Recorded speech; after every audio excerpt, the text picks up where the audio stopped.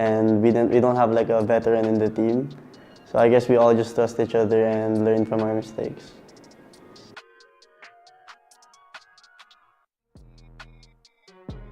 I look forward to compete against Papi Cholo because he clutched us 1v3 last VCT. To compete against Naos kasi sa point of view ko, sila lang yung threat sa amin ngayon. What makes our team unique is our bonding. We sometimes scare each other, we watch some movies, we watch our VODs. Sabay-sabay kami matulog, sabay-sabay kami kumain, sabay-sabay kami maglaro. Sometimes we brush our teeth together. Parang connected kasi kami sa outside rin and inside the game. Siguro yung team namin kasi bago pa lang kami. Panigurado, madaming struggles na mangyayari. Excited ako kung paano namin malalagpasan yung mga struggles na yun this year. Saka syempre sa mga rising stars this year, excited ako makalaban sila.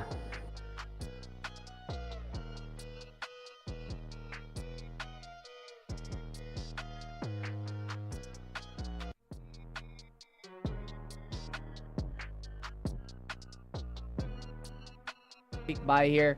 It does look like they're just kind of sending this. I just want to do a little bit of damage. Got my ace. Oh, and he will take a few hits to the body here. He is trying to bob and weave. Lands one haymaker. Lands a second. Akong bumawi kasi last VCT run namin is hindi kami nag-champion. So ngayon, confident ako na kaya namin mag-champion ngayon. Happy ako na makapag-compete ulit ako this Challengers League kasi bagong roster din eh. I feel extremely excited kasi first time ko pong makapasok sa main event ng VCTPH. And may chance na pong makalaban yung mga big teams dito sa Pilipinas.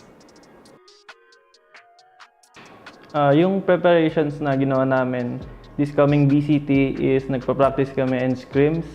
And since bago kaming roster, pinapractice din namin yung team chemistry. And pinapanood din namin yung mga VODs ng mga kalaban namin para may insights naman kami sa mga ginagawa nila.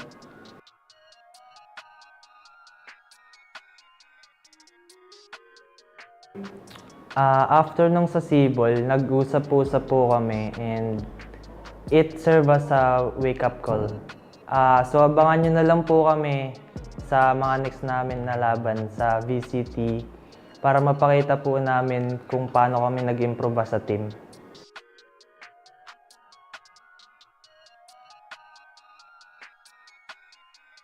Our team is a good mix of veterans and new bloods, and our team chemistry bond is like no other.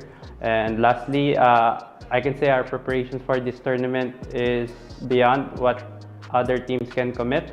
And this VCTPH 2023, we will fly high. Ang masasabi ko lang, ang pinagkaiba namin dun sa ibang teams is dito kasi para kaming magkakapamilya dito. So dito parang alam namin kung ano yung weakness ng isa't isa, alam namin kung ano yung strength ng isa't isa kasi open kami to each others.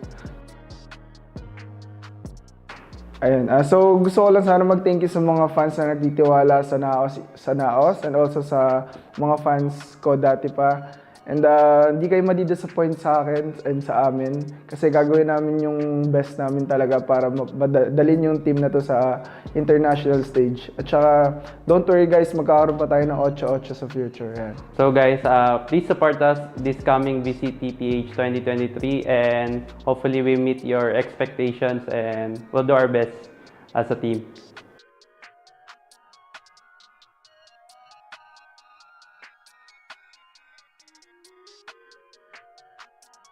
Kaya ka iniwan ng boyfriend mo eh.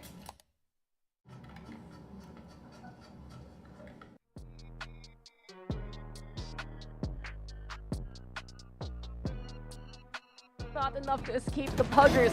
They get the pick off now. Fallex though, ready to fight on back end. Who cares about sticking the deep the flank? Hear him run around. You just have to play for the time here, but the crossfire is going to be enough for GLAB to secure the round. And again, GLAB Hi, I'm Boogie. Hi, I'm Drich. I'm Folex. I'm Chase. Owen here, and we are GameLab.Alpha. Masaya maging part ng VCT this year kasi nagbunga lahat ng pinaghirapan namin. And sa lahat ng problemang dumating, ito na yung naging sagot. Nung una po, parang it felt unreal for me kasi yung parang unang experiences ko is for fun lang talaga. And now, sa sobrang dami ko na na-sacrifice, parang naisip ko na parang worth it naman talaga to be part of VCT this year.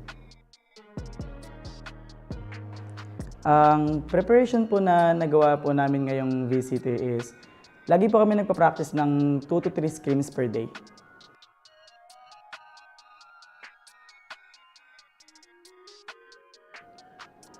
Before, nahirapan kaming makahanap ng legitimate org, and dati is nasa bahay-bahay lang kami. And since pangarap namin makapag-bootcamp, and now na nasa GameLab.Alpha na kami, is nakapag-practice na kami ng matindi at talagang na-improve yung laro namin. Yung mga struggles talaga na-encounter namin is parang nagkakaroon talaga kami ng bad game and parang lagi siyang nangyayari. And na-overcome namin siya ng having a better mentality and parang a better environment din. Ang nilolook forward kong player is si Disrupt kasi kasama ko siya dati mag-compete sa other FPS games. And ngayon, mayroon akong chance makalaban siya. Isang nilulook up ko na player is si Abaddon po kasi same po kami ng role, which is Senti. Ginagaya ko po yung playstyle niya, which is aggro and passive at the same time. Kaya siya po, gusto ko makalaban.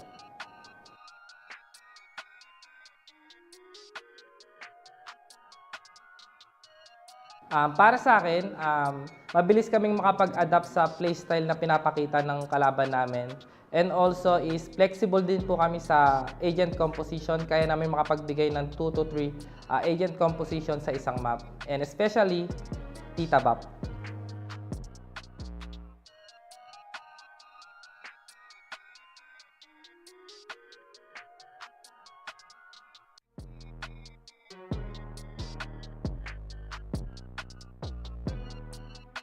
Most. Oh, Micro. He lets him pass quickly, could find another. That he does, could find a third, not even. Yes! Micro, one of that!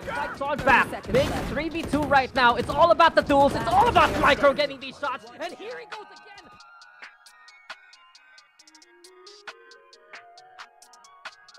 Hi, I'm Blurred. Hi, I'm Derek. Hi, I'm Micro. Hi, I'm Kevzi. Hi, my name is Nacague and we are Action PH. I just feel excitement more than anything. I feel so thrilled to compete against with the other teams. So much has changed throughout the many months I've missed, and I just want to prove that despite being inactive for so long, I still have what it takes to be on top.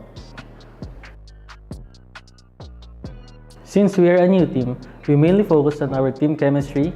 We focus on our fundamentals, aim, and communication. Watching VODs together. Because we only practice less than a month, so we focus more on that, the basics of how we played VALORANT.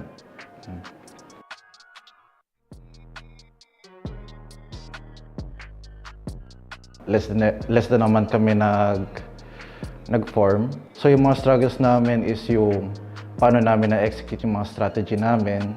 Tapos yung previous tournament namin is parang medyo pumalpak kami kasi since hindi kami experienced sa pagsasama naming lahat. So parang nagkakamali kami. Pero at least napansin naman agad namin yon before mag-VCT. So na-polish naman namin.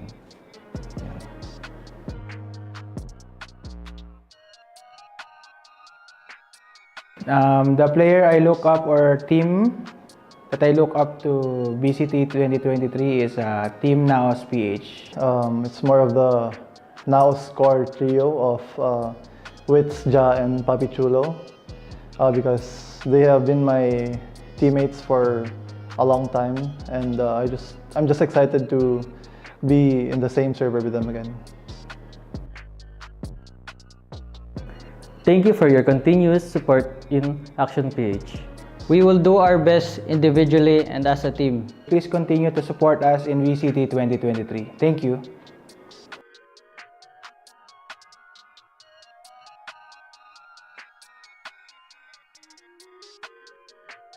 Hindi ba ikaw ang tatay ni Mark?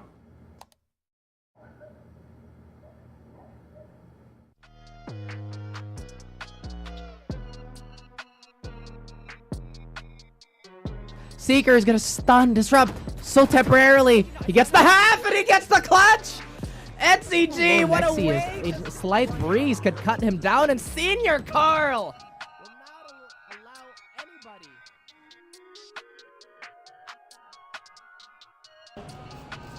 Hi everyone, my name is Maxi. Hi, I am Mid. Hi, I'm Patman. Hi, I am Senior Carl. Hi, I'm Jason. Hi, I'm 2766 and we are SR Nacague. Feels amazing. It feels like I've been reliving my old run on the VCT 2021, and it feels nice to see some new names in the VALORANT Esports scene. Sobrang exciting niya kasi first time ko sa VCT, and yung feeling na gusto kong mag-compete. Before kasi talagang napapanood ko lang sila, and sobrang naiingit ako kasi gusto ko rin lumaro sa ganitong league. And ngayon part na ako ng VCTPH. The preparations I have made for VCT is we have been grinding scrimmages a lot, and I've been playing VALORANT so much lately that it doesn't even burn me out.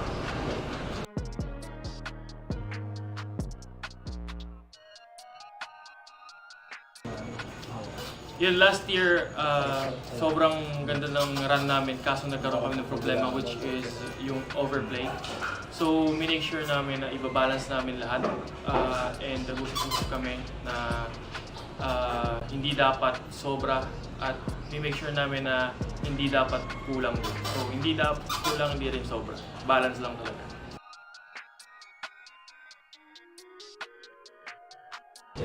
one player para sa akin si Moder, kasi feeling ko nakalaban ko yung younger version ng sarili ko. One VCT player, I say it's Hydra from Abaddon Esports, kasi sobrang bata niya and he got a lot of potential, and I know na nag-aaral pa rin siya. But I also know na if you focus playing VALORANT, mas malayo yung mararating niya talaga. JAR next year, I think. Kasi lakas ng presensya nila, tapos sobrang strong nung individually nila. So parang pag napatay mo sila, kaya nagulangan mo sila, parang ang sarap sa pakiramdam. Hopefully makapasok kami ng playoffs, tapos makakuha kami ng titles. Then sana sa susunod na split to naman, sana yun nga, manalo ulit kami ganun para makalipad naman. Matupad yung pangarap. Ang feeling ko anong unique sa amin is yung samahan namin as a team outside the game, para kami magkakapatid. Kaya na-apply din namin yun sa in-game, kaya sobrang solid ang chemistry namin. Gusto ko lang magpasalamat sa lahat ng sumusuporta sa buong team. Sobrang appreciated namin kayo ng buong SR. Simula sa pamilya ko, sa mga kaibigan ko, sobrang thankful kami, buong team. Kasi yung kahit konting suporta lang, mag-feel talaga namin. Kaya wala akong iba sasabihin kundi pasasalamat. Thank you so much.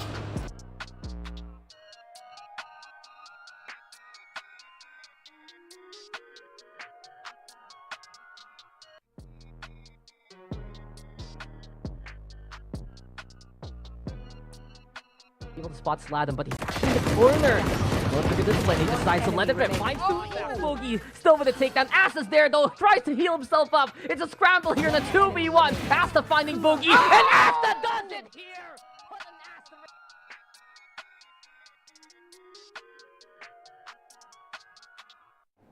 Hi, I'm Asta. Slaytom 999.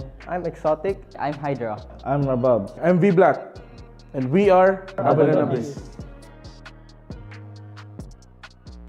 it feels really good to be back. Last year I played with LFO, with the current Oasis players right now, Daximov and Nexi. Now I'm playing with this new team, Abaddon Abyss, and we are called as the fastest rising team in the PH. And I'm really happy that I'm back in the PH scene.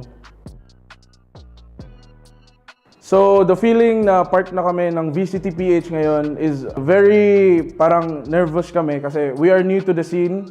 I'm excited because my team is new and we're going to playoffs and we're doing our best. We are proud to ourselves because we made it. Yay! After we won against SRD, we suddenly come to a decision to do a bootcamp. 1 week na yung preparation namin kasi nagpa-process kami sa enrollment namin for school and some of them galing sa bakasyon. And I am like from the far left side of Cebu City, and the bootcamp is like the far right side in Lapu-Lapu. And my manager, Anakin, tried to convince my mom really hard so I can't get like to play in the bootcamp.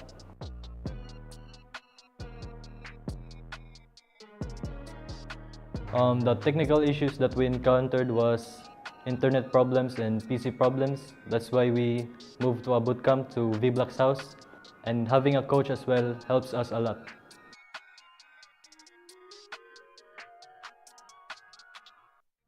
I look up to Ayo because dami niyang tinuro sa akin and at the same time gusto siyang matalo this VCTPH.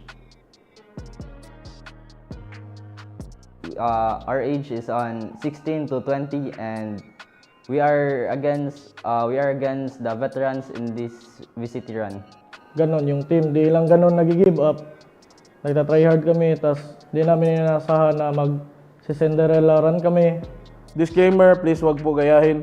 We are just a bunch of students na nagka-cutting tapos here we are! De, joke lang. Ano talaga kami, mga valedictorian sa school. Lalo na ako, napaka-talino ko. Smart kaya IGL. Play harder. Don't forget to study hard.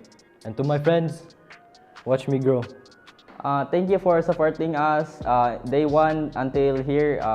Thank you for being there for us, and we will do better in our games.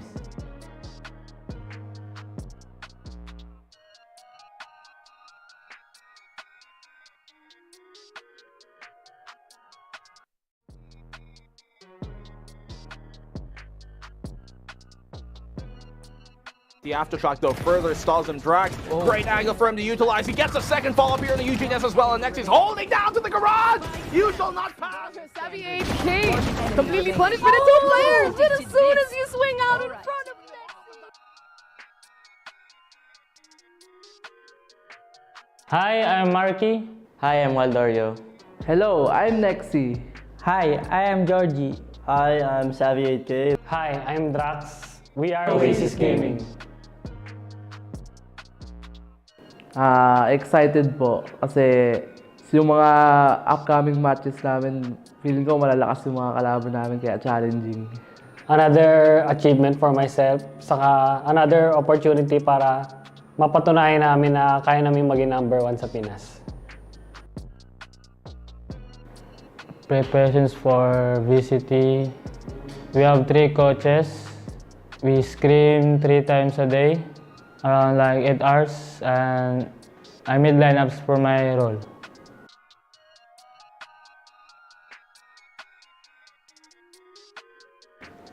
One main problem that our team encountered would be chemistry as a whole, since we all came from different teams and we were fairly new.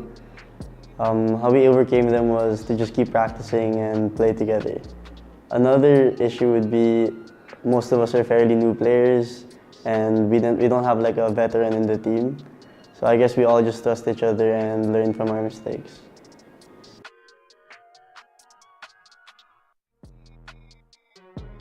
I look forward to compete against Papi Cholo because he clutched us 1v3 last VCT. To compete against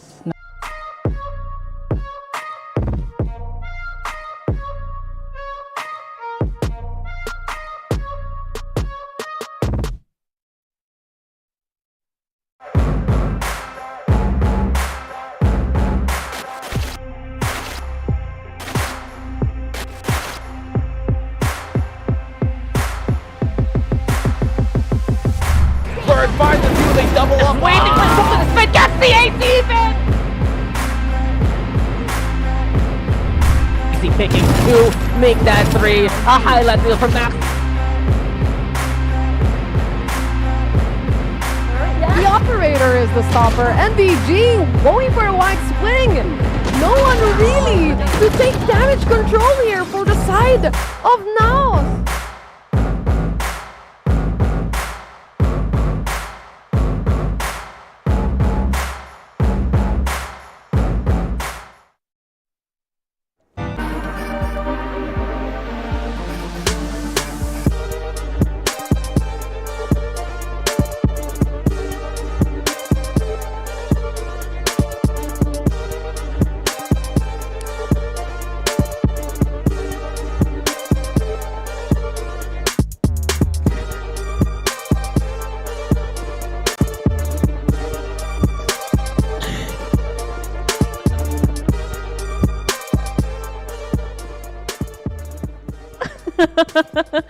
Welcome guys to day number 3 of the VCT playoffs. Napakalupit ng introduction natin na video doon. Pero napakatagal rin naming nagtiis na nakaganto. Nakakangawit na eh, no? Nakakangawit oh. Yan, screenshot nyo na guys. In!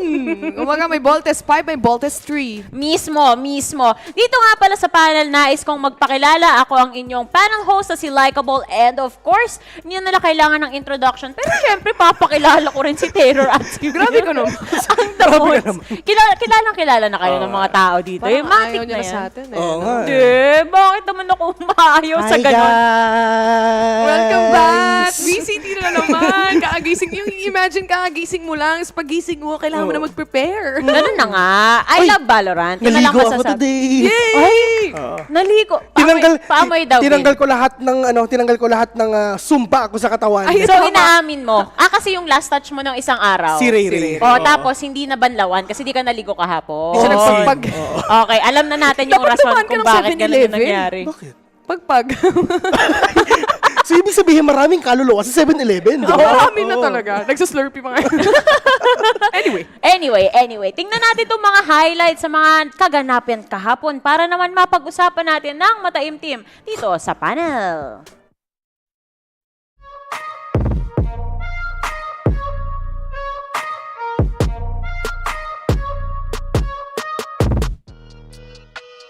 The right side of him.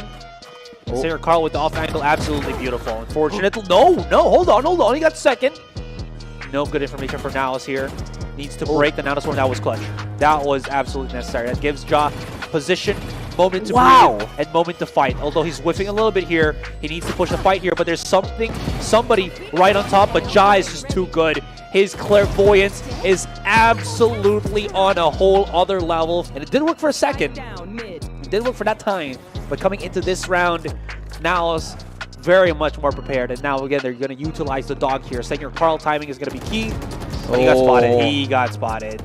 But he still gets one. Gets a third, and NCG, the heroics continue in these narrow corridors after a catacomb. Is he gonna get a fourth? Absolutely, yes. Post-mortem. 3 versus 3, not yet done. Equality might not come to pass here as Witch still has that resurrection. So he is going to have a bit of a bonus here. And Mojer's up and running. Mid Mathers, who's had a bit of a struggle game here. This is where he has to redeem himself. And is it time for redemption? He gets one. He still has to clear one corner, nearly. But Witz is far too hard of a target to kill. And now it's a clean 2-0 over NCG.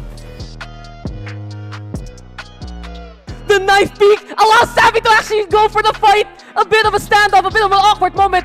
Quick little reset, guy. I'm not ready. You're not ready. Sure, let's fight now. And with a flash here from Oasis, it's even better. This A site is theirs in a series of unfortunate events for Abaddon Abyss. He is spotted as he shot out the alarm bot.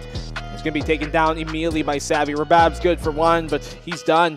V-Black, 1v3, picks up the Phantom. They know where he is. He's checking that drop. They have a pretty good hold on the situation. 2 towards that tree, and off of the pick. That's an ace here coming from Savvy. But there's the swing. Drax gets 1 and Drax gets 2 even. Next he was the target.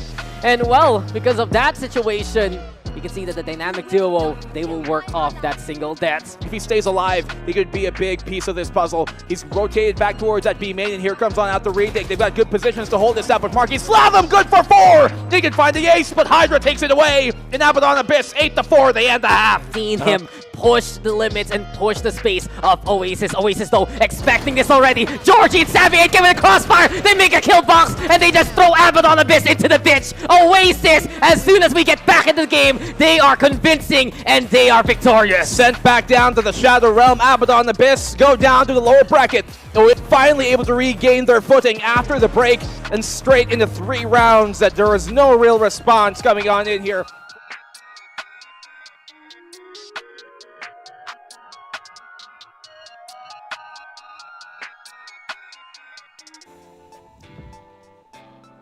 Grabe yung mga bars ng mga casters natin dyan.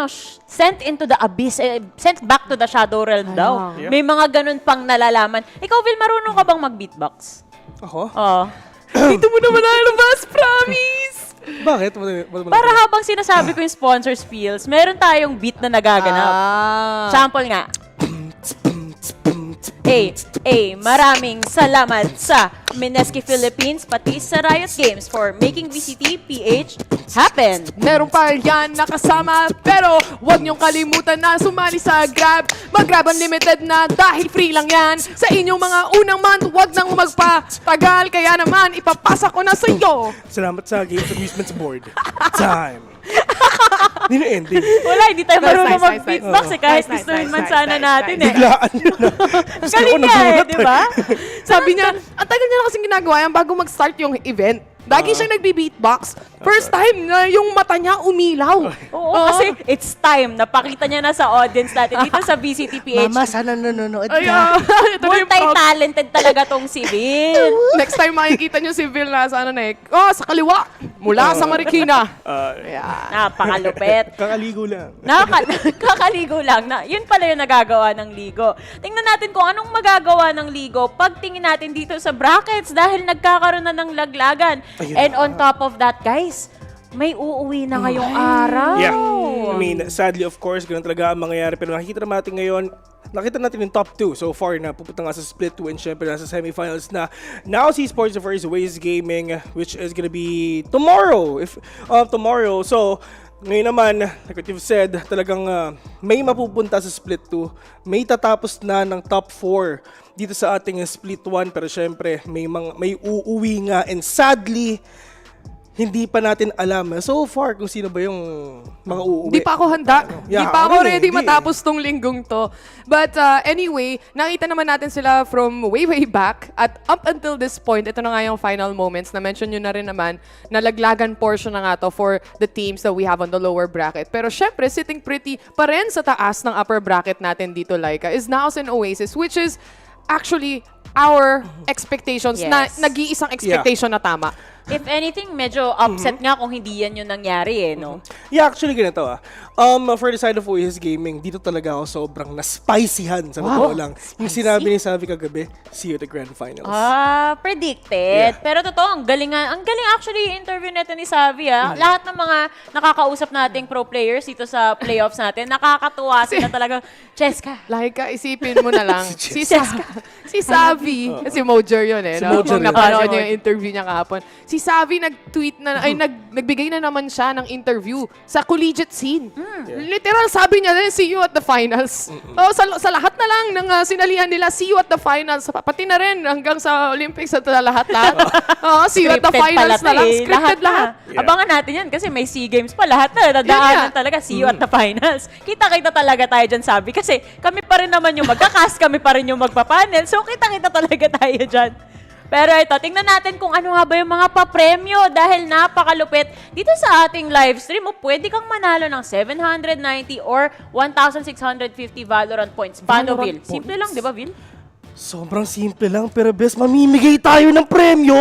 Bill points! Talaga? 719, 1650 Valorant points, bes? Na-patch na kasi yan eh. Valorant points. Pero to paano Bill ba points, manalo? ha? Ganito lang yan. Napakadali lang. Ilalike at ipa-follow nyo lang ang Valorant Esports Philippines, pati na rin ang Grab Food Philippines sa kanilang mga Facebook pages. At syempre, i-share nyo tong live stream kasama ang ating mga hashtags. Ano yung hashtags na yan, partner? Hashtag VCTPH, hashtag VALORANT Challengers PH, hashtag GLAB Unlimited, and hashtag maganda si Taylor, and hashtag maganda si Laika, hashtag pogi si Vil. Napakasimple lang. Huwag niyong kakalimutan, kailangan yung i-comment dito sa live stream kung aling team yung sinusuportahan nyo. Sino yung makikita natin sa Grand Finals, di ba? Yan yung usap-usapin ngayon. Ayan, and lahat itong mga promo na to hanggang dulo yan ng playoff. So siguraduhin yung araw-araw kayo. Araw-araw? Araw-araw. Nandito kayo. Pag araw-araw, sobra na yun Oo, pwede bang araw lang? Pero sige, libre naman eh. Bakit hindi? Pinoy tayo Parang Grab Only, di ba? Oh yeah. Libre free. Dati kasi 9 pesos lang. 9 ngayon, pesos, by the way. 9 pesos. Ngayon kasi syempre libre na. Nakita mo diba? yung kalungkutan ni Azuray nung Oo. na-realize niya na hindi niya na pwedeng sabihin yung pesos. Wala eh. Kaya pinagbigyan ko na lang kahapon. Magkano ba dati, Asre? 9 pesos. Ganun lang. Pero ito na nga guys, napakalupit talaga pag itong dalawa yung kasama ko sa panel. Kahit hindi na ako magtrabaho, okay lang. Mas malupit ka, Pero dahil nagtatrabaho pa rin naman ako, gagawin ko yung trabaho ko. Panimula na lang yung pagpapakilala natin sa unang team na may potential na malaglag ngayon. And actually, ang interesting ng team na to kasi baka revenge story nila to. So, kilalanin natin ang mga mula sa Shadow Realm, ika nga ni Black and Blue. Ito ang Abaddon Abyss.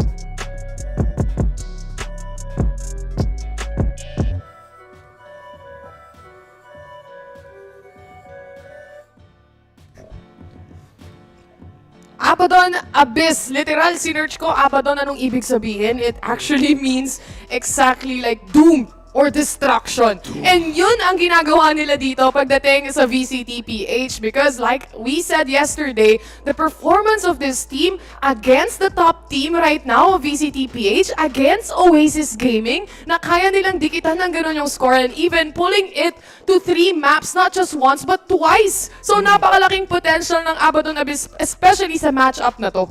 Actually, yun nga yung gusto natin pag-usapan, di ba? Kung paano ba natin nakita ang Abaddon Abyss 2.0, which is nung group stage, hindi naman talaga sila ganun talaga ka-solid yung performance if ever gonna compare dito sa playoffs. Pero ngayon, ito na yung brand new Abaddon Abyss na nakikita natin ngayon na pinag-uusapan nga natin habang nagkakastayo best, sila yung lason talaga, the ultimate lason ng mga top teams. Top team killers kung baga. Isipin mo, I just wanna say this. If ever na hindi tayo siguro nag-tech pause yesterday, it's gonna be a whole different thing.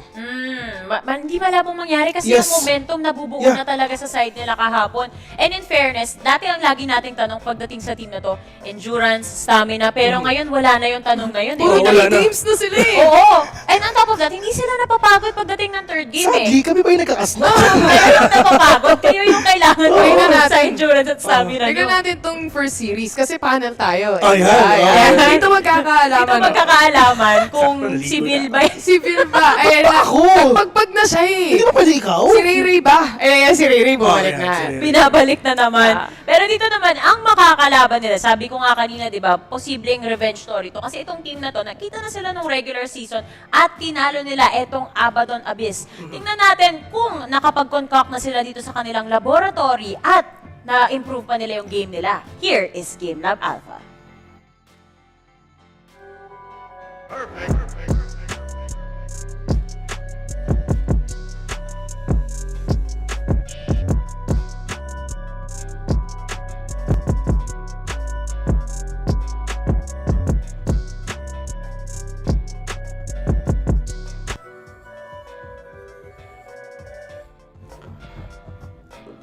Ang pangalawan, syempre, ang mga scientists ng GameLab.Alpha. We have Boogie, we have Chase, Fallex, Owen Cutie, and syempre, Dritch, which is, nung group stage, sila yung ultimate lason, di ba? Talo nila ang Oasis Gaming, dumating tayo sa point na medyo dikit lang din talaga yung mga matches nila dun sa mga top teams sa Pilipinas, pero kahit bata pa tong mga to, kahit mga estudyante pa lang sila, they have what it takes in order for them na talagang to be one of the best here in the Philippines, knowing na ito yung team na binuo nga ni Owen Cutie, magkakasama na to ever since nung wala pang Valorant. They have the chemistry already, and being here in the playoffs alone, napakalaking achievement na yan sa kanila. And syempre, andito tayo ngayon sa point na maglalaglagan na, and for sure, napag-usapan nila, pare, lalaban tayo, hindi tayo malalaglag today. And to be fair, pagdating naman sa regular split natin, their performance is average, not above average, I would say even. Especially for a newcomer team, not really necessarily, but if you think about it, sa setting na meron tayo na all the invited teams, it is. But they perform really quite well, and nasabi na rin naman ni Vil yung mga aking gustong sabihin dito. And I feel like kung magkakaroon ng magandang match-up pagdating sa mga teams na galing sa open qualifiers, GameLab.Alpha yun, tsaka versus Abaddon Abyss actually. Saktong-sakto nga eh. Magkaalaman namin. Oh, yun na yung tunay na versus David versus David. Parehas eh. Wala nang gulayat. Wala nang gulayat. Yun nga, yun yung maganda, walang gulayat. Kasi nga dito sa playoffs, walang point system dito. Lahat sila pantay-pantay, 50-50 lang. Kasi nga, back to reset tayo nung nag-day 1 tayo dito sa playoffs, di ba? And not only that, mas brutal nga to kung titingnan mo kasi may malalaglag na yung araw na to. Hindi lang to David versus David. David versus sinong uuwi na David. Parang ganun yung mangyayari dito. Kaya, David Jr. ilalanin natin yung dalawang David from these teams na pag-uusapan din natin. Alam ko, Vil, meron kang mga topics na gustong pag-usapan when it comes to Slaydom at tong si Boogie. Yeah, of course, dito sa stand-up sa si Boogie. Nakikita ba natin back then, syempre, ang pinag-uusapan si Exotic versus Fallex, mga ganun nga, yung mga duelist, di ba? Pero, ito si Slatom, in terms ng diversity, ladies and gentlemen, ito talaga ang pinaka-solid, being the second duelist or probably solo duelist of their team. Kahit Sova yung gamit niya, kahit Fade yung gamit niya, literal, Slatom, ikaw na ang bahala. Kung may paborito akong player sa VCTPH ngayon, si Slatom yun actually. Compared pa rin dun sa mga teams na nandito na or invited teams, si Slatom pa rin yung pipiliin ko. Promising talent pagdating sa Valorant actually in general. Not just if you look at him in a team na kung saan siya kasama, but if you look at him as a player himself, napaka-talented nito. Sobrang talented niya talaga, and it goes to show lang na kahit pa paano yung experience niya, na-apply niya rin dito sa team ng Abaddon Abyss, knowing na the rest of his teammates hindi as experienced. And I guess, isa pang magandang point dito na sinabi rin sa akin ni Raf kahapon, itong mga players natin, marami na talagang sobrang talented na players from Cebu, pero hindi nabibigyan ng as much spotlight. Kaya very happy siya na sa wakas, meron tayong maayos na representation from their region, di ba, na coming into VCTPH at pinapakita talaga kung ano yung true firepower na kayang i-offer netong region nila. Kaya excited ako dyan. Actually, ganito, napag-usapan natin si Slatom. Of course, dito naman tayo kay Boogie. Well, back then, nung nakita natin dito sa head-to-head natin, si Fallex yun nandun. Pero nakita natin kung paano sobrang nag-perform ng solid si Boogie dun sa last match nga nila. And kitang-kita talaga natin na hopefully, kasi nung like what you've said, nung napag-usapan natin off-cam, di ba, sobrang nag-perform si Fallex nung naglaban sila ng Abaddon Abyss. Pero sa tingin mo ba, ganun ulit mangyayari? Or si Fallex, may on and off switch siya, di ba? Kahapon, it was definitely off, di ba? Para sa araw niya. And na-mention mo nga, just to give stats onto it as well, 74 kills in total. Yung nilaro niya dito, pagdating sa, this is actually the matchup way back. Kasi di ba, nagkatapat na sila, GameLab.Alpha versus Abaddon Abyss, and GameLab.Alpha actually won that series 2-1. And if you take a look kung ano nga ba yung mga naging scorings nila dito, pati na rin yung KDA nila, si Fallex talaga ang merong total of 74 kills. Every game, 20 plus yung nakukuha niya. So, that before, ngayon, kailangan niya dalhin ulit dito. Hindi nga yung on-off switch nga niya, no? Siguro, ito yung problema. Sobrang nag-perform si Fallex if hindi siguro na, alam mo yun, parang kung hindi invited team yung kasali. Kumbaga nagkakatalo rin sa experience, kumbaga. Kaya maganda na, ito nga, makikita natin itong dalawang teams na ito na maglalaban. Kasi medyo even yung playing field. Pero yung labanan natin, mag-uumpisa pa lang yan dito sa ating map dito dahil magkakaalaman kung saan ba tayo mapupunta. Mauulit kaya yung dating mga mapa na pinakita nila dito, tulad ng Icebox, Bind, saka ng Haven, na pumabor pa nga sa lagay na itong GameLab.Alpha. Pero sa ngayon kasi nakikita natin nag-e-evolve na talaga tong Abaddon Abyss eh. Saan kaya tayo mapupunta, Terror? Ay nako, kung napanood niyo yung match nila against Oasis Gaming kahapon, baka masabi nyo na lang na parang kahit sa mapa ata na dalhin mo tong team na to, baka kakayanin nila. Especially nga, ganito yung setup natin. Sila ulit, yung dalawang teams na magtatapat dito. But I would say na baka makakita tayo ng mga mapa na nakita rin natin nung time na naglaban sila. Kasi kung tutuusin, Icebox when they played it, it was a map pick by GameLab.Alpha. Pero yung score nila doon was 14-12 and actually Abaddon Abyss yung nakakuha nun. So, baka gusto nila ng rematch. Itong dalawang na teams na to, nakita na natin way back ng group stage pa nga ng regular season pa, is they really love playing sa malaking mapa nga. So, I'm not gonna be that na magugulat nga if ever makita ulit natin yung Pearl, yung Fracture, pero nakadepende pa rin kasi if ever Pearl, that is actually one of the strongest maps nga ng mga players ng Abaddon Abyss. So,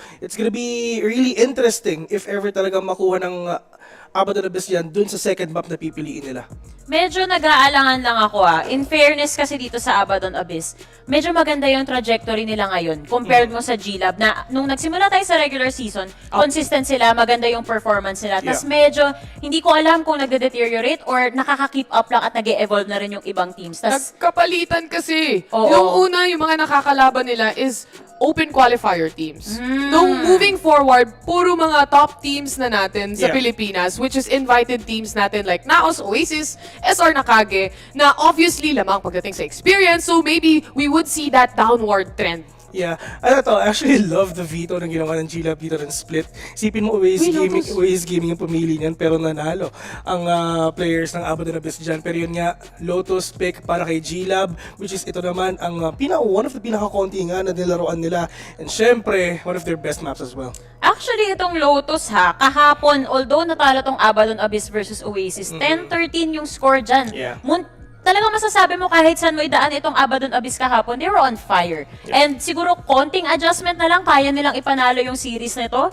On the side of GLAB naman, yung information na alam natin dyan, natalo nila yung Oasis dito sa Lotus So they're feeling really confident when it comes to this map. Exactly. Pero ang matindi din nito is for the next map, it's gonna be Pearl. So alam naman natin na lagi nating nakikita na ang Pearl, parang ito na ang panibagong ascent ng mundo natin. Dahil laging pinipili ito. But just to add on to a while ago, pagdating sa Lotus nga, GameLab.Alpha also uses the new or newer meta pagdating sa mapa na to as well. Nagpo-pull out sila ng Harbor, nagpo-pull out sila ng Phoenix, and even a Chamber. So, tingnan natin kung kakayanin ba. The thing for Abaddon Abyss naman, at least din sa umpisa muna sa mga unang veto, di ba? If ever gonna take down Fracture, that is their worst map dito sa VCT, lalong-lalo na ng group stage. So, dumating tayo sa okay, GLAB, huwag natin piliin yung malakas yung mga kalaban natin. I-ban out natin yung mga pinakamahina nating maps. Talaga na pag-usapan natin dati, we're gonna ban out a map na hindi tayo komportable, but we're gonna ban out a map na talaga sobrang lakas ng mga kalaban natin para mapunta yung swerte, of course, sa mga teams natin. Pero yun nga lang, if ever ascent ang makita dito ng dun sa decider map, is gonna be a really interesting thing nga. Pero yun nga mukhang ayaw ata ng Abaddon Abyss to. Kahit maganda naman so far yung situation nila pagdating ng group stage, pero yun nga, natalo sila sa playoffs dito.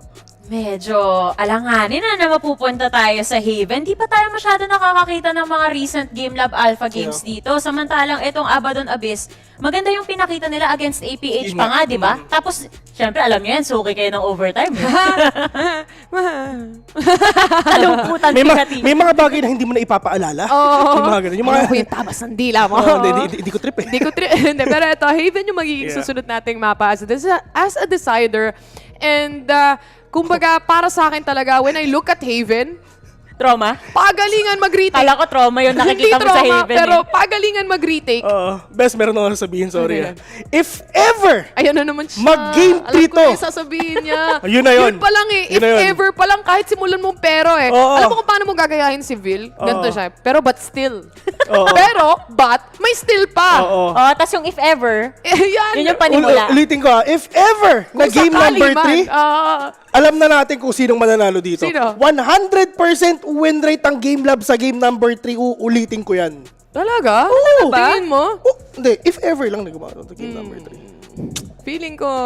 Pero dyan natalo yung GameLab versus Oasis eh. Bakit? Game number 3 ba yun? Natawanan tayo ni Rico. Sorry, akin. Ako pala. Hindi naman game number 3 yun, di ba? If ever. Oo. Easy lang kayo, huwag kayong Hindi mag-away. naman game number 3 yun.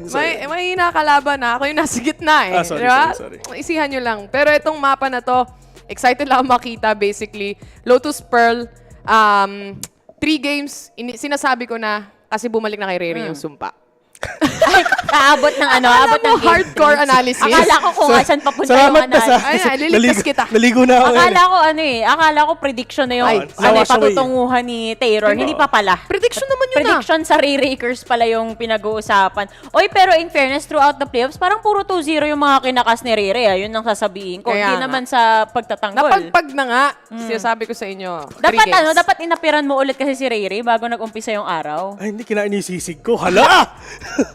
Yung sisig nyo? Kinain niya rin yung sisig niyo. Ay, kinain mo na sisig. At ayun dalawa, di ba? Ito men, negative times negative, positive. Okay lang. Oo mo.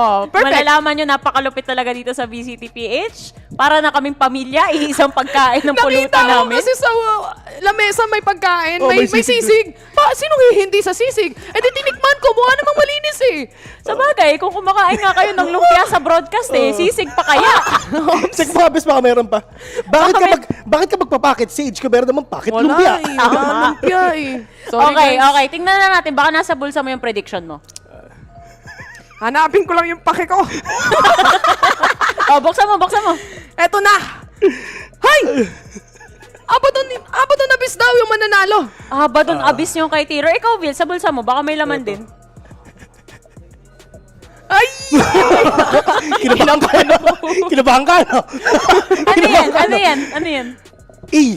Abaddon Abyss. May bulsa ba ako dito? Meron. Walang laman. Kawawa ka naman. Hindi kasi Abyss. Walang laman kasi nga Gusto ko yan. So, Abaddon Abyss din Hindi namin pinag-usapan to. Wala kami pinag-uusapan Buti dito na sa lang may wallet ako. Hardcore. Nothing but hardcore analysis. Pareho-pareho kami dito. Ito na naman tayo. Pareho na naman tayo ng prediction. Kahapon, hindi naman tayo sinumpa. Pero, kung game number 3, ayan na. Yan ka na naman sa 50-50 mo. Malimbing ka lang, aminin mo na. Para di magalit sa akin ng kabila. Ganun kasi yung meta, like, kapag ayaw mo magkamali sa prediction, ganun lang yun. So, 100% prediction rate ka pa? Galing! Never wrong. Ayan, so tatlo kami dito, Abaddon Abyss, ang aming prediction. Lock-in na galing sa mga bulsa namin yan. Baon-baon namin yan. Kinabahan ka pa talaga sa lalabas ka. Malamang. Ikaw din na naman. Magkamali ka. Napakainit. Pero hindi naman ibig sabihin na pare-pareho tayo nag-predict doon. Wala nang pag-asa itong GameLab.Alpha. Sadyang, para sa akin yung pinapakita talagang consistency nito and yung evolution nitong Abaddon Abyss, pumapanig ako sa kanila. Shoutout nga pala kay Tita Folex.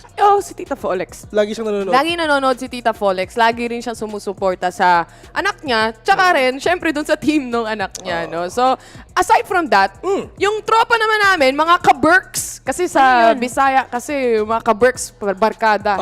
Oy, yan ka na naman. Mali daw yung gabi mo kagabi. Mali guys, sorry. Maayong bone tags ulit sa inyo. Maayong bone tags sa inyong lahat. Tinuruan kasi tinuruan nila kami kahapon mag-Bisaya. So maraming salamat sa nagko-comment. Hindi namin sasabihin yung sinasabi nyo. Yung mga tinuro nila, hindi nyo pwedeng sabihin. Yung mga ambot.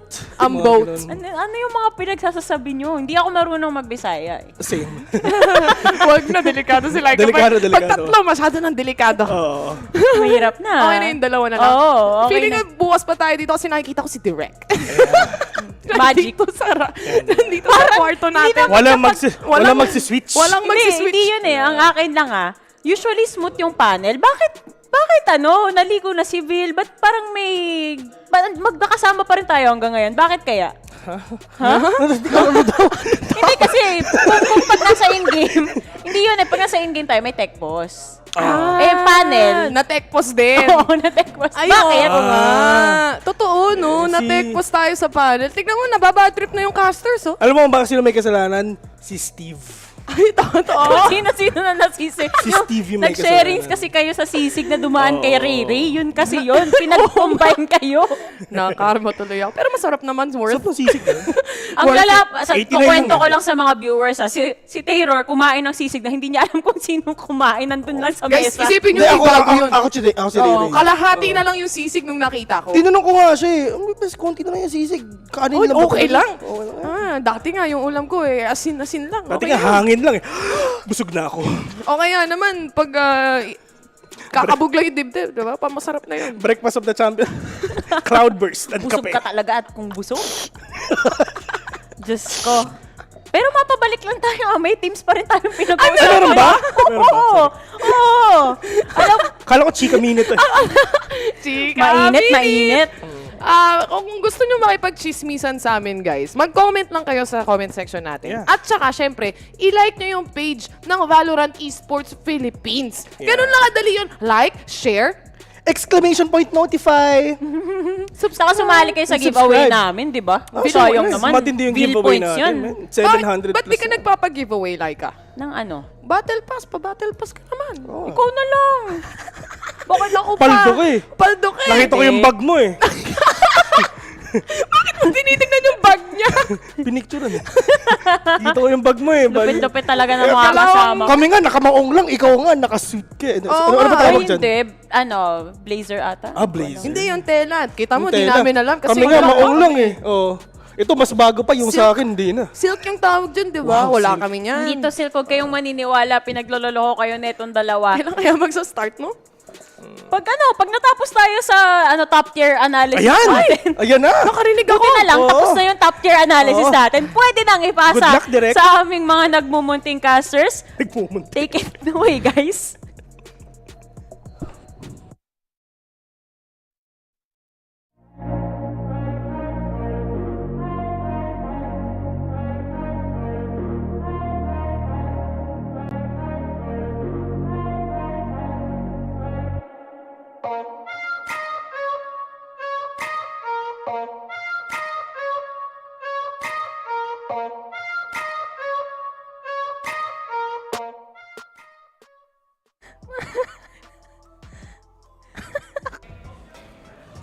Welcome once again to the third day of the playoffs. I'm sorry, we can't stop giggling off the cast as we were listening to the panel.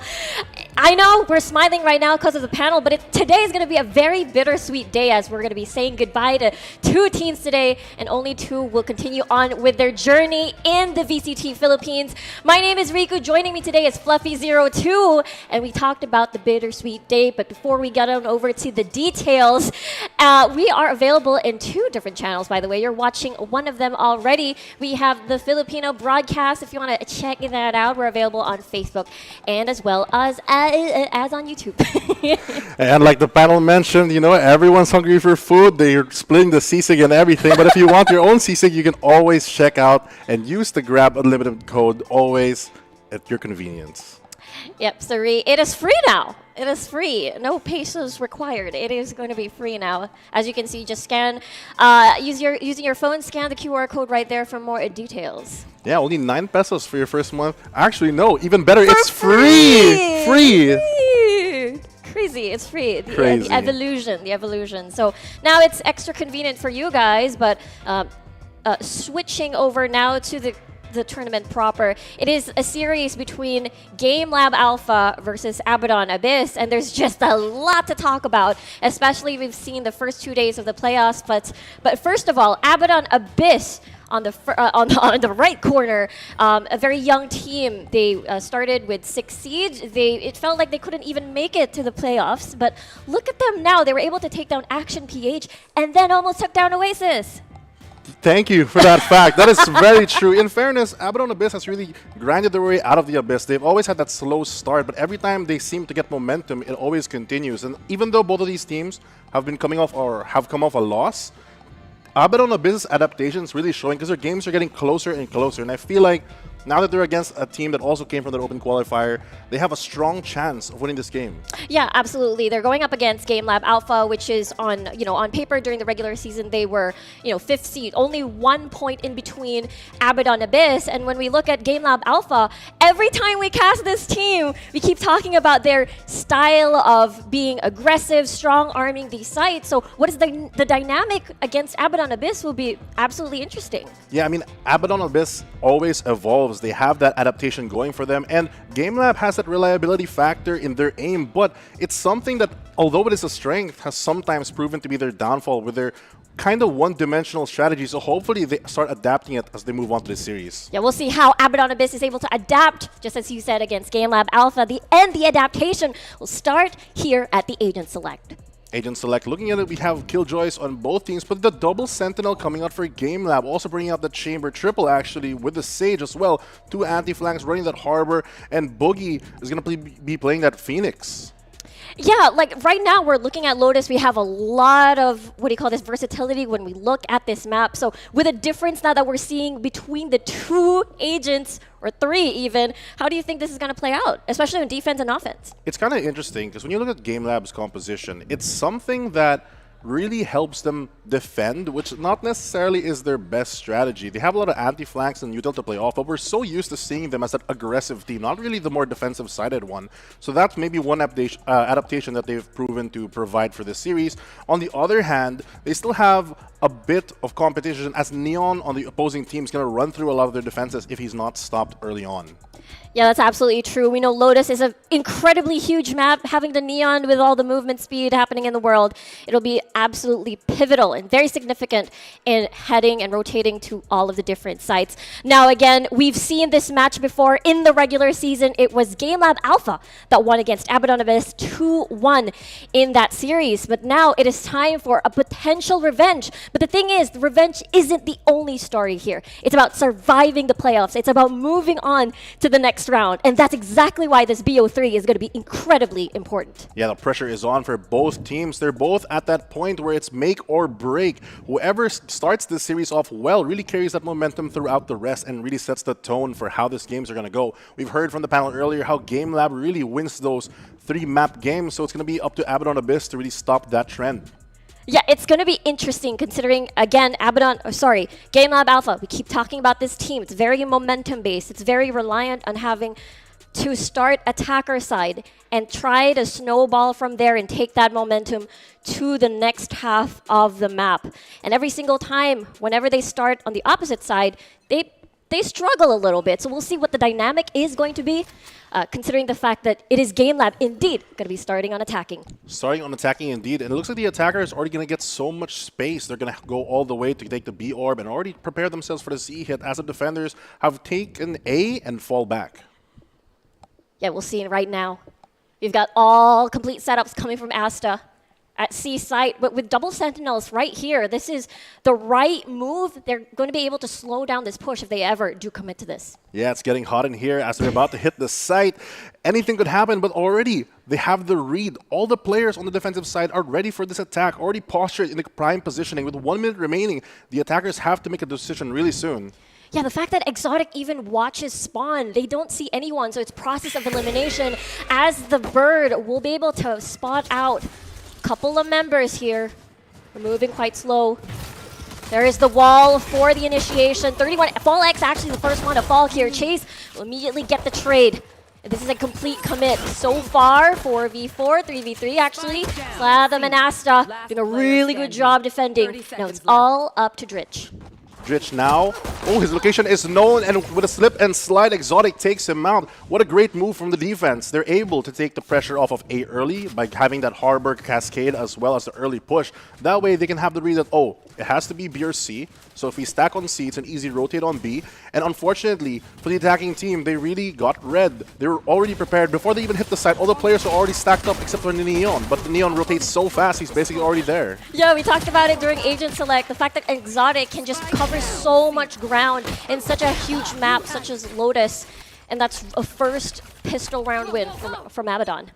Momentum is something we said that GameLab really needs, and it looks like that's not what they're going to get for the first round. Hopefully they can still salvage it as they position themselves again to fight A main. This A control is so important for both teams. It really allows the defenders to rotate faster and control so much more of the map if they're able to take this. Only one will challenge. Fallex going to try to peek for it. Oh, he gets some info off it, but will he play off it or not? He has the option to back up. He's going to go for the swing, but not going to get much. Yeah, the timing isn't exactly there, but he's already pretty much damaged.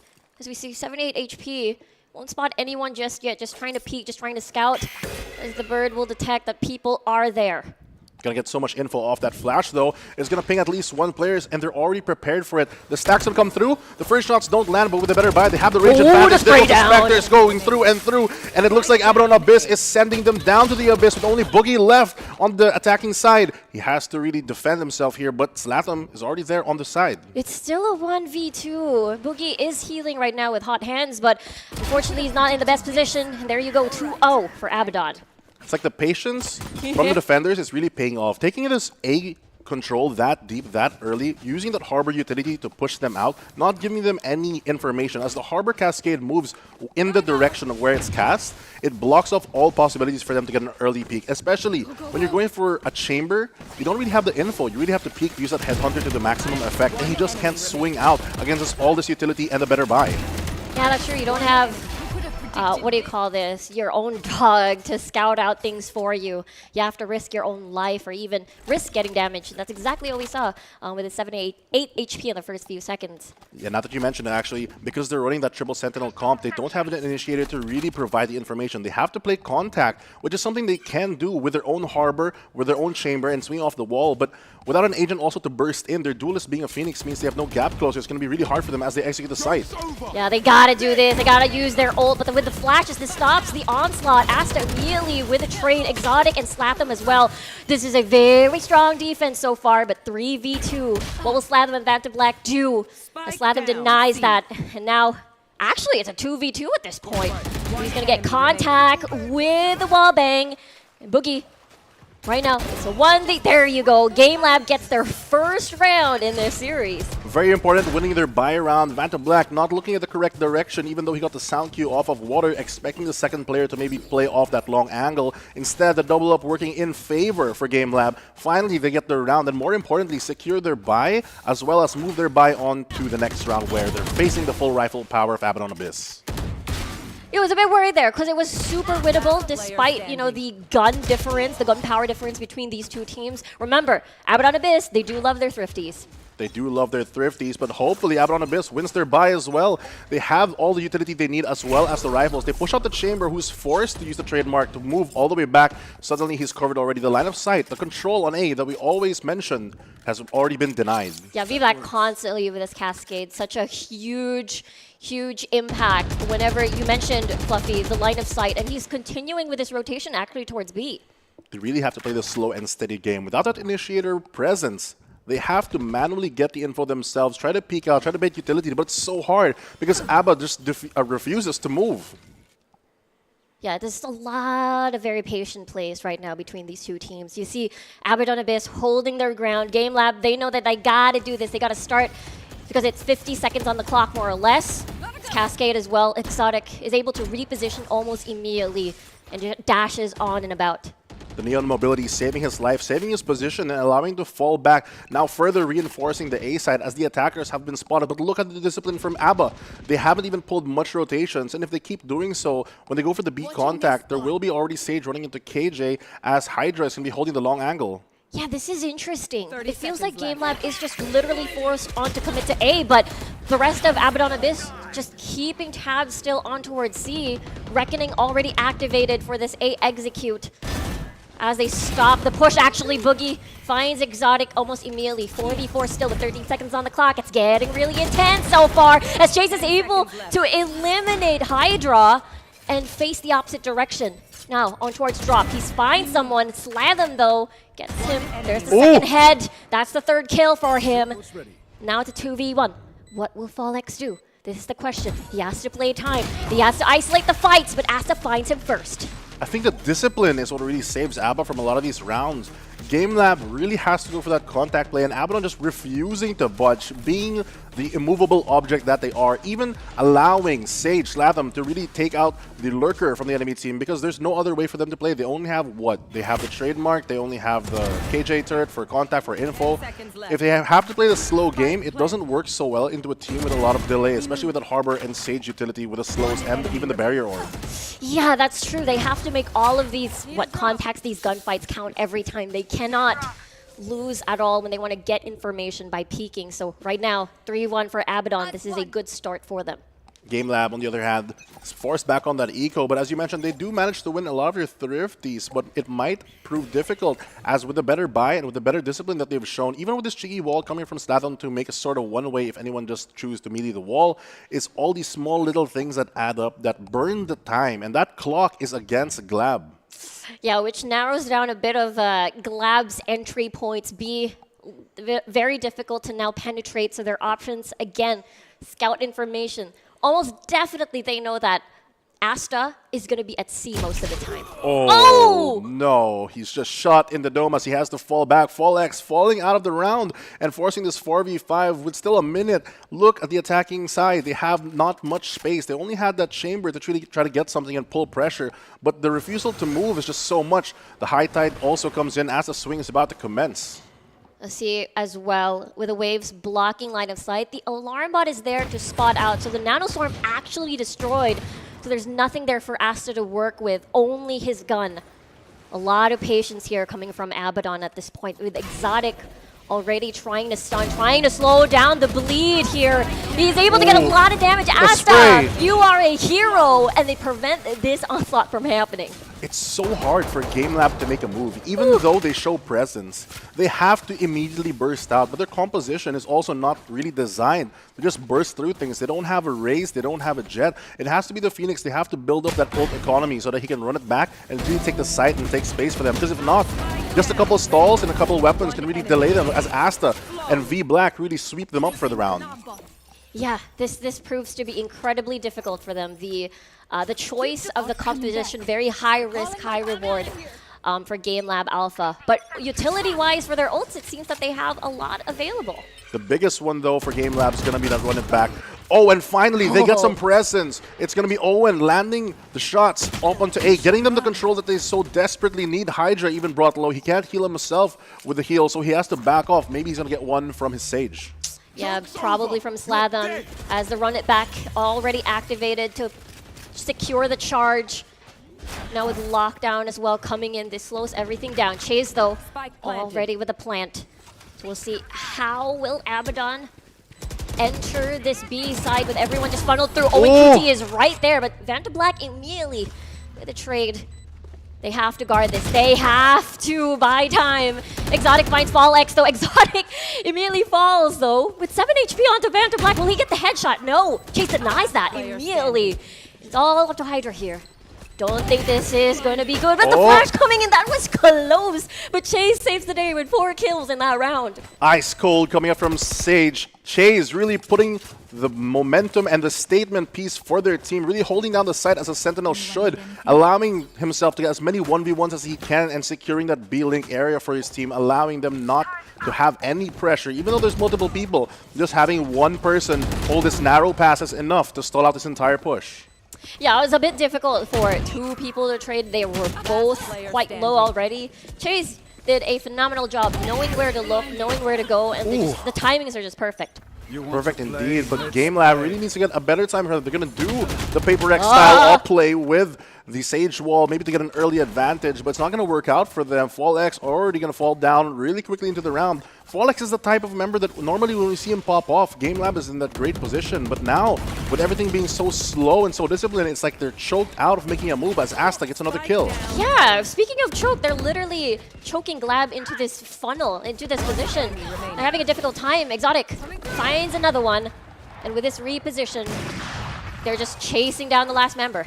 Yeah, compressed and maybe a little depressed. It's kind of hard for Yeah. GameLab to really make a move. They have to try something, though. They have to get something out of this attacking side. Even though that they have the better defensive half with their lineup, they still need as many rounds as they can. They can't afford to lose any momentum, especially now that it's a make-or-break game. Yeah, this is not, there's no lower bracket. This is the lower bracket and the last chance. And right now, we keep talking about when we look at GameLab as a team, they would always rely on the Boogie Fallex combination. And so far, it hasn't been working out at the very beginning. Normally, we see Boogie and Fallex run that double duelist. They have one Reyna, one mobility, someone on Jet just flashing for each other, trading each other, being as mobile as possible. But this time around, the composition is not really allowing themselves to do that. I mean, we asked them to do some adaptation, but maybe this isn't it for this game. Usually they would love to layer their flashes. Oh, no. The timing, unfortunate for Vantablack. Chase gets another kill too.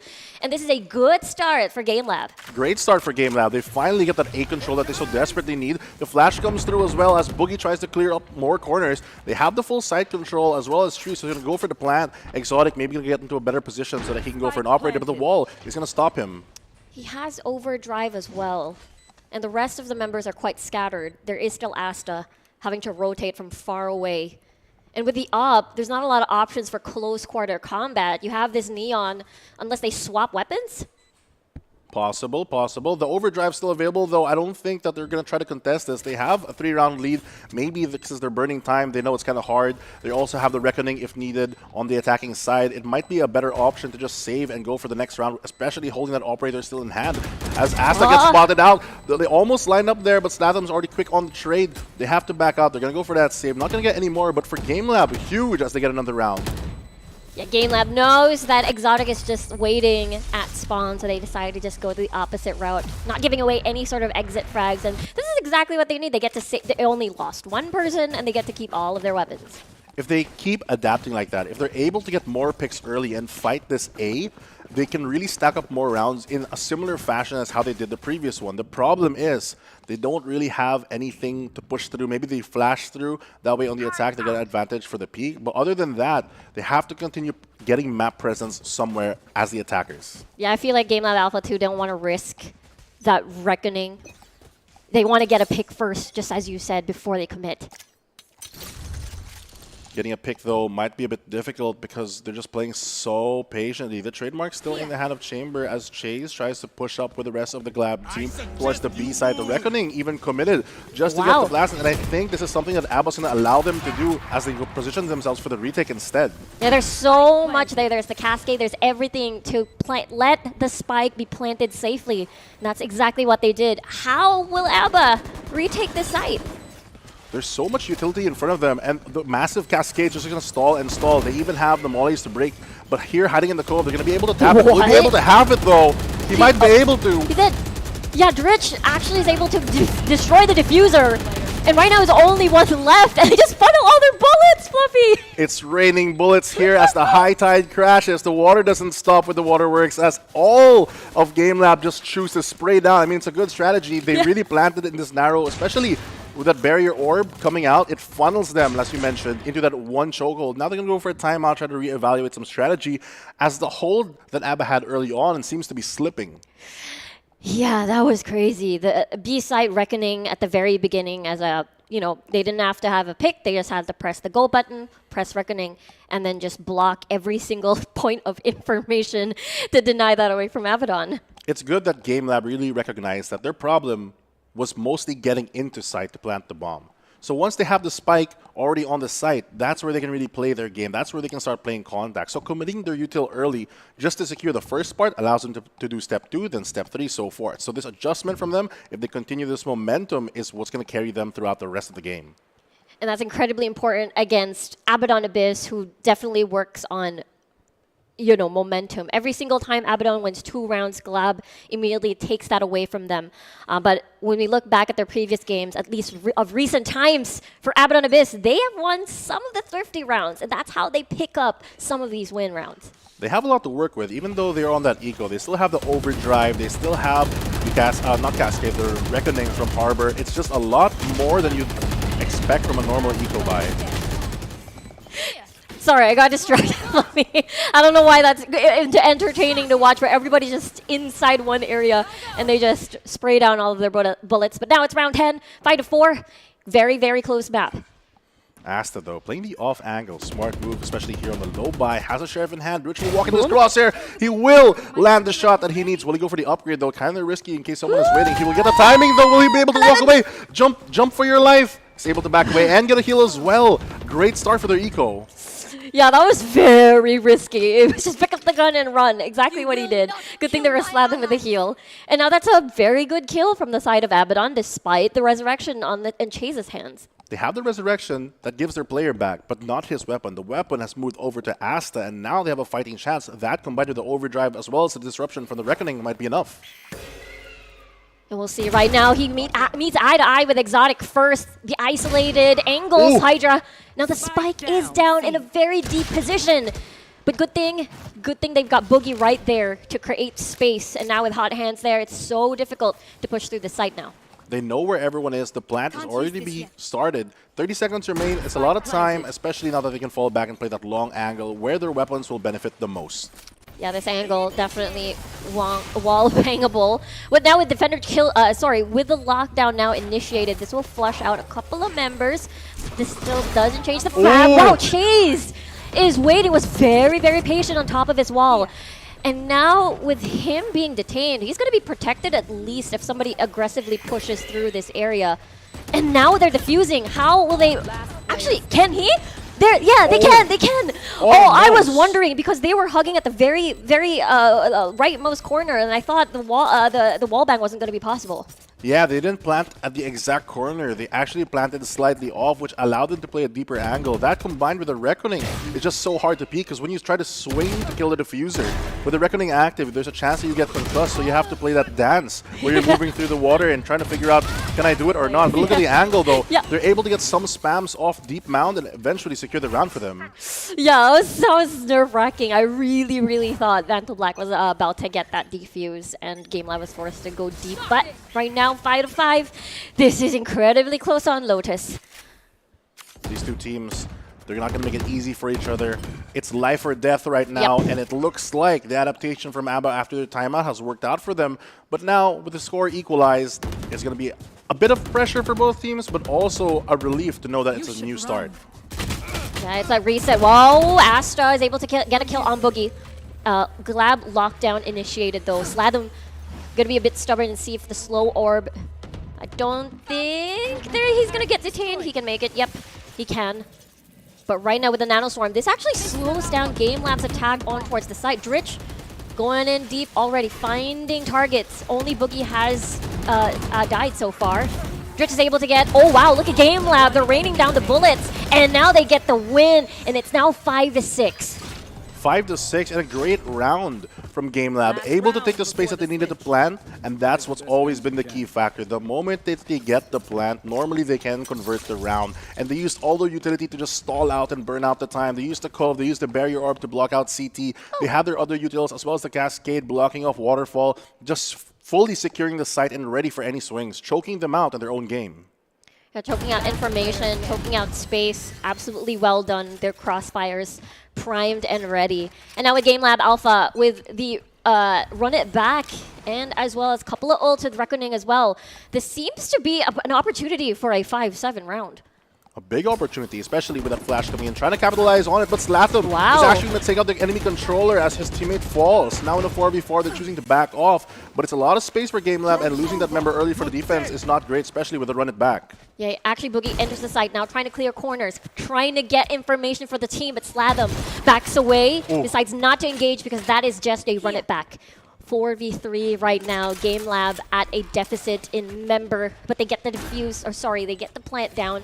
Fallex playing very deep with a buddy system, but Fallex immediately trades at least, so that's good. 2v3 now.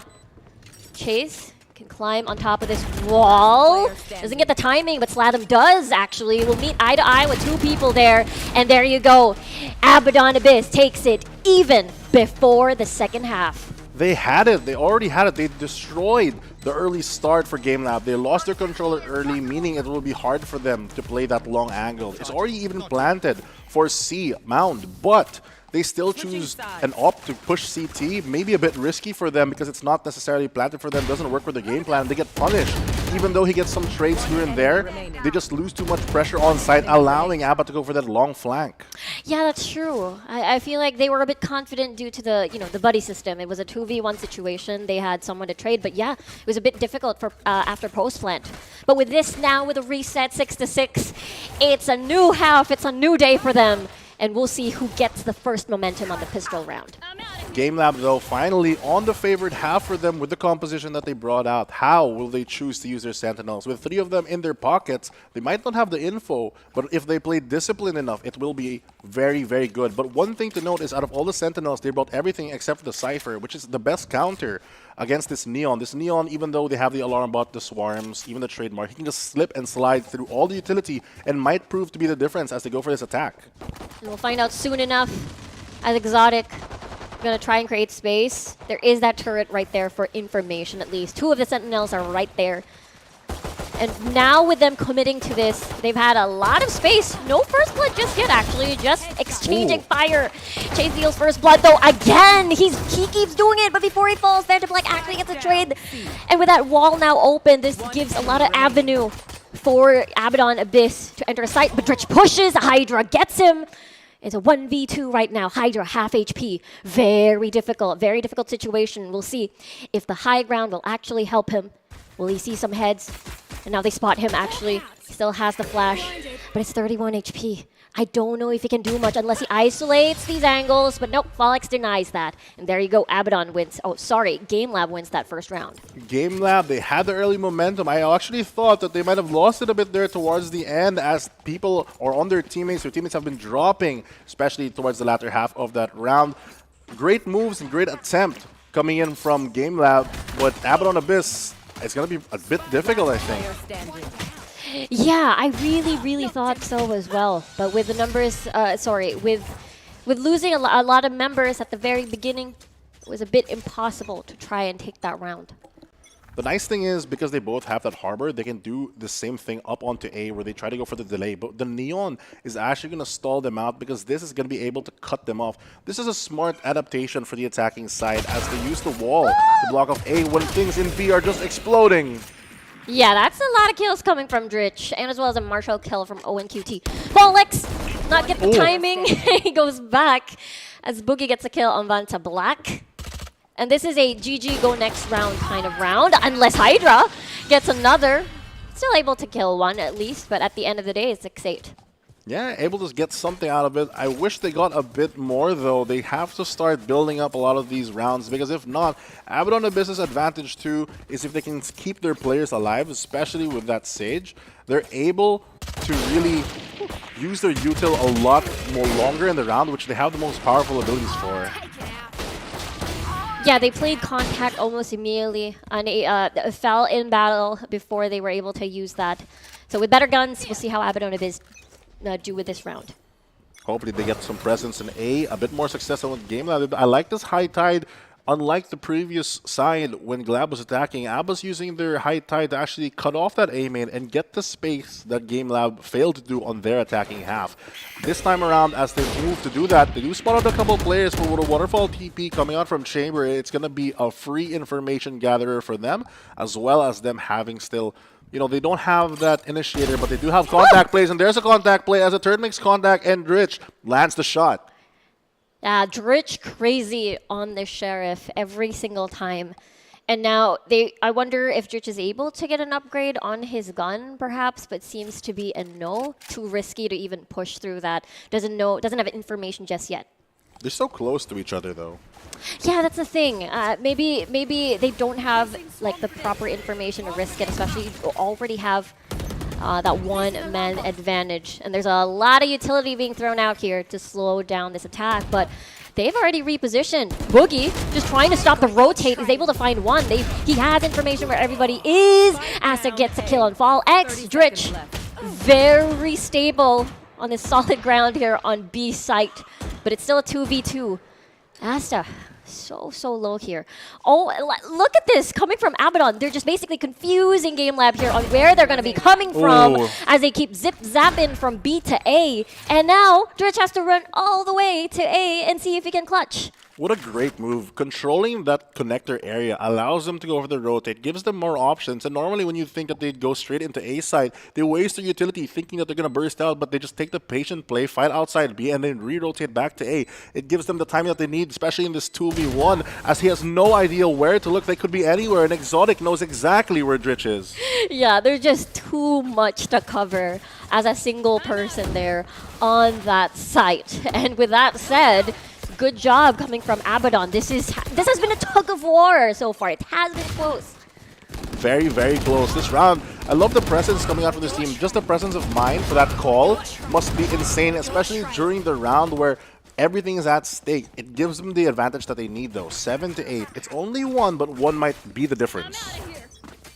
Yeah, especially as we're heading closer and closer to the double-digit scores. And with a flash, they have information. It's a 1v1 there. Chase wins that, though. Exotic immediately takes him down. Now it's a 1-for-1. We'll see as everybody's still spread out here.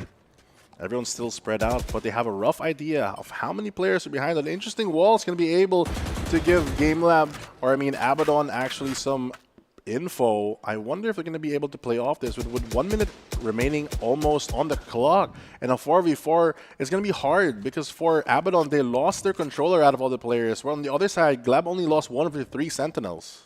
Yeah, it's difficult to penetrate through these sites to deny line of sight. As run it back, actually they had to scout information. So aggressive. And they find one. That's value. As Slatham shuts down the run it back at least. And there you go, off to a good start coming from GameLab. They get another pick.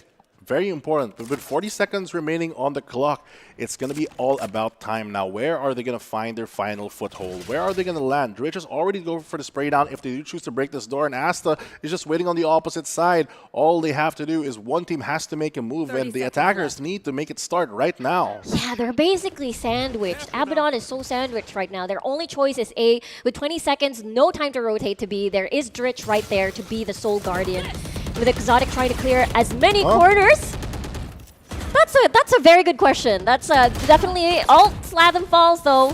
And with a spike gone and everybody falling like dominoes coming from Abaddon Abyss. That is actually a question mark there with a wall. That was a big question mark. I think that they had a split decision where the Neon on Exotic wanted to go on the A side, but he got walled off by his teammate as they pivot to go to the B side. But just like our free grab delivery, they just delivered the spike straight onto the B side into the hands of the attackers for free. Yeah, for free. That's the important part. On your first month. On your first month for free.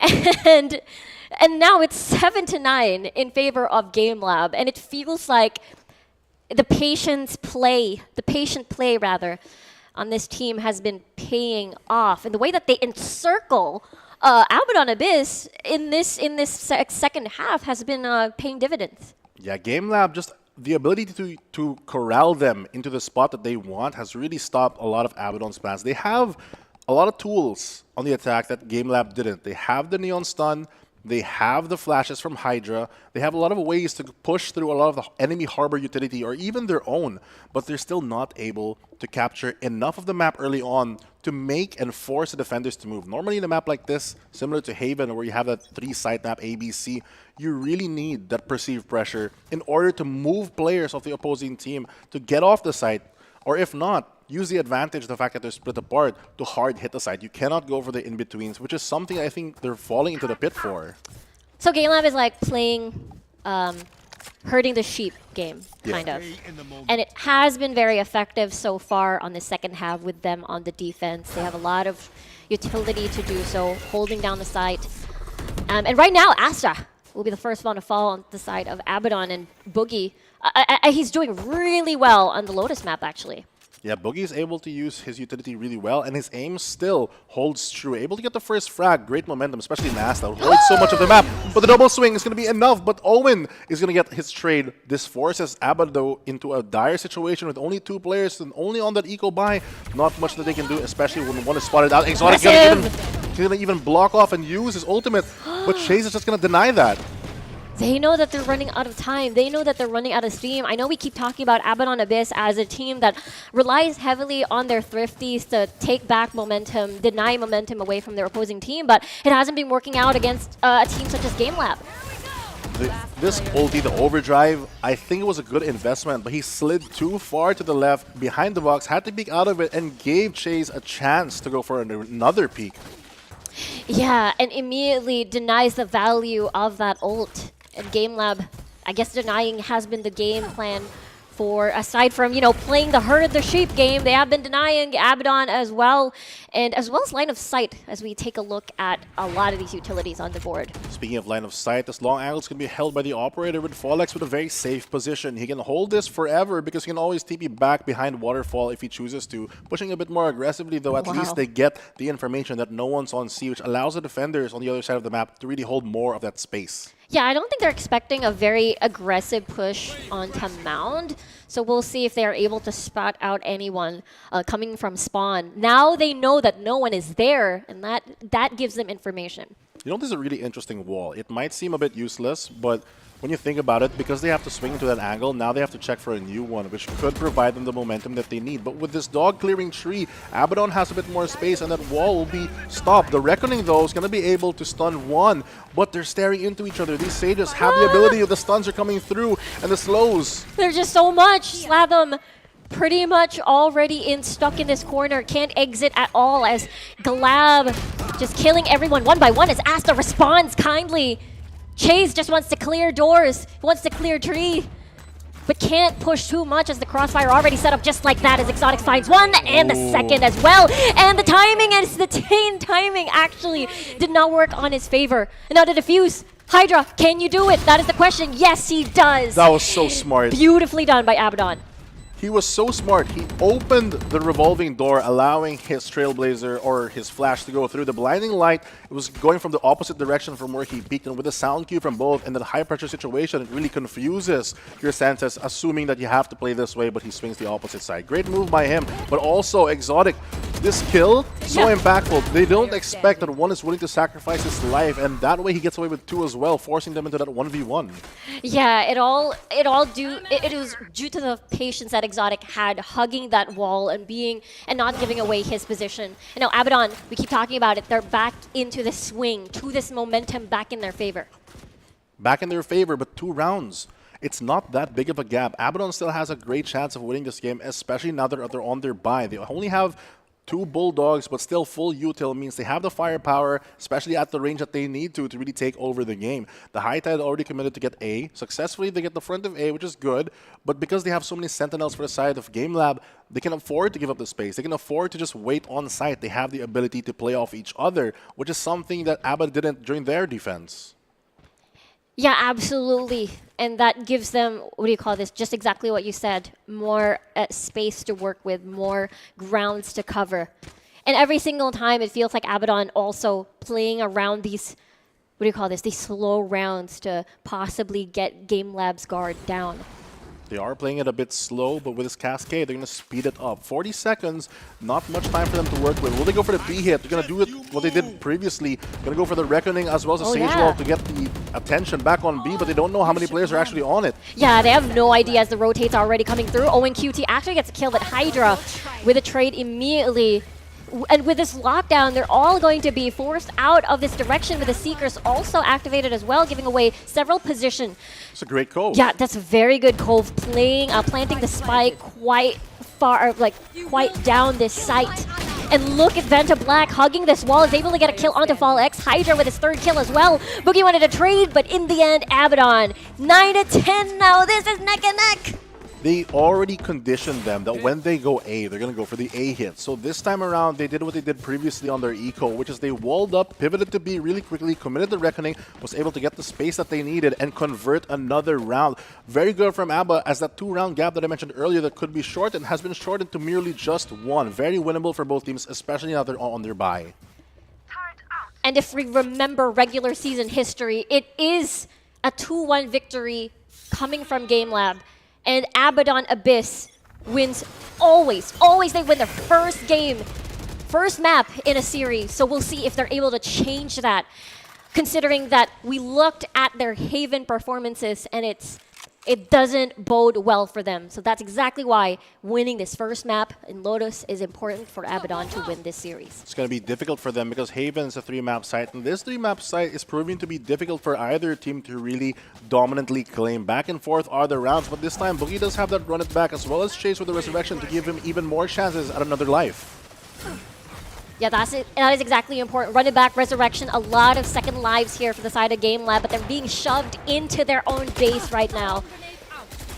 There's no spike. The spike hasn't been planted just yet as they're trying to deny and fire shots from everywhere. But Slatham already half HP. They actually eliminate him immediately. It is just exchanging shots here and there. Boogie, Dritch gets a kill, all wall bangs. And now Abaddon falling like dominoes, and GameLab takes it 9-11. Not only do they take it 9-11, one round away from securing almost a match point or overtime, which way you look at it, they also secure all the utility. They get another orb for one of their players. ONQT is going to claim that, but they keep their lives, which is the most important thing. Yeah, they get to keep their lives, exactly, their guns, their ults as well from Chase can be used later. And when we take a look at that replay, it's GameLab finding all of these kills. Not only are they finding it really well, it's Abaddon Abyss who was not able to get the trades. They weren't in the proper angle to really protect the spike planter, as Sage was planting so deep default that it was hard. They only had to play on that Sage wall for Neon or had to play in the back on water, and it's just not the best angle, especially when multiple people are swinging off you like that, like GameLab. Yeah, I feel like all of these harbor utilities rather is a headache on post plant or if you want to diffuse. And right now Abaddon, they noticed that hey, A to B has been working out so well, C not so much. Yeah, they've even had that adaptation. The utility already on the defensive side, already on B-Link in case they choose to pivot. But it's going to be Boogie. He's going to have an awkward corner as he has the cross here. He hasn't gone for the cross yet. Now he will off the cascade. Going to back off safely and keep his life as they need all the manpower that they have during the fight. Yeah, it's very, very important considering that Abaddon Abyss likes to play their time, likes to play it clutch, and that's why they need all of their lives on the line. Reckoning still available for ONQT if they do want to use that. They do have a lot of options, even the Resurrection as well, in case someone falls, but with only 46 seconds remaining, they have to go for a commit. They have some pressure still up on A for the lurk. They have someone to play contact off of B, but majority of the attacking side is actually pivoting towards C, where the defenders are backing off. Sage already falling back. They have a free go if they choose to run at C right now, just make noise or presence somewhere else. This Harbor also on the attacking side, in a great position as the wall falls. They have the best timing for the push. Yeah, you're right. That's the best timing as that information already has been received by Chase. They know that this is going to be a C hit. Let's see if Chase actually gets a kill. Denies the plant. Impact. Oh, that's crazy as Boogie finds another 9 seconds on the clock. I don't think they can get the plant down as Chase is still being the sole guardian of this area. And there you go, GameLab. Match point.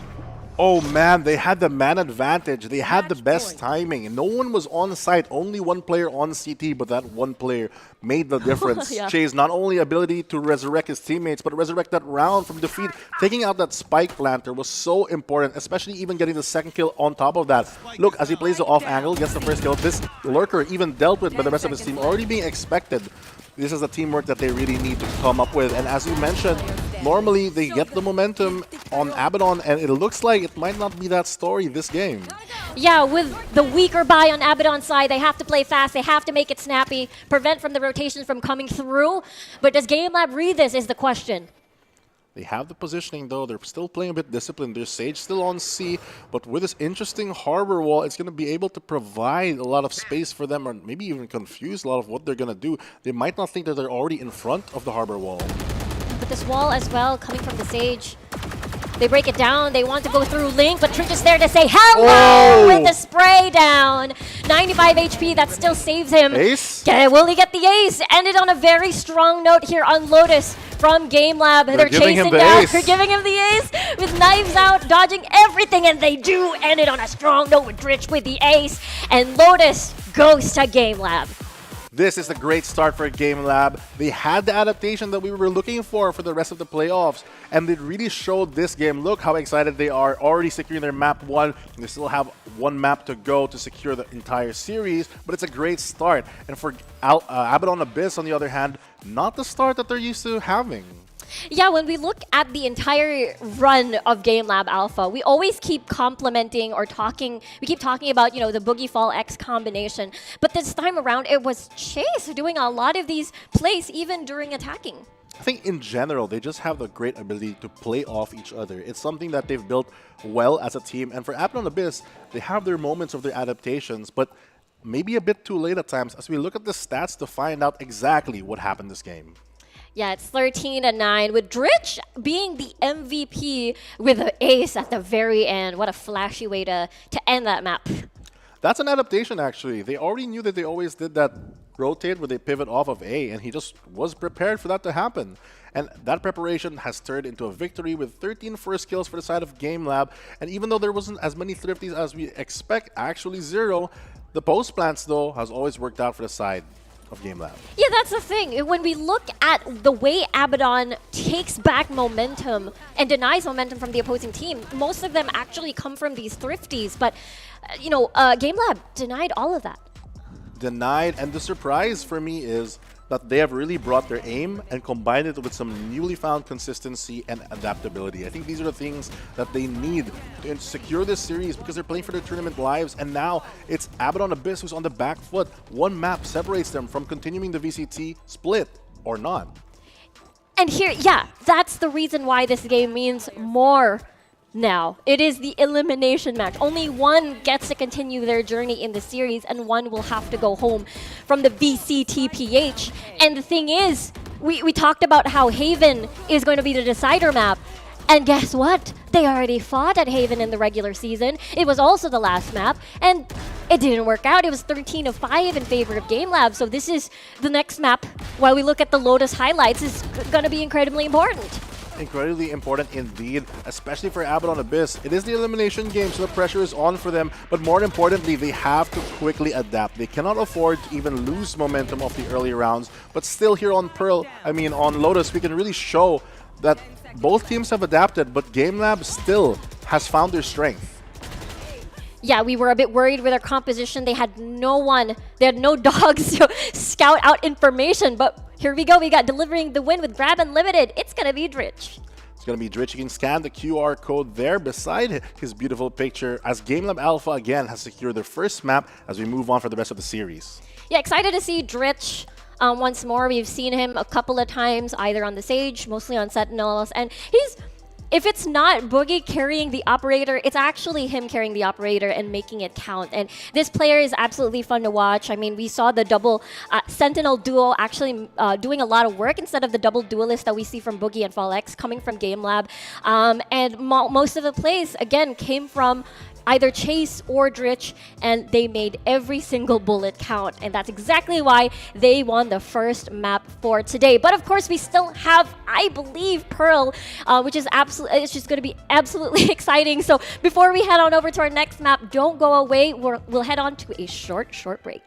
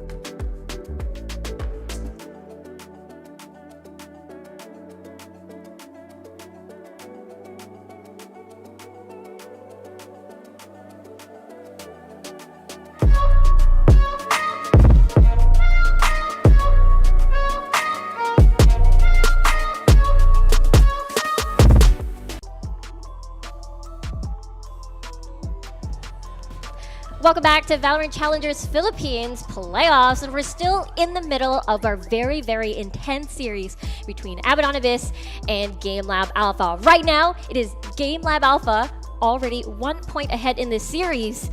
And this series is going to be incredibly intense as this is an elimination round. And for that, we'll still be your casters. I'm Riku. Joining me today again is Fluffy02. And of course, before we talk about a lot about what's going to happen in our next map, which is Pearl, we are available in broadcasting currently in 2 other languages. Well, this is the first one in English, but we're also in Filipino. Available on Facebook and as well as on YouTube. So do check that out. And what's the word that the Filipino casters would say? Makipagkulitan, which means have a little bit of fun with the casters over there as well. And kung ayaw mo ng makulit na delivery, there's always GLAB, the best source for everything delivery. Now, it's actually free for your first month, so even better, you can use the QR code on the side in case you want to order some food and join us for the day we have today, because aside from this match, there's still one more to come. But this match, though, they're really breaking a lot of trends. We're used to seeing Abaddon win that first map, and now it's GameLab striking first. And they're moving on to Pearl, a map where they have so much success in. They've taken the game off Oasis Gaming, which won them their series. The only team that actually beat Oasis Gaming so far, and they're doing better and better as they do. And they are exactly, what do you call this? We were worried about how does this team evolve aside from just doing Boogie and Fallex as the dynamic duo, especially when we look at the Pearl map upcoming. They've always done this double duelist combo, but before that, at Lotus, it was actually the Dritch and Chase connection from their double Sentinels. Yeah, we're going to find out soon if they're going to stick to the same game plan or do this adaptation, which have really, I guess, paid off in the first game. But in fairness, when they do play their game right on Pearl, they play it very, very well, even with the limited util that they do have. Yeah, and that's why I'm absolutely curious to see this matchup, because while GameLab and Abaddon Abyss already fought each other during the regular season, it was during the earlier stages where it was the first iteration of the map rotations where Bind and Breeze was still available, and that's why we haven't exactly seen both of these two teams duke it out on this map Pearl. So it's definitely a new dynamic, but of course Pearl has been one of the most played maps in VCT, and there's a lot of information between these two teams already. Yeah, Taylor mentioned it earlier in the panel how this is kind of becoming our new Ascent. Yeah. Every team just happens to default Pearl. Personally, I'm 50-50 on the map. I hate playing that B-long angle, but for most players, they're very comfy. They have the strategies, and they know how to play that post plan as we move on to Agent Select. It's gonna be exciting. Will we be seeing GameLab.Alpha's double duelist combo with the Fall X Boogie connection? And will Abaddon Abyss play something different because it's their tournament lives on the line? GameLab.Alpha, the first time I see an anti-flank. They're not running the Sage. They have built some sort of adaptation. Actually having something that's not a human being to watch the flank. They have the turret now, they have the alarm bot, a lot more options. But Dritch, we've always seen him on that battle Sage, and I'm going to expect that he'll still be a battle Killjoy. Yeah, especially when, again, either the op is put towards Boogie. Actually, it's a different swap because Fallex is usually on a different duelist, on either the Reyna, but this time he is on the Jet, which he usually plays maybe on different maps like Icebox. Yeah, we've seen him perform well, especially on Haven, where it's actually Boogie who plays Sentinel. But with Dritch feeling in that role for Killjoy, it's going to be a different vibe. The same team, the same theme, but a lot of adaptations coming in their game that they really need. We'll have to see if GameLab.Alpha is able to take it 2-0 and move on to the next round. Or will Abaddon Abyss continue to survive in this tournament? Remember, we know this team, ABBA. If their tournament lives are on the line, they started from the qualifiers. From the very beginning, they lost their first match at the upper bracket and was sent down to the lower bracket. And after that, they held on to their lives until they qualified to the VCT regular season. And therefore, maybe this is the time to bring that energy, to bring that intense firepower into this second game. Because if they lose this, there will be no next game. There will be no next game. Everything is on right now. They're going to start it really quickly. Very early wall just to secure an ult orb for their team as they back off. The attackers now going to pivot themselves and take more control. But there's a very interesting Ashes smoke forcing them to go into connector. But with everything really in the charge, he's in astral form. Doesn't get spotted though. Will he land the shots? Oh no, the dash in the wrong direction. Able to get 2 for ABBA as they strike first. Crazy start right now for Abaddon Abyss. Already eliminating 2 members. Not the best start for GameLab on the other hand. Rich is able to go through doors, seeing connector. They know one is there, but with the gravity well just removing all control away from GameLab, it is Abaddon taking the first pistol round. Boogie was able to get some frags out of it, building his ultimate slowly, already halfway there to the run back. And GameLab, I think, have put a lot of thought and research onto this composition. Not only do they have a bit more in the anti-flank, but they have the smoke that smokes off the common Killjoy turret. Unfortunately for them though, they mess up this part on connector with a small scuffle, and the delay coming up from Abaddon is just too much for them to handle on B-Link. The ideas are there, the execution still to be found. Yeah, especially that this is the first time we've seen GameLab in this configuration on Pearl. It's always Jet, Reyna, and Sage as this big combo, and Viper for ONQT. So them using this different setup for a very important series is so nice to see. Now they have to execute, just as you said. Speaking of priority, I like the idea behind Abaddon really committing the Sage Barrier Orb just to get that. But as we try to go, it's going to be VantaBlack striking. The anti-flank that we're talking about now, not available for them, as Exotic is also building his own run it back. Yeah, it has been a good start so far. Difficult for Abaddon, or rather GameLab with a weaker buy. Couldn't get at least one for the very start, at least from doors. And now, where do they go? They have a lot of options now, cutting noise, but with 50 seconds, time is against them. They have a bit of control of the top of mid, but already waiting in, lying and waiting is Slatham. He has a better buy as well. His teammate even giving him the info that there's one close. He gets the headshot, spraying for even more. Gonna be able to get 1, 2, 3. Will he be able to swap onto the ghost? As another headshot, will he go for the wide swing? He will, and Slatham performing just as we expected. He was the MVP of previous series on this initiator role, and it really shows that he has the brains, but also the firepower as well. Yeah, Slatham, even from the very first day of the playoffs, he has been showing up in, again, always top of the standings, always top of the kill scoreboard. It has been the most consistent member from the side of Abaddon Abyss, and it has been showing, and this could be a trend for the series.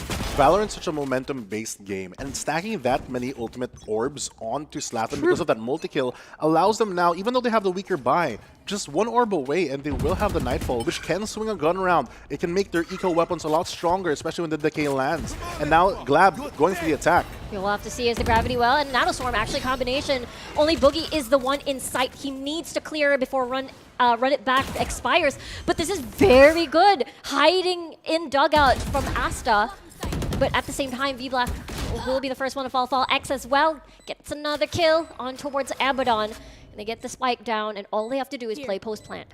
They have the option for the Nightfall, but now with the mana disadvantage, it might be difficult. The Sheriffs in hand and the awkward buy from their team. Gonna flash out, try to get more control out of Flower. They do get one. Will they be able to get another? No, they won't. The headshot's gonna be landing, and Rabab's gonna get another kill. But everyone is just playing that long angle. They're playing discipline, they're playing off the contact, and it's going to be enough for Boogie to secure a triple kill and the round for GameLab, important to win their bye. Yeah, that first blood onto VantaBlack was very pivotal, considering the fact that, again, they didn't have anyone that will block their line of sight anymore after that kill.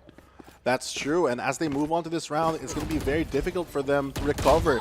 They have a bye though, so it might be enough for them to secure another round. And now it's, yeah, it is one of those instances where they have to continuously build momentum from the side of Abaddon Abyss. I thought the round started. That gave me a bit of a heart attack, but no, they were just doing target practice, a bit of warm-up before the round progresses. Tension is really building. The round officially starting now is going to be very difficult as the slow push presence from A on the attacking side is already detected. They choose not even to fight this, want to commit themselves and save their lives from the defense and forcing them to move back. It looks like although they have this anti-flank in the Killjoy, it's not getting the space that they need. Yeah, they haven't, at least there is that one alarm bot to see if anyone's going to be pushing aggressively. But yeah, moving on to VantaBlack, decided not to use any sort of stars just yet to commit. As I say that, actually that's a fake coming from Abaddon Abyss, so we'll see how that will pan out. They have control of B long. Unfortunately for them, the defenders are not in the best position for this. They still have to rotate off it. But with 50 seconds remaining, it's going to give them the information that maybe they're not going to be on A. Maybe we have to move some players on B. And as they clear out Art with that Fade Prowler, Asta's going to know that there's going to be multiple targets possibly in his line of sight. Oh, speaking of line of sight, yeah, Asta gets the first kill, kills the Hunt actually. Might get the second. No, Boogie immediately trades. And look at Dritch here, playing far back still, going for a long flank. A long ways away for him, and it's going to be a lot of space for GameLab, moving so aggressively. They run it back, securing even more areas, controlling Heaven, even though he's taken out, but Slantham knows already where he could possibly be. They have a very slow retake, and time is ticking, and Vanta Black lands another one. Yeah, able to destroy that far flank coming from the side of GameLab. Exotic will drop onto Hall. Will they be able to get a kill? The spray down. And that is the spray down. Very nicely done. 3v1 now. All up to Owen QT on towards this pillar. And he can't do anything. Abaddon takes it 3-1. They're relying on that Hall's pressure to really secure a lot of that round. And they had the backup plan of having their Astra playing far, but the barrier orb as well as that sees into Flash to control Halls was just too much for them. And as the cookie crumbles, the pressure has built up as Abba is trying to recover from the first map loss with his great start on Pearl. Yeah, you gotta hand it to Abaddon Abyss. Remember, when we look at the regular season run, they are currently 6th seed. They always struggle after the first map to retain endurance. And we did talk to Vanta Black the other day, and they said, okay, one of our weaknesses is endurance. How do we prolong this game? How do we prolong and survive the series? This is definitely one of them, and it's showing how much they're able to reset. Trying to reset here, but no breaks for the fights as early on, already going to a scuffle. The flash is going to land, but it's not going to be enough to convert the kill, but his head peeks out too wide. No, everyone's just going for the scrap as the utilities drop by. The heal's going to come in for Boogie, but it's going to be enough to at least give them some pause, give everyone a chance to reset as it goes into a 4v4. Yeah, a little bit of breathing room here for both of these teams. They've only lost, what, Fall X, the Duelist, Rababs, no Resurrection is going to be available on the side of Abaddon. But the plan is now, where will GameLab proceed, knowing that there's still stars, there's still utility heavily committed onto A. On the B side, though, there's no one on the attacking side to pull pressure. So they still haven't rotated. They still haven't made the call. And even though there's 50 seconds, Abba's already ready for this re-hit. As Dritch stops the plans of Exotic from getting one, the scans are coming through as well as they push onto side the Prowlers. But he's not even seen. He gets 2. He just hugged that corner, gets 3 on the entirety of this round. Oh, Cutie, the timing is not in your favor. And it's now all up to Dritch with half HP only. He does have some nano swarms. He does have a good gun, but I don't think it's going to help. The spike is so far away. He has no information. He knows there's possibly one on backside, but the other player still unknown to him. And the alarm bot's not going to give him any opportunity to peek after. He just tried to go for the swing, but Asta is going to shut him down very quickly. Yeah, beautiful crossfire positioning as well, coming from V-Black and Asta. Denying that away from GameLab. And now they're 4-1. They even have run it back again. And Cosmic Divide not even used there.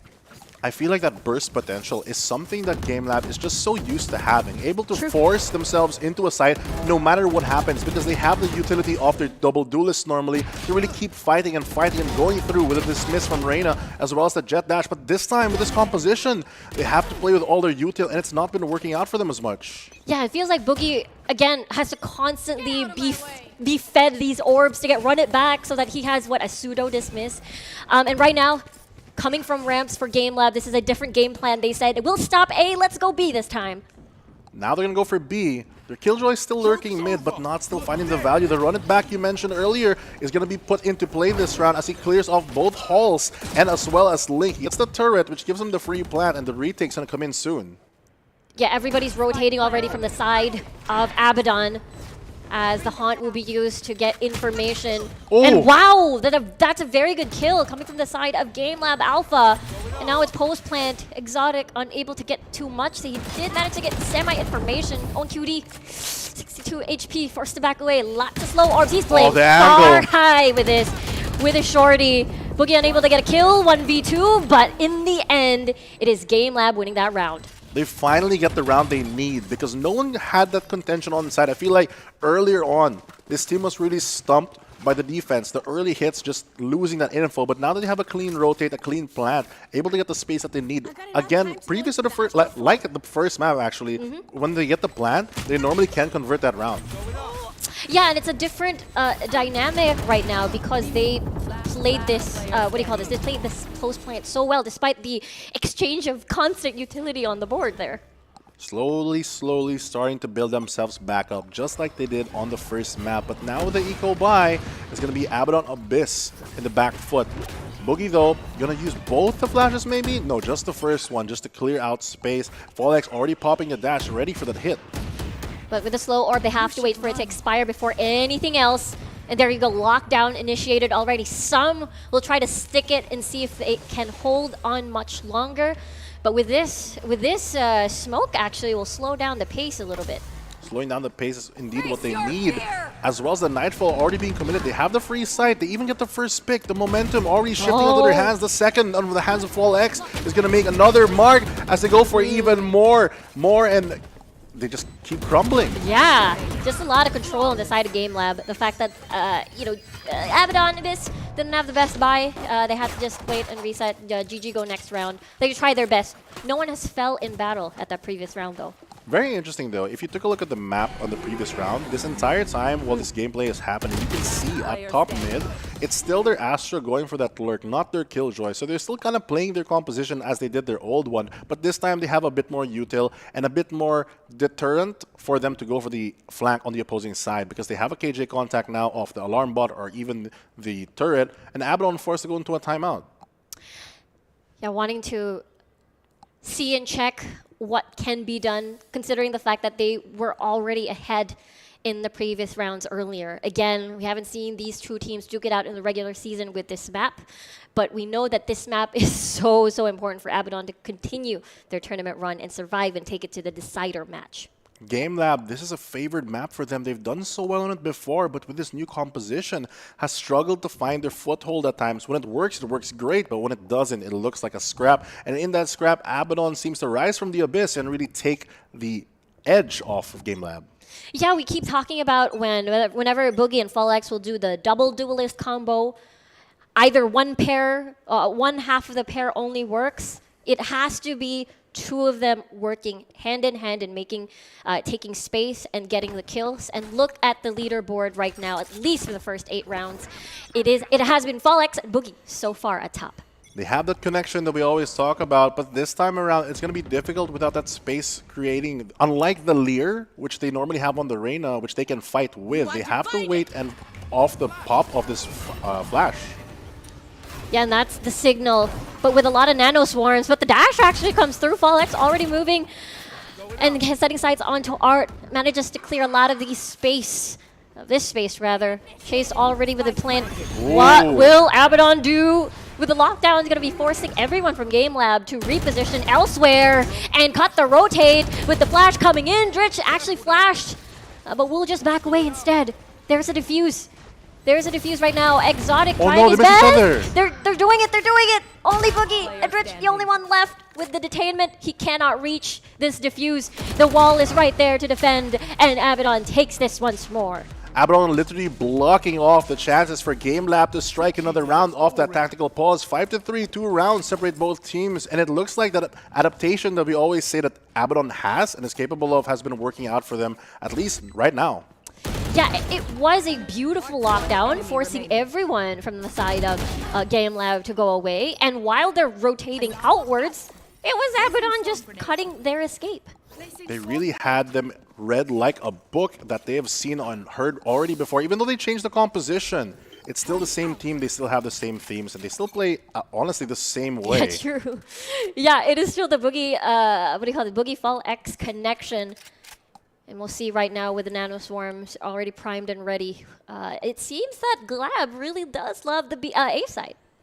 The thing with this hit, though, is it hasn't been working out for them because there are too many defenders or utility on A. They really need to start having that presence on B to at least give them a chance to allow them for the rotate. And as I say that, the alarm bot's going to spot out that there's one close, but the gravity well is going to stun him, but not enough. They do get the trades off each other, but it's going to be a sentinel for a duelist. Yeah, that's a lot of value. Dritch trying to block off Link with the Nano Swarm. Going to throw in the second one, but it bounces off in the opposite direction. He's forced out with the hot hands. Actually, his Chase fixing this crossfire, but V-Black and Exotic play like a duo hand in hand and remove everyone from GameLab. And it's only Boogie, the only one left. I don't think he can do this, as it is 6-3. Abaddon is doing it. They're getting the reads. There's no pressure on B. It's allowing them to just go for that early rotate onto the A side, controlling connector, and without that hold on connector, everything just falls after. Yeah, that was that was a good crossfire actually from like Chase and from Dritch, but again, the idea is there, but the execution fell short. It feels like they really have to start adjusting on the attacking side of what they're going to do, because if they keep playing this way, Abaddon already has the read. They even have the better buy right now for the most part. Even though the GameLab does have the blades on Fall X, it's really hard to dash onto site and make your big play if your flash to take the angle is from a Phoenix, which has to flash very, very close, unlike an Innie. Yeah, that's true. There's a lot of full commit, a lot of deep space that has to be taken. And now GameLab forced on a different path, going through doors, Exotic with a flash in, a lot of utility baited out, no gravity well anymore. Boogie finds the head of Exotic and going towards Link. There's a good entry from both Boogie and Fall X with the crossfire. A bit over-eager from Exotic, trying to get some value out of that Phoenix, maybe flash out of that smoke that they place, but the Nebula is just too much for them, able to isolate the angle off it. Now, they lose 2 players, they lose their controller as well, meaning it's going to be very difficult for Abaddon to get back into this round if GameLab is able to get the plant. Yeah, it's a bit 50-50 now. Of course, after eliminating 2 near that area, the call will be GameLab going to B. It's great. They avoid the Killjoy utility A. They take control of B long. They have the knives, which is still one-shot headshot at this range, and it's still enough for them to control what they need, especially because by playing this B long, there's no controller to re-smoke after. They can just play the 4 or 5-man plant instead of playing these close angles. Yeah, they're able to take control immediately, just as you said. Rabav's forced to use the heal on towards himself now. Open plant setup, 2 towards long, crossfire already set up. He didn't check that corner and the crossfire set. GameLab takes this round and it's flawless. I thought that that barrier orb was enough to break that crossfire, but as it crumbles, it's going to be Astra on the opposite side to really secure the round for them. Getting 2 off of that's going to be enough to convert it. 6-4 at the moment. It's closer and closer to the end of the half, and Abba already with 6 is kind of comfy for them. You can't lose more than that. You can only go up from here. Hopefully they secure more. Especially on defense now with their Sentinel setup with Asta and Rababs. And with this said, GameLab so far has been adapting through and through, trying their best to get different strategies for them to be harder to read. They do have the ultimates. They have the running backs on both Phoenixes right now, so they have that man advantage, but it's equalized. They have the ability as well to take A, or maybe they have the pressure on B long. They're already stacked upon it, but with no information still gathered from the attacking team, it's going to be very difficult to make a planned move. Yes, especially no stars committed just yet. As I say that, they want to clear ramps at least. They have no information just yet coming from Abaddon, as small rotations are actually happening already. First star committed onto Heaven, run it back already with the wall to deny line of sight, to deny vision. Everything is clear right now, and it's all up to the plant. They have the post plant, but look at the defenders. They're already posturing for the retake. They even have the read up onto mid. If Dritch lands the skill, it's going to be huge. Asta, his back is turned. He's not going to see this. Will he land the shot? Yes, he will. That's going to be an extra man advantage for them, and pressure coming from B. We'll see what the retake's going to look like. Exotic as well knows. Oh, wow, 4 people at long. And everything's pretty much clear. That's value, sir.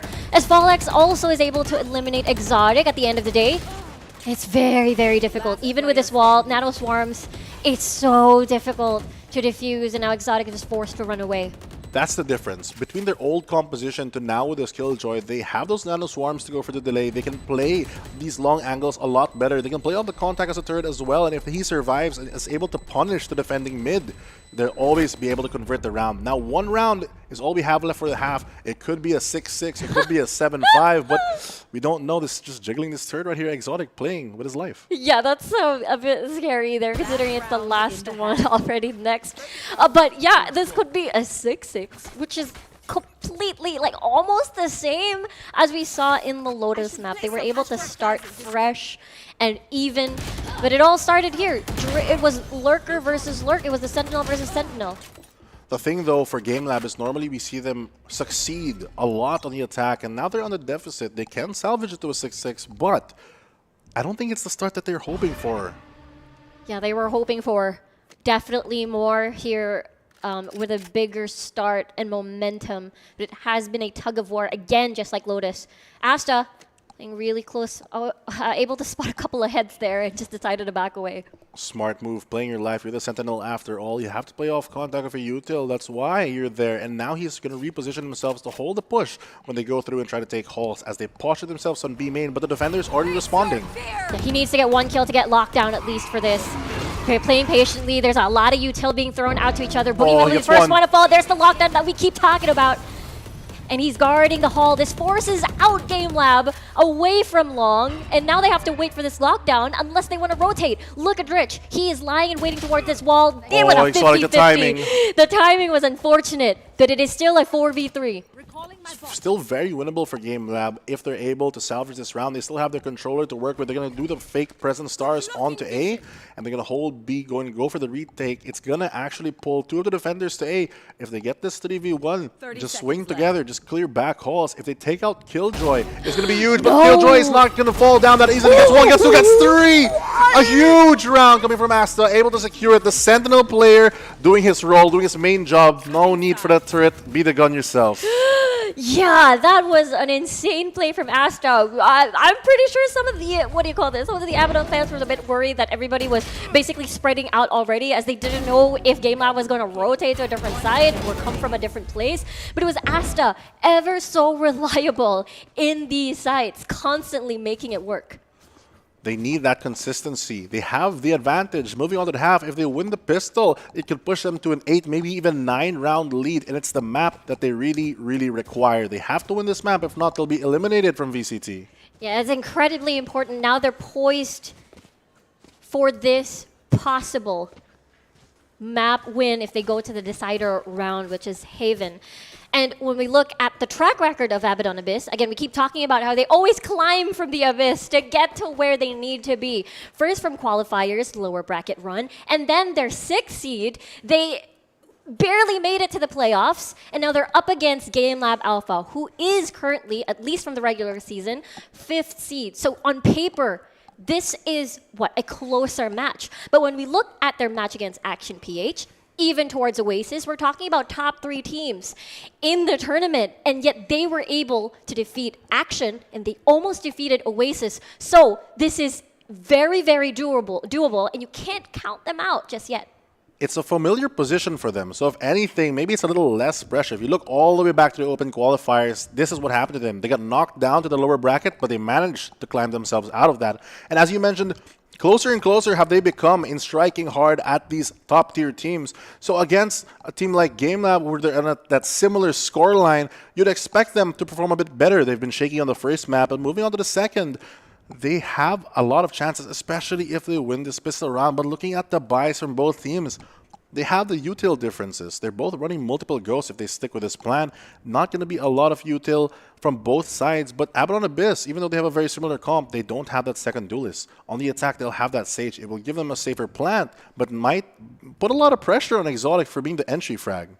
Yeah, that's true. A lot of, again, Exotic has to make all of these flashes count. I mean, there is, the Fade having to help with the initiation, an entry of these sites, but it's going to be a little bit difficult after you lose your duelist. And most of these plays will come from post-plant with Asta and Rabubs there with their double sentinels. It's really hard too, because as a Phoenix, and when you look at their comp, he's the one with the flash. He's the one with the util to control the angle. And because he has a flash close, and for himself, unlike GameLab, who can flash for full X on the Jet, for example, it gives them kind of a timing where people are used to the Phoenix already being able to peek and can pre-fire him. It makes it very difficult without support from his team. He has the Prowler from Slavdom, he has some utility of Vantablack and his stars, but it's so much you have to invest for that lack of a duelist.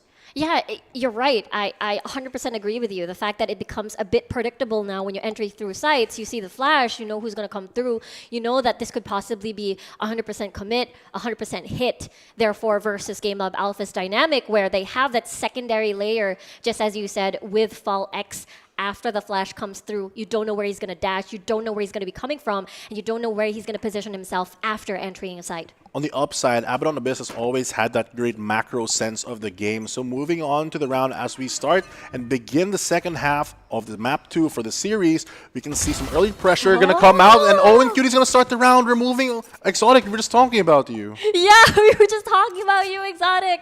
How the flash is very, very important to entry through these sites. Well, fortunately for him, he won't have to think about that for the rest of the round. But his teammates, though, in that 4v5 has a lot of pressure on their minds. Able to get another one.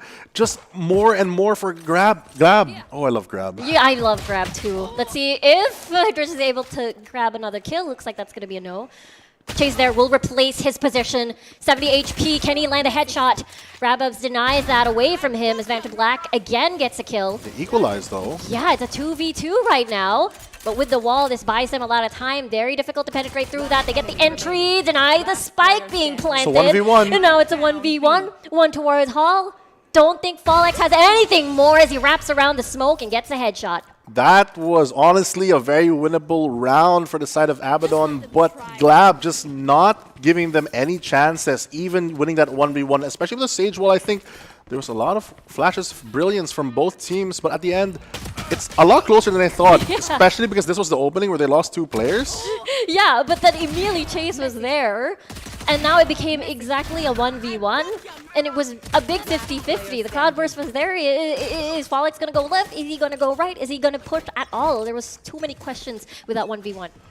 Too many questions, but it looks like GameLab just had the right answers. Moving on to the round, they have the better buy now. How will they use it? This time, they have the KJ contact to play with. They have this ability to just hold down this area, but the KJ turn's actually playing so close on B Link that they have to expect there will be players moving on to A. It's going to only be Boogie, but his weapon isn't out, and multiple people are about to swing him. This is too risky. There's the flash. We'll flash a couple of members, but it's a big stack coming from the side of Abaddon Abyss towards... Oh, the spray! On by Fallex, he is a monster! Oh my word, that was a quick round, and there you go, flawless. Flawless for them, just swept up, and now we have to move on to the next one. They equalize off that, and they keep their lives, they keep their economy, and they still have a decent buy, especially because these Spectres can really do massive damage if they're able to crawl just like that. They're able to move on to Art and go into these small angles where the range difference doesn't really matter. You look how Fallex capitalizes this, getting 1, 2, 3, and his teammate just spraying them down, corralling them, just like they did the first game. Yeah, that was crazy stuff. Yeah, you're right. He was playing quite close. Everybody was stacked into that very close range, and they all peaked together, even though with the Spectre, it's so easy to spray everyone down. In fairness, for Abaddon, when you're on that lower buy, it is a better idea in general to always group up. That way, at least you can trade. Because even if you land a dink with a classic that still does half your life, 78, it's still good damage. But unfortunately, with multiple Spectres, maybe you pick 1, it's fine. But 2, 3, it's going to be a rain of bullets coming down. And it's not going to be enough for you and your lower buy without that armor to really survive. Yeah, that was the difficult part. And it was a quick round after that. And after a couple of kills, we'll see now Fallex quite near his knives already, and we'll see with the time out this time. It's still 77. It's so even. I'm surprised that it's a GLAB timeout because they've been doing well this half, but they take the early tack pause to really think about what they're going to do. They know that Abba's on their buy. They know the ranges that they have to play. So if this tack is for this round, they have some sort of strategy. It looks like they're posturing themselves to fight onto that A main side, get that control of the A orb. They don't want to give Exotic any more lives. Yeah, it's going to be a bit difficult now, especially that they do want control of this orb. They were able to get it due to the smoke. So good job. Small wins. They take those. We take those indeed, and Boogie's just taking so many of those. One more, and he has his ultimate. They have to re-clear it. Exotic has to put the pressure. They know that the Phoenix flash means that the Phoenix is close. So that's already info that they've gathered off just taking that orb with the 1 Nebula. Yeah, and the fact that the Prowler also being used. So again, extra information for them. They know 2 is there at least. So we'll see what the plan of attack now coming from Abaddon as they, well, gave information, and now they have to keep them guessing with this rotation. All they have to do is make sure that B-Long is clear. B-Link already protected by the contact turret as well as the contact star in case they do swing from mid. Already 1 player on it, but Chase with a very, very safe jiggle off this angle is just burning so much time. Even though they have the better buy, 40 seconds are on the clock. They have to decide where they're going to hit, and the defenders are just doing such a good job controlling the pace currently. Yeah, Dritch has to be the sole guardian of this area, knowing that someone from Abaddon already pushing through. Chase with the spray down. We'll get denied though with Dritch. Gets a trade. 10 bullets though. He has to face the other way. And now it's all up to Boogie here with the rotation. 3v1. He needs 1 kill for run it back, but I don't think it's going to help him much. He has to isolate these angles, has to clear Hall. It's just too many though, just a lot. Oh, he almost had it. Yeah, as Rababs get the kill over to Boogie. If Rababs was holding a different angle or maybe slightly off the angle, he might have gotten the timing to get 1, maybe even 2 on Halls. Unfortunately for them though, they do fall. The tactical pause had a very good use though, able to salvage something out of that round, but I wish they got more. Abaddon Abyss, on the other hand, though, getting another clean round means that they have that buy still, they have the util, and now moving with the armors as well as the full rifle buy into this round. It's a very good sign for them. The only problem is they're facing the run it back of Boogie. Yeah, they have to be prepared for that, especially he may anticipate someone wanting to get the orb again towards A site, hides from the haunt, doesn't shoot it, so he doesn't give information. Very smart play from him. They even have the turret in case anyone just pushed close, but all that information that he tried to hide might be ruined if he goes for this flash here, or maybe it's part of their presence play, because on mid we see Asta just moving ever so slightly towards Art, looking like they're going to chokehold them on the A side by taking Art as well as A main. They even have their Astra on the flank if need be with the alarm bot as they regroup to re-hit A. And it's perfect because Dritch has been primed always constantly towards this B site. So with the lack of Killjoy presence on A, this could help them a lot. But look at Asta here, playing a bit of a dangerous game. Actually, really good job being able to bait out key utility, which is the gravity well. Yeah, the Nebula is just blocking off the site from B-Link to get that contact turret into play. They waste the star. That also means that by wasting that, it's going to take 40 seconds or 45 seconds for them to reuse it. So when they go for this A hit, they won't have that available for the defensive side. Chase, though, still has the scan in his pocket. He will have some presence soon as 30 seconds are about to fall, and the attack is going to go commit. Yeah, they have to pull the trigger now. With 2 members, 3 members actually nearby. Here comes the stars. Here comes the smokes. With Hot Hands trying to clear dugout. Actually, they know that one is there with the wall actually being eliminated. Actually used as Exotic and Asta. Get the kill. They don't have the spike planted just yet, but they will now. Trying to guard this spike being planted, and it has been successful. Boogie trying to wallbang someone over there. So and low. The Prowler, they are so low. They know, they have information actually. And now Asta gets a kill onto Dritch. 3v3 right now. It's still very winnable. They know someone's there at default at the plant. They're playing their time here. All Abaddon has to do is play time. They are in a chokehold. They are in the crossfire. And Asta versus ONQT with the Nano Swarm. This slows down that defuse potential. And all Asta has to do is buy time. It's not even half. They haven't even defused it yet. They haven't even touched it yet. It's now not they planted do. for him. It is. I don't think that it's possible. They just want to get this kill down, and Asta saves the day. And there we go. Abba, 9-7 now. What an explosive round coming up from both teams. The back and forth, they were able to bait utility off the attacking side to maybe get a cleaner hit, but it wasn't enough. It was this exact play off onto dugout where they're able to spray through and get multiple players isolated that give them a fighting chance, but it just wasn't enough to convert it. Now it's 9-7, 2 rounds in the favor of Abaddon Abyss, and it looks like they're climbing out of the Abyss at this rate. Yeah, remember, this is where their powers unite. This is where you can see them where they're the most strong at is if their lives are on the line. And we'll see now, 9-7 with Resurrect available on their side. Let's see, and as well as Cosmic Divide, we'll see how they're able to use these utilities. GLAB's on their eco, but Fallex getting that orb means he pops the Blade Storm, giving them a fighting chance in a couple of duels here and there. ONQT is going to make contact, going to fall back, play his life. They need him to survive. They need the Nebulas. They need the utility coming from this Astra. Absolutely important. And yeah, there's the fallback. Let's see the rotation here. Look at this aggressive push coming from GameLab. You're right. It is due to the fact that they have the knives. They are on a weaker buy, and that's why they're wrapping around. But Asta is looking from behind. He knows that this is coming, and there's the headshot. Denies the first knife. He's not even damaged. He's still 100 and 100. 100% is what they need to go, and they're sending 100 into the A side as they take already the control of front side. They get the delay, and Dritch is able to upgrade his weapon. Prowler's going to trade himself and get some more information, but the retake's going to come through. Yeah, there's the hunt to get information. We'll see. 65. Oh, and QT aggressive. spike. Actually gets the spike planter in the head and denies and delays that plant. Now that spike is way too deep for them to pick up as Slatham activates Nightfall, denies information, denies the sound, and gets information where they are. And we'll see, it's all up to Slatham now. 1v2, half HP, still very doable here. Oh, gets the winnable. isolated fight, but he had to reload as Dritch gets the wall bang in GameLab 9-8 now.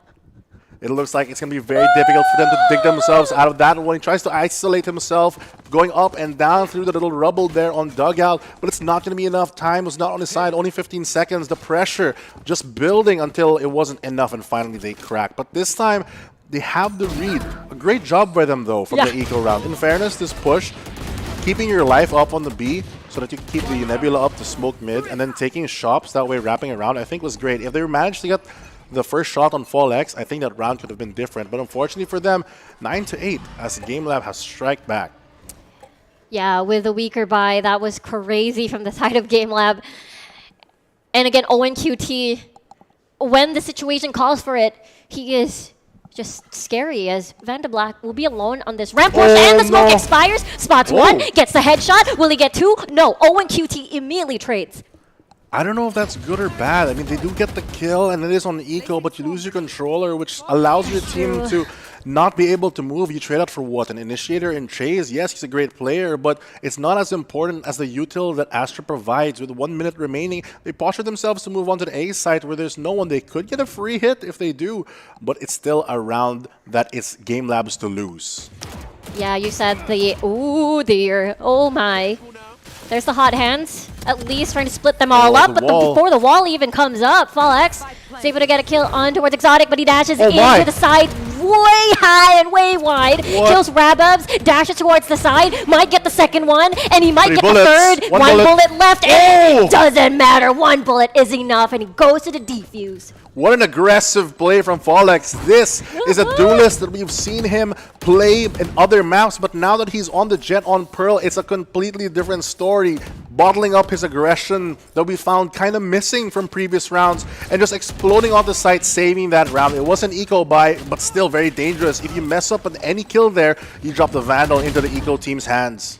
Yeah, that was, it was so high risk, high reward of a play. Penetrated through, flew across the wall, went towards backside, and just clean slate and removed the entire positioning of Abaddon that they tried so hard to attain. Now they're going to a timeout. They have to start the adaptation. We always mentioned how this team can really change their own pace, but they really have to do it really quickly. Equalizing the score now at 9-9. GameLab's foothold is now becoming a stronghold as they also build up their ultimate economy. They have the run it back, they have the lockdown, they have the cosmic divide, and the Nightfall to work with, and soon the knives, because of all the kills that he racked up. Fall X might even have that as well.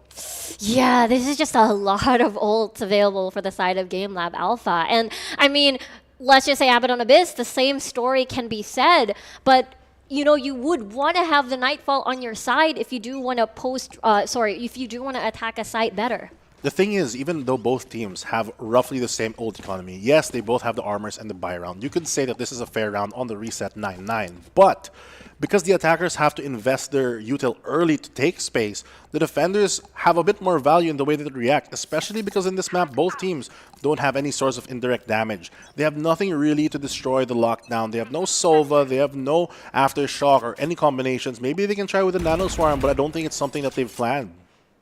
Yeah, it's one of those things where you'd want to save either for post-plant.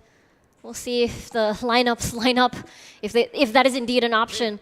But with GameLab, with the momentum on their side, after what Fallex did onto Abaddon earlier, of course they want to use that fire, that momentum to take it to the double digits. You can see the change of pace though. GameLab normally starts these rounds by getting pressure and taking up some orb control if they can, but this time because they've built up that ult economy, they can forego that and just hold the backside, protect what they need to. The Cosmic Divide is going to give clear vision on the front side. They're going to molly it as well to get some space, and the clean backside clear comes in with Exotics run it back. Yeah, there's just so much space attained by the side of GameLab now. Cleared flowers, able to... Whoa. Okay, they backed away, actually, decided to change plans because, again, the spike has been already planted. And with that said, with a defuse and as well as their own ults. Volix removes Rababs actually, but a lot of smokes to guard this defuse. And they stick it, actually. No, they don't. Oh, yes, they did. They did stick it. And GameLab wins the day. There's a lot of smokes there.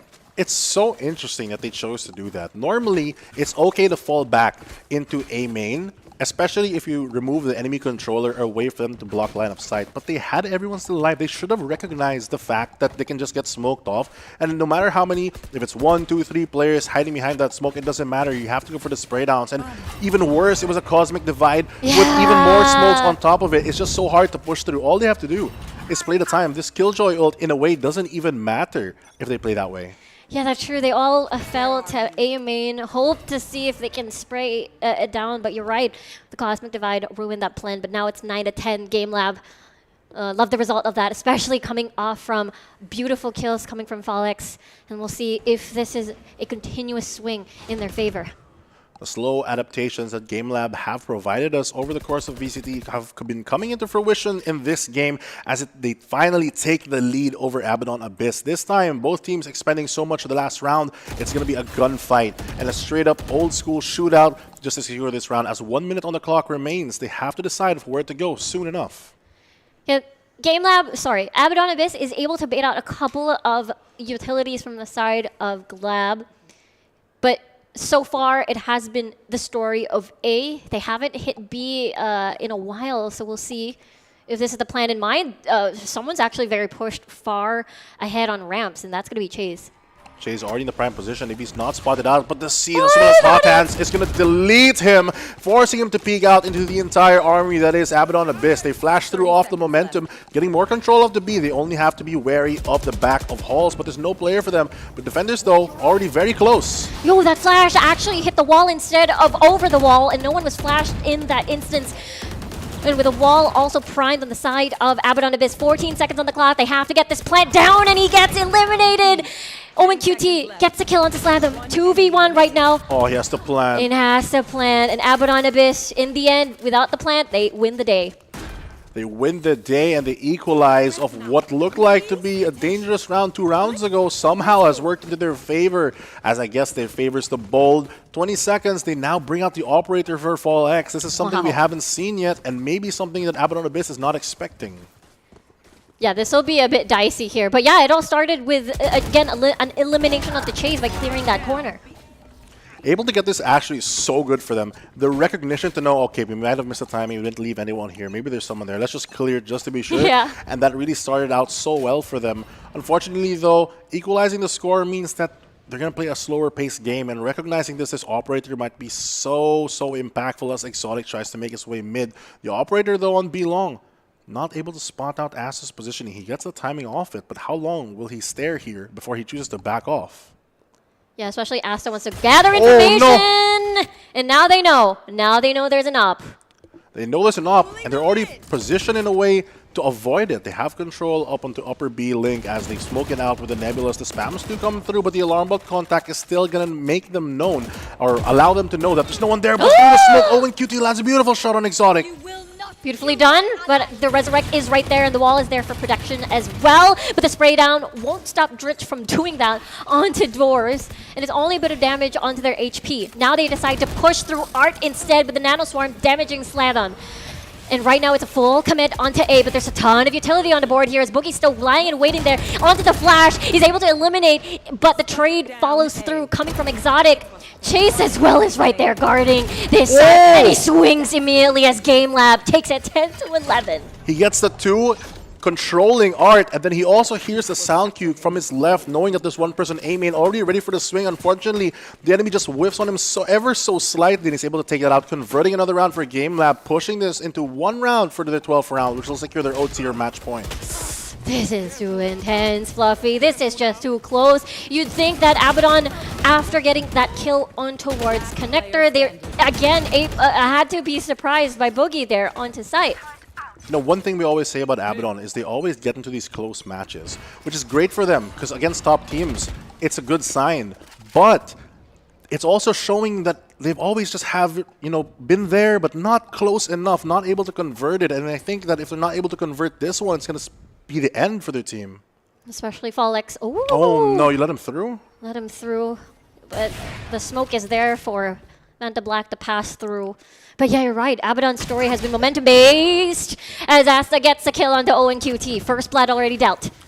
Operator's dash already burnt. They have to take control of this, but this Prowler it might be really bad. Oh, it expires! Able to get one. Will he get more? But sees those going to come through. It's not going to be enough. Asa already on the trade. Going to get control of site because of that. The barrier orb going to land and secure the plan for them. Rabab's the Nightfall, maybe they'll use it right now. It's a really good ult if they choose to do so, but they're going to take control of Heaven as to go for the retake. Yeah, they're going to hold it a little bit more. Like right now, as Boogie gets a headshot onto Rababs right now with the Molly as well, forced him out of his corner as Manta Black gets another kill as well. Everybody on towards Heaven, and it was a 1v2. Manta Black gets the headshot. We'll see. Chase is sticking it. He's sticking it. It's half, though. It's half at the moment. 1v2 as well. There's one that's going to commit to the defuse, and GameLab takes it to match point. It looks like Abaddon Abyss is just falling to pieces. They almost had it, but somehow GLAB is just able to convert the round.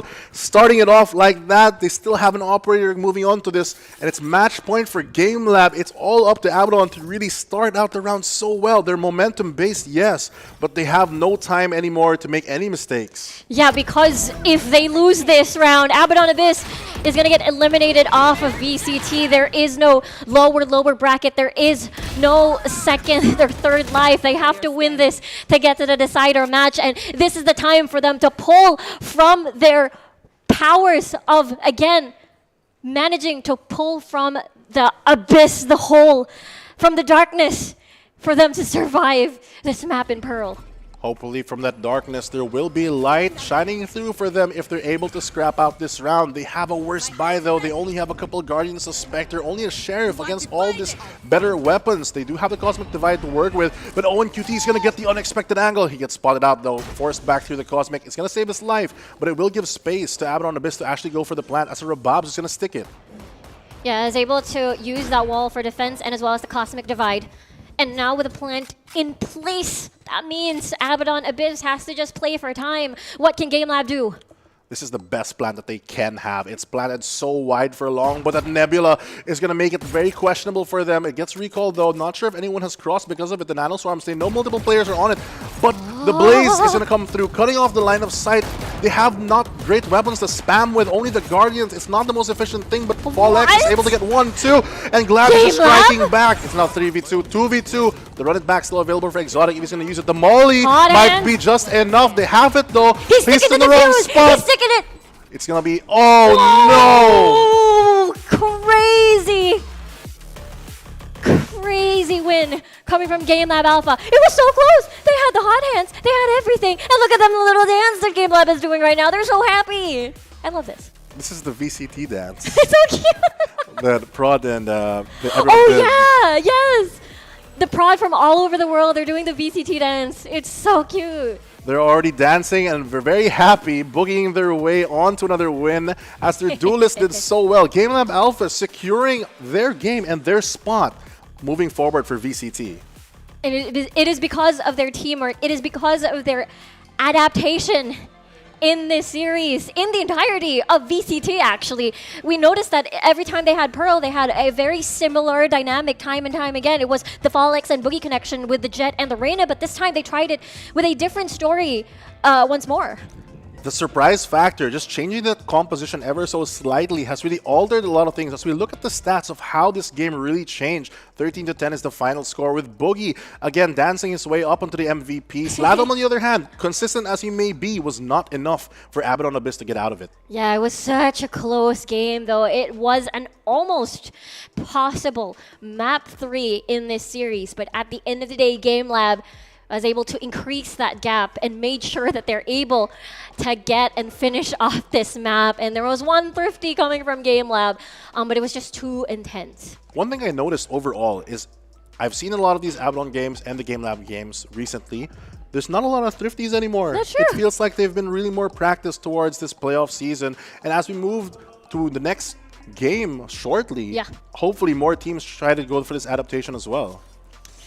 Yeah, it has been, I guess, the story since the second day of the playoffs. It used to be like almost a trend, and that's how some of these, games have been swung, has been, very, very close, as Thrifties has been very possible. But as we take a look at the map highlights, that was just very back and forth up until the double digits. I feel like it's just so hard for them not being able to fully clear things, just having that one player slightly on that off angle, off the off position, and with people landing their shots just like that, it comes off to convert into so many rounds for either team. Made the game so close, but at the end, it's going to be GameLab who really rises above the abyss, and it's going to secure them their spot again as we end our map highlights.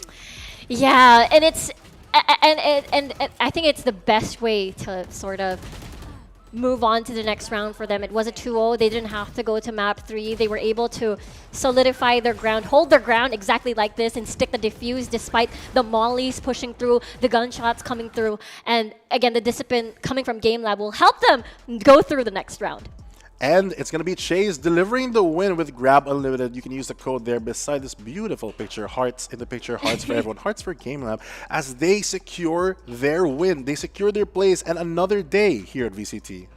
Yeah, they can breathe easy, maybe just for tonight at least, and celebrate their win for sure after that 2-0 from Lotus, and as well as from that recent map Pearl. A lot of a lot of changes and a lot of evolution coming from this team. It used to be, okay, double duelist, see if they can win a gunfight, but instead they had a different dynamic this time with both of their sentinels playing a huge part, especially when we look at their map at Lotus. And I know you've witnessed that final match. Any final words, Fluffy, between that first these two teams? I think that this just shows that everyone can adapt, and hopefully we're going to see some more info on the panel.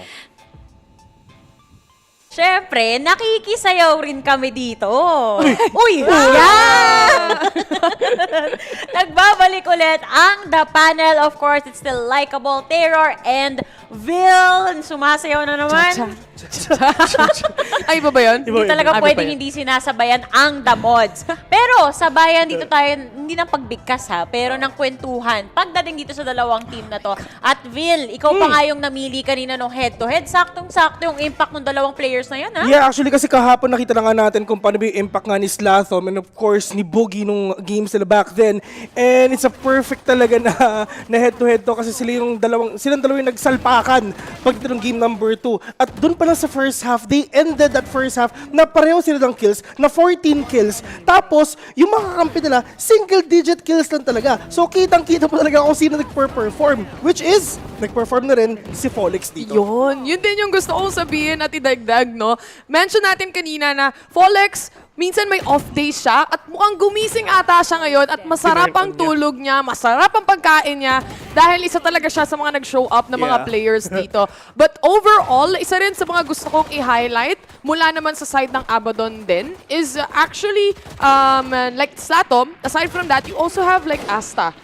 Player na kaya ring nagkakaroon din ng mga clutch moments. But yet again, ang mananalo or ang nanalo pagdating sa match or series na to is still Ganun na nga yun nangyari no? Panel curse. Walang pero. Akala ko kung mananalo dito yung Abaddon Abyss, akala ko sasabihin ni Asta, hasta la vista, baby. Wala pero hindi yun yung nangyari. At isa na rin sa mga rason dyan, lalong-lalo na nag-umpisa tayo dito sa Lotus. Alam naman natin pagdating sa Lotus, hirap na hirap pa yung mga PH teams na aralin yung retake kung paano dito sa mapa na to. Pero ang gusto ko dito sa side ng GLAB, grabe yung awareness nila. Kahit yung mga lurk ng kalaban, ready talaga sila. And on top of that, 3 yung sentinel nila dun, no? Yun nga. Medyo shaky yung simula ng GameLab actually. Kasi kung mapapansin din natin sa mga takes nila dito, hindi sila nagtatapon ng utilities sa ibang sites eh. For example, they're going and trying to take a site.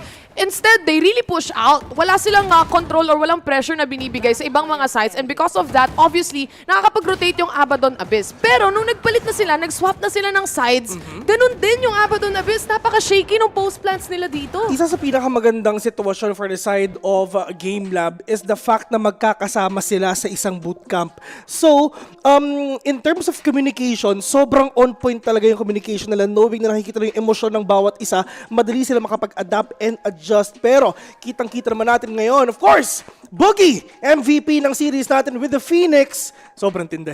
Ay, nako. Ang Phoenix nga natin dito from GameLab.Alpha, napakagandang play, especially sa isa sa sasabihin ko na pinaka-importanting rounds na nakuha nila dito, especially yung retake nila dun sa, if I'm not mistaken, yun yung time before sila mag-match point na nagkaroon nga ng problema pagdating sa pagtitake or post-plant itong Abaddon Abyss, no? And instead of Abaddon Abyss checking heaven kung nasaan si Boogie at yung yung isa pang player, hindi nila ginawa. And because of that, si Boogie, inubos niya lahat Bam! Yung talagang nabibigyan talaga ng magandang space yung mga players talaga dito. Number one, of course, they have good communication. Same goes with Abaddon Abyss naman. Hindi naman natin sila tatawaging top team killers. Hindi naman natin sila tatawaging comeback kings kung hindi naman talaga sila ganito. Ang maganda dito sa dalawang team na Abaddon Abyss at GameLab.PH, ang dali nilang, kunyari, if ever na nakakalamang yung isa, makakabawi agad bigla-bigla.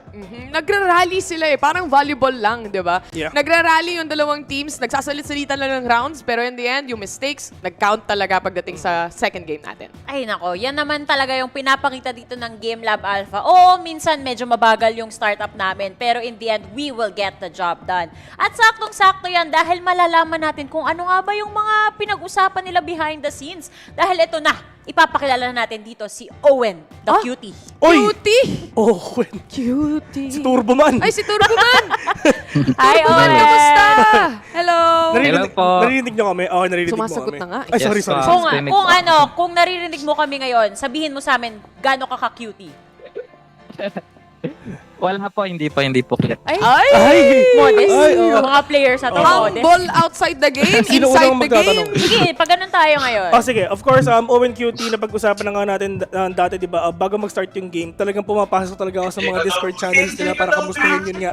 Pero umpisa muna, di ba, ang napag-usapan natin back then is ikaw yung talagang bumuo dito sa GameLab.PH. Are you expecting ba na mapupunta kayo sa playoffs nung una mo palang na binuo tong team na to? Actually, hindi po namin siya expected. Pero ang pinakamalaking chance na in-expect ko dito sa team na to is makapasok kami ng VCT. Yun po yung unang pumasok sa isip ko. Kasi before, we had struggles sa mga PC namin and internet problems kapag walang bootcamp. Kasi kapag kanya-kanyang bahay, nagkakaroon talaga ng mga internet issues and then yung ibang PC is hindi gaano kaganda. So nag-FPS drop. So nakaka-apekto yun sa performance namin. So nung nagkaroon ako ng chance na mag-recruit ng players, sila agad yung talagang una kong kinuha. Ay, grabe si Owen Cutie pala. Ang Recruiter pala. Recruiter ka pala, Owen. Baka naman. Tama kaya lang ng kape. Tara. Laro tayo VALORANT. Power dun. Yan, nako. Pero ito regular, sabi mo nga, na-mention mo na rin, ipa-follow up ko lang din doon sa sinagot mo kanina. Ang expectations yung una, makapasok lang sa VCTPH. Ngayon na nasa playoffs na kayo, regular season, VCTPH, para sa GameLab.Alpha, meron ka bang masashare sa amin na literally natutunan nyo o nalaman nyo na lesson dito sa VCTPH, for example? Specifically, hindi like legitimate. Kasi normal tournaments, di ba? Parang, okay, chill. Iba yung level of competitiveness. Iba tayo Iba level ng competitiveness pagdating sa VCTPH. May specific lesson ba kayo as a team na na-realize nyo along the way? For me, para sa akin yung preparation. Like, dapat talaga as a team is lagi kayong nagpe-prepare, nagpa-practice, nagbibigay ng strats.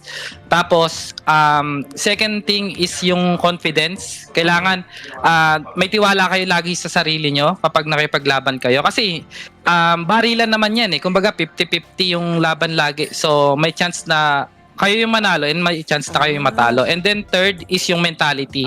Dapat positive mentality lagi. PMA, positive mental attitude lagi sa bawat laban. And then kapag natatalo, okay lang magalit, pero dapat hindi kayo papakalugmok kapag natatalo kayo. Sa true. Parang namomotivate ako. Grabe yung mga sagutra, pang recruiter talaga. Kung si Owen Cutie, i-recruit ako, papayag ako Ganun pala. Positive, man. Owen, bago ko ipasa kay Laika, patingin naman ng keyboard mo, burado na ba yung control? Oo. Wala kang ginawa, manuro pa. Burado ba? Ay, hindi, meron pa. Hindi naman po. Marami siyang spare control dyan. Marami siyang spare keycaps. Ibig sabihin yan, mapipindot pa yan sa susunod. Oo. Kasi hindi pa pa sila eh. Amsim! Nako, eto na nga. Pansira lang na mentality talaga yung control. Kaya siya controller. Sakto. Matanong lang kita, mahilig ka ba sa anime? Hindi po. Ay, Hindi po masyado. Kasi pag kami nila Ray sa ni Honey Glaze yung magkakasama, lagi ka namin kinukumpara kay Isagi sa Blue Lock. Kasi ang galing mong mag-control, marami kang map awareness. So, paano mo ba na-develop yung ganyan? Kasi ang husay talaga nung pinapakita mo sa amin, balita ko, ikaw rin yung IGL ng team nyo. Paano mo kino-call out yung mga bagay-bagay na nangyayari? Experience-wise, nag-compete na rin po ako sa ibang FPS games. So, hindi na po talaga ako masyadong nape-pressure pagdating dyan. And then, pagdating sa mga strats and then yung pagiging big brain is nagagawa ko siya sa kakanood ng mga VOD, mga pro plays, and then tinatry kong i-adapt yung mga playstyle or strats ng mga pro players and then ini-improve ko. Actually, ang galing din nun kasi wala kayong coach, tama ba? Wala po. Siya na nga lahat. Sila na lang. Siya na yung nag-recruit, siya na yung nag-life coach, siya na yung nag-control, lahat na. Gusto mo mag-panel ka na rin? Punta ka na dito. Magaling ka naman sumagot eh. Bakit hindi? Yun nga yung gusto ko rin point. Ang galing niyang sumagot, di ba? Parang pang Mr. Universe. Pero kung hindi ka mahilig sa anime, anong hilig mo pala? Urbo? Basketball. Kaya pala pag sumushoot siyang 3 points, may kasamang foul! Napakatindi. Pero yun nga, just to end everything, meron ka bang gustong i-shoutout? Mga families, friends, lahat na, ito na yung time mo. Barangay mo, jowa mo, kung ilan yun. Game. Asawa mo. Shoutout po sa teammates ko kasi kung hindi dahil sa kanila, wala kami dito. And then sa lahat ng supporters ng GameLab, kay Ellie, and then sa family ko. Thank you po. Thank you sa support. Asa si Folex? Si Paul X pa nandito. Paul! Punta ka dito, Paul! Kaya ba? Paul ba yung Hawag siya ni pangalan? Paul ba pangalan mo? Paul X. Paul X. Paul po. X. Ito po si Paul X. Bigay mo yung headset. Bigay mo yung headset. Bigay mo yung headset. Bigay mo yung Bigay mo yung headset. Bigay ka rin sa headset. Sino to? Okay. Sino to? Paul X, anong gusto mong sabihin sa nanay mo na nanonood ngayon? Ito na yun. Siyempre, maraming salamat mama kasi lagi ka nakasuporta sa amin at ayun lang naman.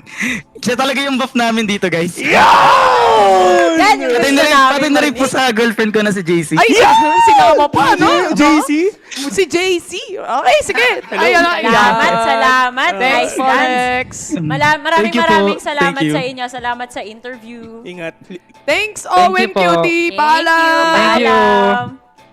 Galing sumagot, no? Diba? Yes, Mr. Universe, Mr. Worldwide. Yun yung pinagkaiba ng mga dating ini-interview natin sa esports. Sa ngayon, di ba? Magaling silang sumagot, di ba? Siguro napapanood na rin kasi talaga nila yung mga ibang interview. Tapos sabi nila na, ayokong magmukhang ganyan. Pag ako yung interview, parang awkward, di ba? So ngayon pinapatunayan talaga nila na... Ngayon gusto na lahat sumali sa interview di ba? Dati takot sa camera eh. Kung walk the walk lang lagi ginagawa nila, talk the talk na rin sila ngayon. Grabe ka naman dun, Grabe. Hindi ko alam yan eh, kasi Tagalog kami. Tayo kasi dito, puro talk the talk. Ano to sabi niya? Walk the walk, talk the talk. Yun ata yun, hindi ko alam yung Gamitin niya sa kas niya. Parang manok eh. Sige na guys, papakawalan muna namin kayo. Kumuha na kayo ng inyong kape, tubig, pagkain, at kung ano-ano pa. Dahil VCTPH will be going on a break. But when we return, series number 2 for the day. 3, 2, 1!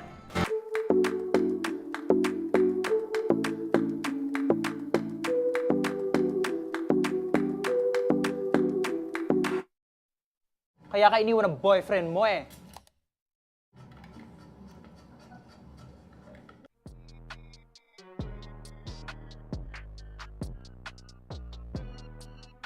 Not enough to escape the Puggers. They get the pick off now. Folex though ready to fight on back end. Who cares about sticking the plant? Hear him run around. You just have to play for the time here, but the crossfire is going to be enough for GLAB to secure the round. And again, GLAB. Hi, I'm Boogie. Hi, I'm Drich. I'm Folex. I'm Chase. Owen here, and we are GameLab.Alpha. Masaya maging part ng VCT this year kasi nagbunga lahat ng pinaghirapan namin. And sa lahat ng problemang dumating, ito na yung naging sagot. Nung una po, parang it felt unreal for me kasi yung parang unang experiences ko is for fun lang talaga. And now, sa sobrang dami ko na na-sacrifice, parang naisip ko na parang worth it naman talaga to be part of VCT this year. Ang preparation po na nagawa po namin ngayong VCT is, lagi po kami nagpa-practice ng 2 to 3 scrims per day.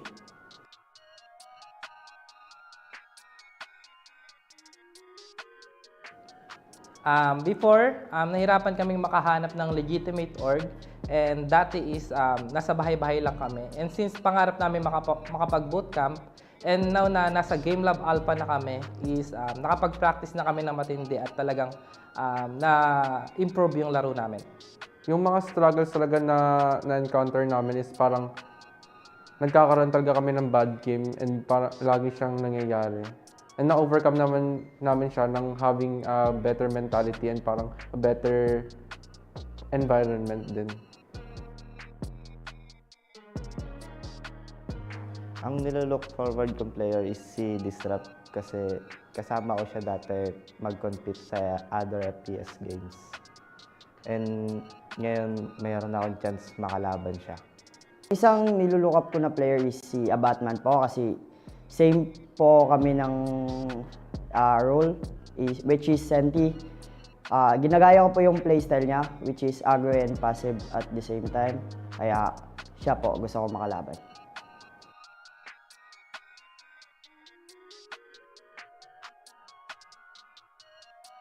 Para sa akin, mabilis kaming makapag-adapt sa playstyle na pinapakita ng kalaban namin.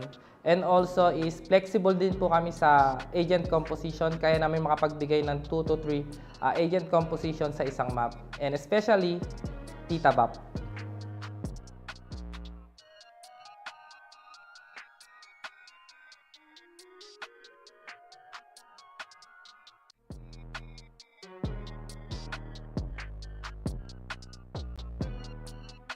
Most. Oh, Micro.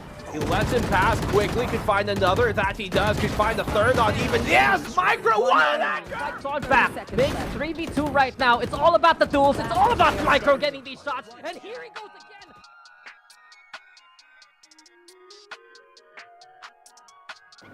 Hi, I'm Blurred. Hi, I'm Derek. Hi, I'm Micro. Hi, I'm Kevzi. Hi, my name is Nacague and we are Action PH. I just feel excitement more than anything. I feel so thrilled to compete against with the other teams. So much has changed throughout the many months I've missed, and I just want to prove that despite being inactive for so long, I still have what it takes to be on top. Since we are a new team, we mainly focus on our team chemistry. We focus on our fundamentals, aim, and communication. Watching VODs together. Because we only practice less than a month, so we focus more on that, the basics of how we played Valorant.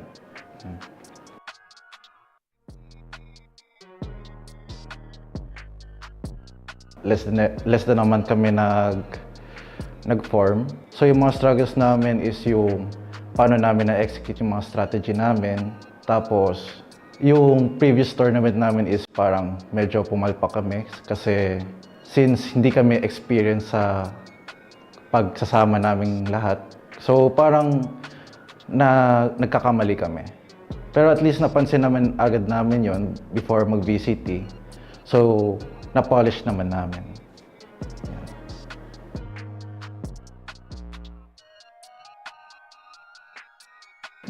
The player I look up or team that I look up to VCT 2023 is Team Naos PH. It's more of the Naos core trio of Wits, Ja, and Papi Chulo because they have been my teammates for a long time, and I'm just excited to be in the same server with them again. Thank you for your continuous support in Action PH. We will do our best individually and as a team. Please continue to support us in VCT 2023. Thank you.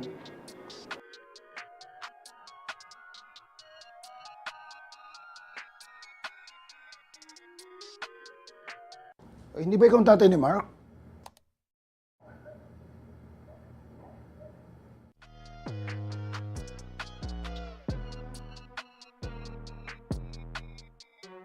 Seeker is gonna stun, disrupt so temporarily. He gets the half and he gets the clutch!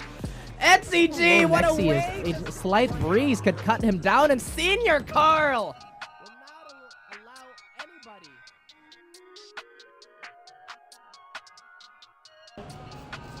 Hi everyone, my name is Maxi. Hi, I am Mid. Hi, I'm Patman. Hi, I am Senior Carl. I am Jason. Hi, I'm 2766 and we are SR Nacague.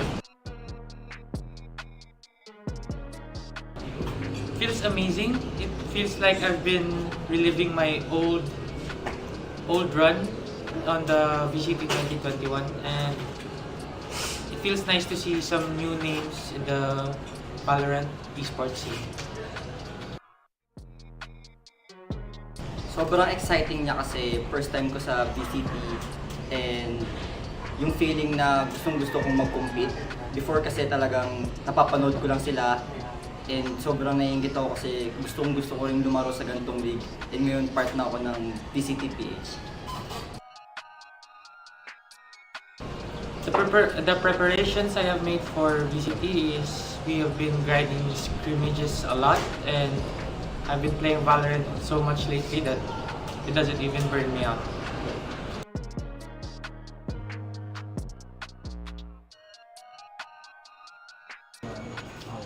Yun, last year, sobrang ganda ng run namin kaso nagkaroon kami ng problema, which is yung overplay.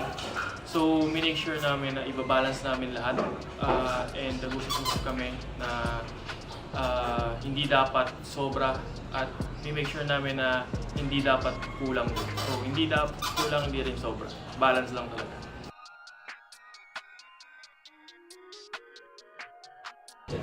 one player para sa akin si Moder kasi feeling ko nakalaban ko yung younger version ng sarili ko.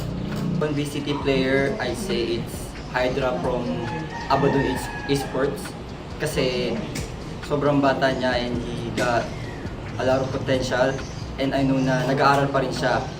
But I also know na if you focus playing VALORANT, mas malayo yung mararating niya talaga. JAR next year, team. Kasi lakas ng presensya nila, tapos sobrang strong nung individually nila. So parang pag napatay mo sila, kaya nagulangan mo sila, parang ang sarap sa pakiramdam. Hopefully makapasok kami ng playoffs, tapos makakuha kami ng titles. Then sana sa susunod na split to naman, sana yun nga, manalo ulit kami ganun para makalipad naman. Matupad yung pangarap.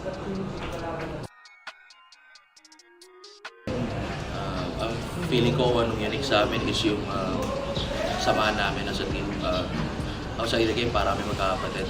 Kaya na-apply din namin yun sa in-game, kaya sobrang solid ang chemistry namin.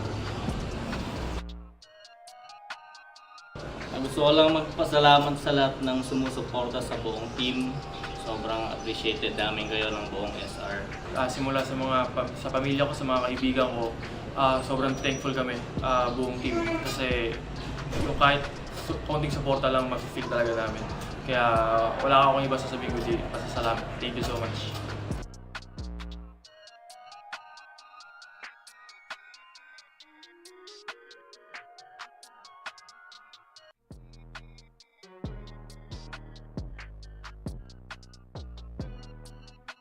Able to spot Sladden, but he's in the corner.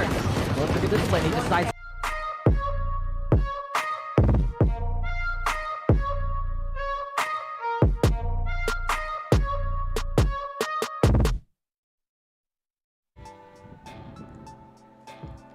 Welcome back to VALORANT Challengers Philippines, kung saan nagmumukha kami ditong bundok dahil ang tangkad ni Fluffy 02. And of course, kasama rin namin si Rico. Ang tangkad mo naman, Fluffy. Oo nga Kita mo eh. naming dalawa. Oh, I love it. You guys are matching today. Yeah! Caster synergy. Oo nga. Such a host. Panel, tapos Kasi host. Siyempre, stand out tayo. Others ako, tanggapin ko na. I'm always Kita mo naman, pagkasama yung damots dito, others din ako eh. Ganun pala yun. Kahit hindi na ako magtrabaho pagkasama yung dalawa, okay lang. Pero pagkasama ko itong mga to, Wala, trabaho tayo. Trabaho focus tayo. tayo. Ito na. Yes, ang pag-uusapan natin ngayon ay ang Action PH at SR Nacague na ito na naman. Elimination match na naman, guys. Nag-aalanganin ka ba for any of these teams? No? Hindi. Bakit no? I mean, I think between these two teams at least, it's going to be very difficult. Similar to the first game, I think in terms of ranking, they're similar skilled, so it can be very close. We've seen APH pop off so well, but also NC, they can do the same thing on the same similar maps too. I feel like kasi yung pinaka-diferensyang ngayon is yung playoffs na to. So the level and the growth is like very different as we saw from Abaddon Abyss on some of their matches. Pero ngayon, when we look at history, si Action PH actually nakapag 2-0 kay SR Nacague last time. So maybe something similar can happen. Yes, and on top of that, nagkaroon tayo ng oras for the preparation period, diba? So, yun din. Pero bago pa ang lahat, pasalamatan nga po muna natin ang ating mga sponsors. Kanina may rap battle na naganap dito. Pero ngayon, medyo mas formal unless may pag-gimmick din yung mga katabi ko, no? So, una sa lahat, maraming salamat sa Mileski Philippines and Riot Games for making VCTPH happen. We'd also like to thank our official sponsor, Grab Unlimited. Now, it's free! At Every binago na rin day. yung graphic natin, no? Free delivery every day and every store. Grabe naman, free. At syempre, maraming salamat din kay Gab for this tournament is officially sanctioned by the Games and Amusement Board. So maraming salamat po. Yes, maraming salamat. Ngayon, diretso na tayo sa pag-introduce ng ating first team. Kung di ako nagkakamali, this is SR Nacague. Perfect.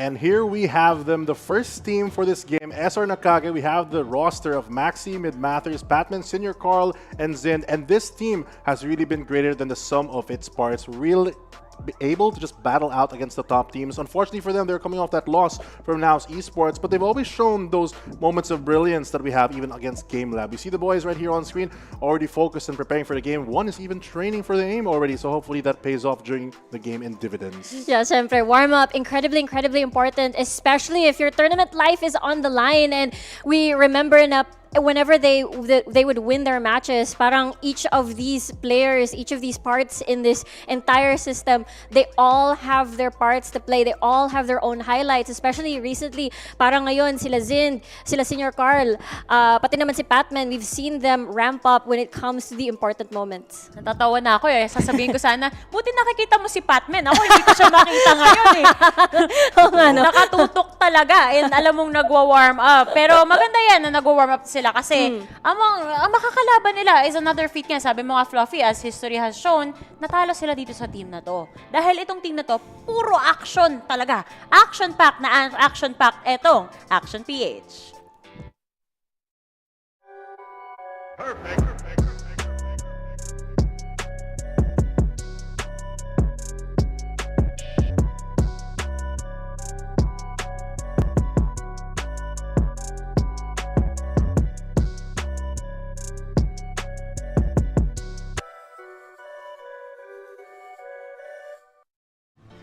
At meron tayong Action PH, the same as their name. That is exactly their game. Ma-action na ma-action ang kanilang approach. At pwede rin, pagdating sa macro, kayang-kayang nilang magkipag-match dito sa SR Nacague. And we look at this team, itong team na to, na-assemble lang to recently nung December 2022. So parang, kumbaga, they had a bit to work with when it comes to synergy. But because they are already battling for top 3 ngayon sa tournament na ito, and syempre, they have to work their way up to go at least either top 2 or top 1. Ito na yung tinitingnan nila ngayon. And that's why they have to fight SR Nacague first to be able to reach that goal. I mean, I have to agree there with that statement. It's really great how this team has managed to, even though they had that slow start, they're a very recent team, they've been able to build the reputation that has brought them to the playoffs. And against a team like SR Nacague, you know, they've done pretty well. They've beat them already before in the group stages, but now that it's the playoffs, we've seen the lessons learned from the first game that we had today, that any team can really win, especially with the amount of time they have to really prepare. My only concern when it comes to Action PH is kilala na natin yung mga members na andito. They have so much experience, pero they're not meeting the expectations that we have of them.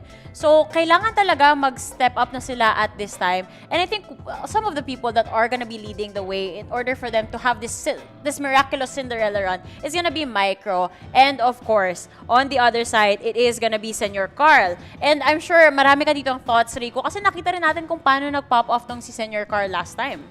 Yeah, honestly, I really love this head-to-head kasi you, on one hand, you see Micro that is very staple in the controller role. Meanwhile, kay Senor Carl, there's a lot of this flexibility and you don't know what kind of picks he's gonna be part of sa composition mamaya. But I want to highlight Micro because most of the time, he is the low-key highlight player, if you know what I'm saying. Kasi he plays a lot of, he's a controller, pero he works a lot of these lurks. He makes the flanks count, and it all falls to a lot of dynamics. Imagine he has to be a controller and play the map, but also play the 1v1s when he plays far away from his team. And I feel like whenever he wins those far lurks, dun na nanalo talaga si Action PH.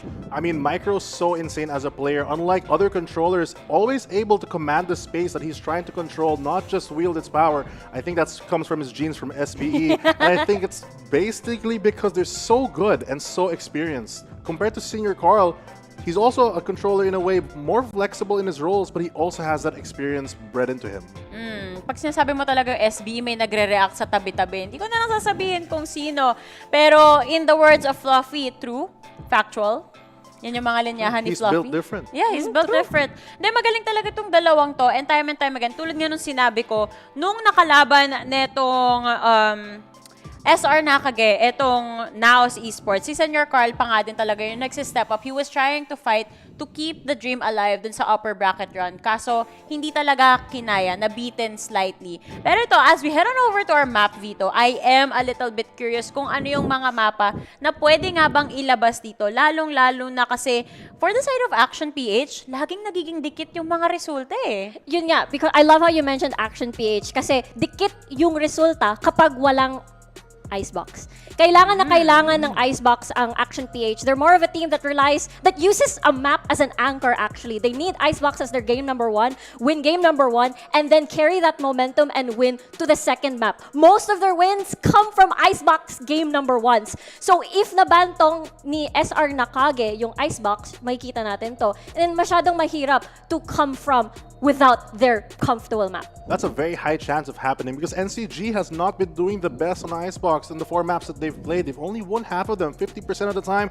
It's not a great statistic in this tournament, especially here on the playoffs where it is your elimination game. They're going to start out though by banning out Fracture, a pivotal map because it's not a map that NCG has lost, so removing that from the pool is insane reads from them.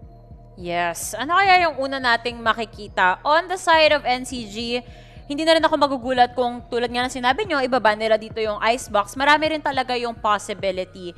Ang concern ko dito is when it comes to actually maps, the bigger maps, let's say like Pearl.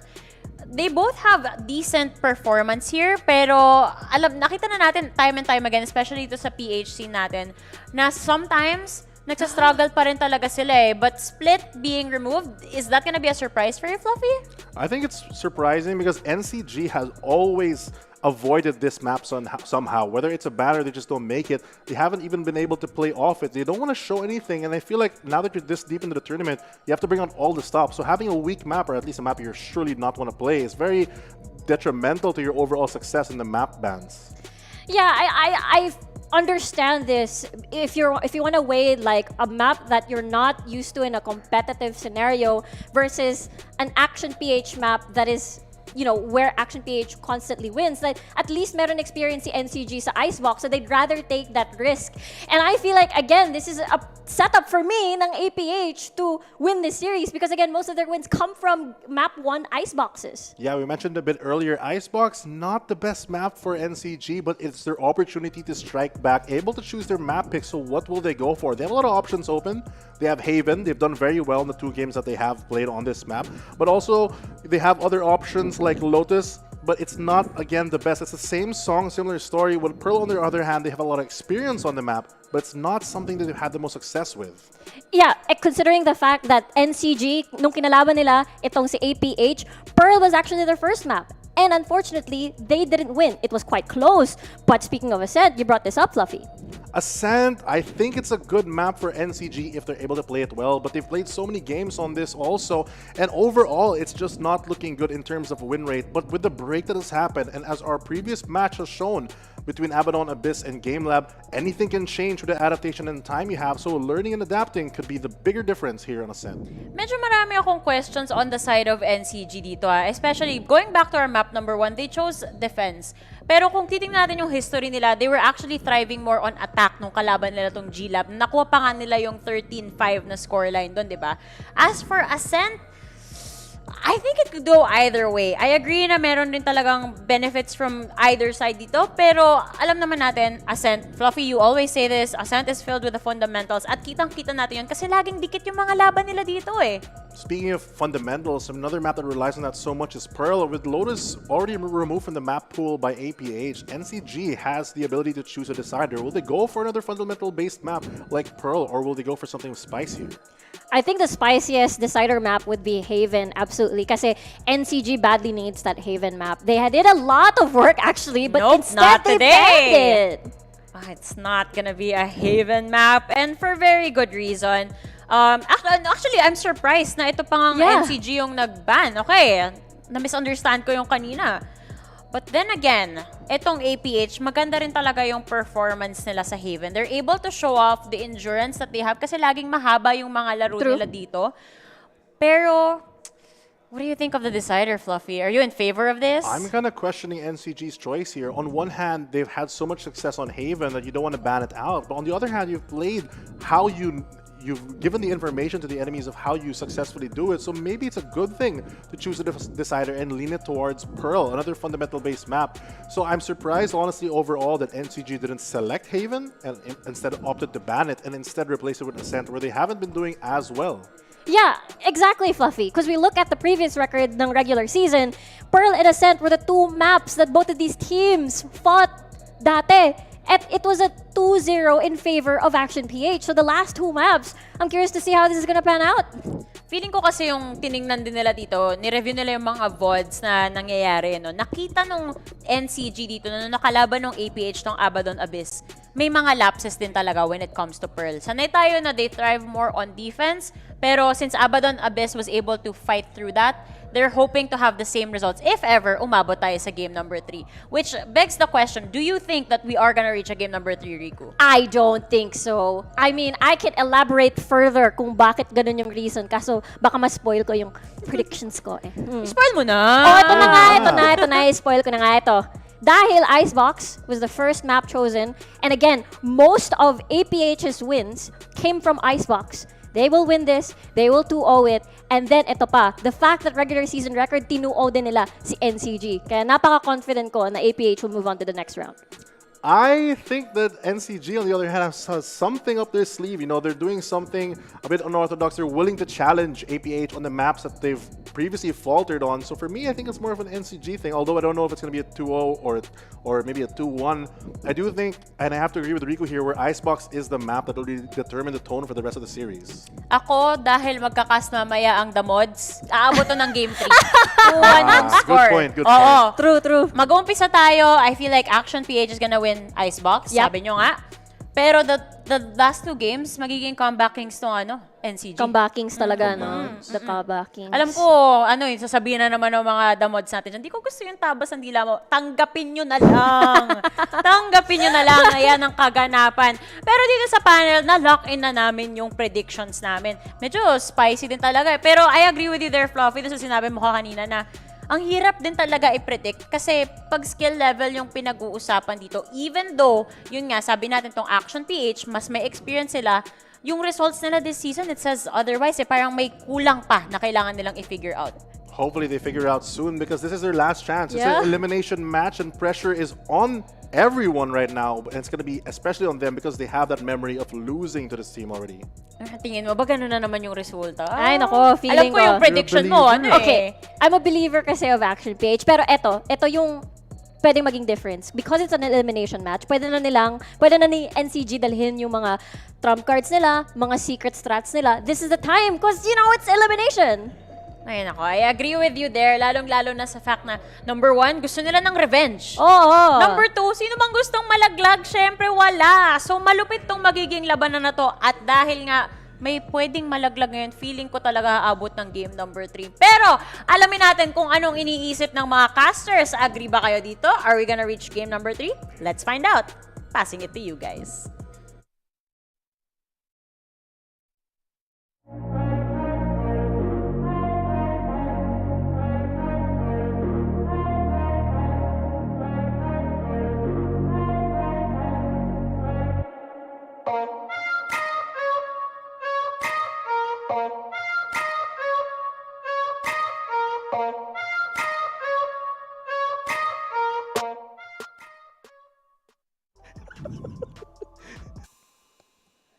Names to be known from the PH scene, veterans in their prime, but only one may be able to move on here in the lower bracket. Elimination time, ladies and gentlemen. Welcome back to another one here. I am Dax here with Black and Blue, and this is going to be quite the big one because, as I mentioned, old faces, familiar names, but they will do battle one more time. It's SR Nacague versus Action PH. Let's not forget these two teams here are 2 of the 4 invited into this stage entirely. So we're going to be losing one of the invited teams here already. No way about it, no way around it. And I think it's going to be very curious to see who comes out on top. Last time it was Action PH in the group stage winning that bout 2-0. And just to talk about a little bit of that history, it's been interesting here for both of these teams. SR Nacague, you see their first matchup, absolute dominance. Second matchup against Naos, they got dominated instead. So it's a bit of the 100-0 approach there for SR Nacague. In the meantime, Action PH as close as can be, but Abaddon Abyss was able to will themselves to the next round in the upper bracket, dropping Action PH to this point now. And speaking of Abaddon Abyss, unfortunately, they were eliminated a while ago, and one of these 2 teams now that we have here will be eliminated as well. But thoughts there, Black and Blue, on the map pool, because you had some very, I'd say, hard-hitting comments as soon as we saw the map draft. I mean, it's very curious, I think, in how this map veto has gone, right? You look at the opening map, Icebox. That was a map that, in that 2-0 win by Action PH in the group stages, that was the map that they left open. They banned Haven to allow Icebox to be left on open to be the final decider. Obviously, we never went there because they went on Pearl and then on Ascent. But then you look at the next maps, which is Pearl and Ascent, Pearl and Ascent respectively, and that leaves you to kind of wonder how things will go and if maybe Nacague have learned something from that previous fight of theirs. Man, we're going to be getting Ascent right after this one, then we go into Pearl. Yeah. And it's such an interesting thing we can talk about if we make it there, but right now, I do feel like the front-heavy part, Action PH, has a really good chance of taking the series outright, especially because of this first Icebox map. We got a classic for them. You look at their history in the regular season, 4-1, only dropping to Naos, which had that mastery over the Harbor before anyone else. But in terms of fundamentals, in terms of that core composition that we see here from Action PH,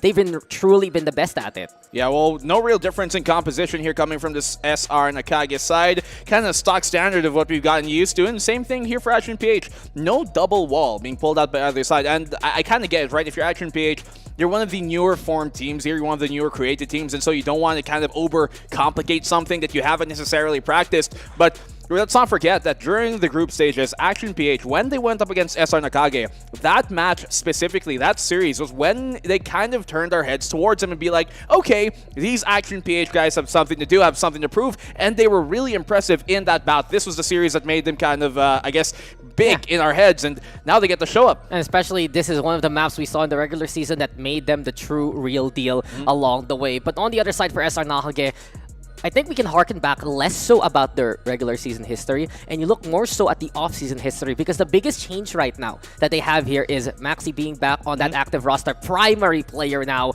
and you kind of look back to what they did before VCTPH, a regional run wherein they took down many a team, including teams like Alter Ego, teams like Full Sense, teams like ARF Team, who has been doing incredible in the Indonesian scene right now. And you have that throwback that also affects their map draft partitions, because with Maxi in, I think you just feel more comfortable about playing Ascent, because we saw them have a resurgence in Ascent when they finally brought him back. And Pearl, of course, a classic there for SR Nacague all the way back in the offseason. They faltered here in VCTPH, and with a roster like this, it's about reclaiming the former glory. We start things off though strong for Batman and Zid. NCG already off to the gates and running. Well, early contact to be made there towards A main, but the flank, it's ready. It's coming in for Nacague. And there is a turret, but losing that Killjoy now leaves that flank on open. No real way to check it, no real way to be ready. Nacague, they have a good flank on this. They have good timing as well. Action PH none the wiser. Here comes in Senior Carl, a double for him, and a triple to cap it all off. Nacague, a very decisive opening start. Yeah, quick heat check, and we are off to the races here for SR Nacague. When you see a round like that, when they're playing the advance and they get frags on the board, it's a wake-up call to try and tell the other team, we are ready to play. How about you? And with the counterplay versus that Viper wall, you don't expect someone to peek you at round 1 through a toxic screen. Just a little bit of surprise here from SR Nacague. They can pack a punch, and I do wonder which SR Nacague will we get today. Yeah, I like the confidence there by Patman, right? He sees the toxic screen go on up as a Sova. Instead of backing away, he just peeks it and gets a kill anyways. And Zin's there to back him up as well. So, Nacague playing the opening pistol really nicely. They're doing more of the same here, Action PH. They're trying to default, rather slow crawl towards A, but this time the entirety of the defense from Nacague going for that push once more. They like doing this. They love abusing those flanks. We've seen that, especially on maps like Pearl, where they really like to circumvent where they expect the opposition to be, and they're doing that once more. I honestly think like players from SR Nacague have learned a lot from Mid Matters. The master of the lurk, it's always about going for the circumvention. And just because of that, Action PH, they need to be absolutely on their toes. They might want to push forward rather than back. And it's a little dangerous here for Kevs, because he's not going to deal with only just one, but actually 4 members here of SR Nacague. Kevs gets one for his troubles, but Senor Carl able to make the trade happen. And does Action PH know that these are going to be many players? Derek, though, on the board, dropping on down to get Senor Carl with a high ground advantage here for SR Nacague. The gun disparity is clear. Micro, though, making a chance happen, but the swing comes. It's already Zin in position to shoot him down. And SR Nacague, they lose a number of players, that's for sure, but they still win the round anyway. Yeah, I think a good eco by all means here. Dax by Action PH, like you get the plant, you get some damage done. No way to cry about that. Yeah. Zen and Patman, they're alive. They get to save some of the weapons that they bought on up. Was that an excerpt? No, it's a stinger. But yeah, you see Action PH, at the very least, they recognize that. And within a round, they already recognize that that flank has been a problem in the opening round. So they do and make sure to check their due diligence for round 2. Yeah, strong adjustment. And I also love the fact that they had that turret on top Ness. Because of that, it allowed Derek to actually push. And it was his kind of warning signal. Okay, I can't back off towards the pipe area. I can't back off towards Maze because someone's there over at Belt. Those little things can really help Action PH out in a pinch. And especially with the buy round going. But Zind, this is an early investment. And if you want to break someone's economy, you bring out this operator. Surprise, surprise has been the factor for SR Nacague so far. That's ultimate confidence here coming from Zind. Round 3, operator out on your bonus. Who'da thunk? Makes more sense when they're closer to the blades or they have it online, but in this case, not even anywhere near. Senior Carl makes their first contact. They know B's coming. Just impressed for Action PH, so as they're now pushing towards the B site, they lose one sure. They still have the rifles to work with, and the operator is all the way on the A side. But Dax sets a Viper. Now they got no smokes to try and circumvent this off. Yeah, that's a problem here for APH at least. Well, Mid Matters. He's ready here towards yellow, and if they decide to go for the execute here, black and blue, they at least do not have to deal with the problem that is Zind nor Patman towards the middle area. Quick little scan though, trying to get some intel. Action PH playing it slow and steady, just trying to bring out the rotations as soon as possible. They're clearing out yellow though. Mid Matters still there. But Nacague, they're really smart about this. They're not over-rotating Dax, and that's exactly what Action PH want them to do. They kind of want them to get on this side and maybe fall on back, but it's not coming. Contact made, Blurred wins that opening bout. They're trying to take this site, and it's going to be given up by Nacague first. Yeah, I'm worried about their post-plant. You've been talking about the lack of smokes, and they still don't have the intel that the op is in hand. They're playing back, they're playing far, and it's Kev's going to be able to get that takedown onto Batman. Warning shot, though, from Zin. Now it's able to get the frag towards Yanagi. Looking for another target. Action PH, they need to get in cover and fast, and they're using the Thanos wants to just buy some time, but is Blurred ready for this one? No, it's crystal clear. Maxi's ready for the angle instead. 2v1 though, dangerous territory here for Zin. Picks up a rifle now. Trying to go for the 1v2 clutch. Finds a duel towards Derek. Kev's not ready for that one whatsoever. And it's just a small peek from the Nacague. The Cloudburst though in the way. An updraft now and to stay on top of things. It's Zind with stellar decision making to win the round for Nacague again. No way. I mean, initially it wasn't necessarily a smart decision, right? 1v2. You pick up the rifle, you still go for it to kind of half HP at the most, with armor especially, but then he still just somehow wins it because he's just that much better. Zind, so aware of what to do here in these situations, even with his back against the wall. And that could have been a disastrous round by all means, because 1v2, operator in hand, you could have lost a big investment early on, and that would have broken their economy. But Nacague did the right team to make it happen. A bit of confidence right now from SR Nacague, get the ballsiness, and it was a two-part thing. Small extra space he was able to buy with the Cloudburst. Since he threw that down towards the spike, you can't actually peek it from Covey as well. And the timing he had towards Kevs, catching him backing, catching him ill-prepared. Sometimes you just need to go at it, and SR Nacague, that's exactly what we're doing right now. Here we go at the end though. Zind misses the first shot, but he doesn't miss the second yet again. Blur goes down, and Action PH is drowning right now versus SR Nacague. He was mid-dash too. He hit him on that dash. What a flick. Oh, no one saw that dart. No one saw that dart, Partman. He's still good. He gets a one. Could find a second, but Mid-Mathers is there to back him on up in case the fight did go astray, and that it was. The trade's coming from Kevzy and Derek doing some work. And now they have A-side control for the most part. With the stinger of all things and through the wall. You know that the bullet penetration on that stinger is on the lower side, right? Crazy to think, but it's not done. Derek now versus 2. Senior Carl still has the resurrection, and of course, what's SR Nacague without the flank, without the off angle, and even everyone getting on the board there to make it 4-0 right now. It's not just bonus time here for SR Nacague. They are running away with this start here, Black and Blue. Yeah, great opening start, especially on the defensive side here by Nacague.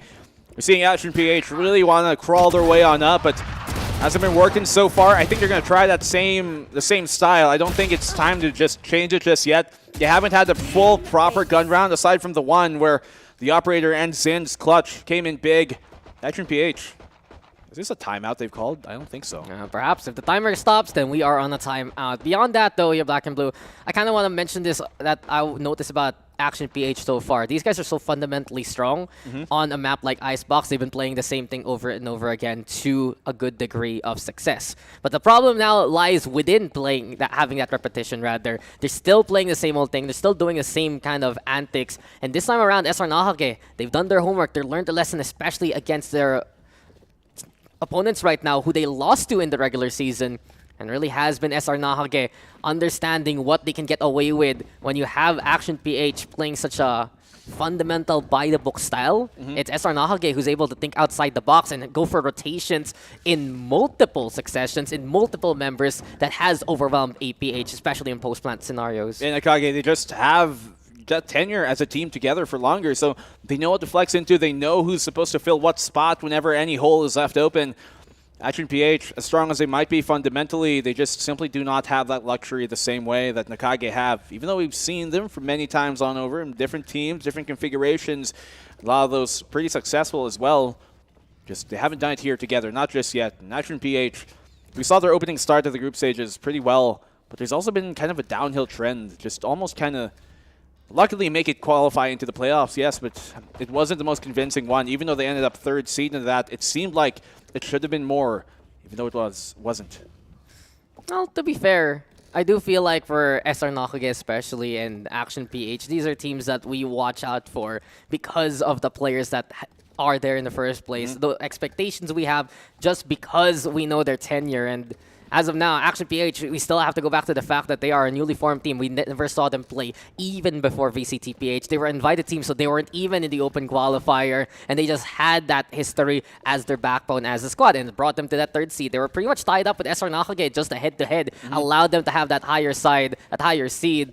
And I'd say for SR Nacague, it's that glory that they had on the offseason, representing the Philippines, being the primary reason why the Philippines was still there in regional competition. We expected great things from SR Nacague. It's been hit or miss from time to time, but glimpses, especially what we saw against GameLab.Alpha, that's our SR Nacague that we expect to show up here at the PH side. I mean, to be fair, I think Action PH also do have kind of that same almost just tendency where they come up big against teams that we know they should be beating.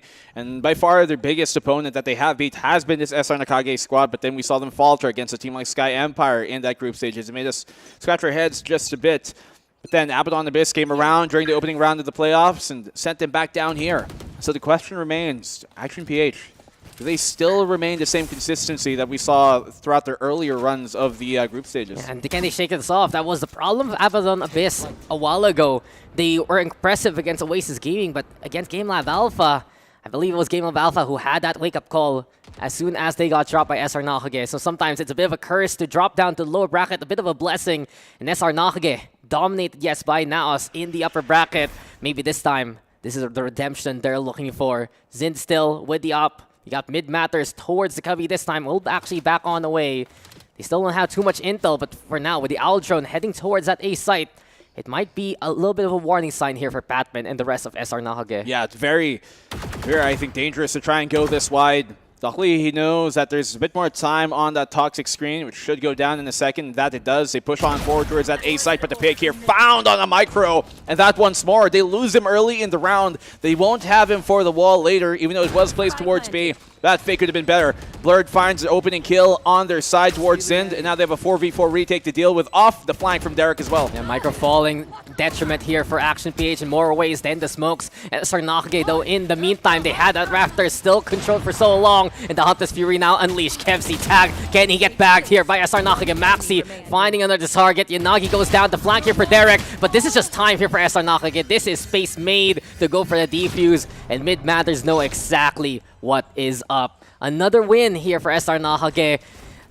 I feel like Black and Blue, I'm being proven correct here by SR Nacague right now. We either get 100 or 0 from them, and right now this is 100% strength from the defense. Oh yeah, definitely so. And just some timing things not working out in Action PH's favor there. Derek not really finding the proper time to try and, trail the rotation coming in here from Mid Mathers from B towards A.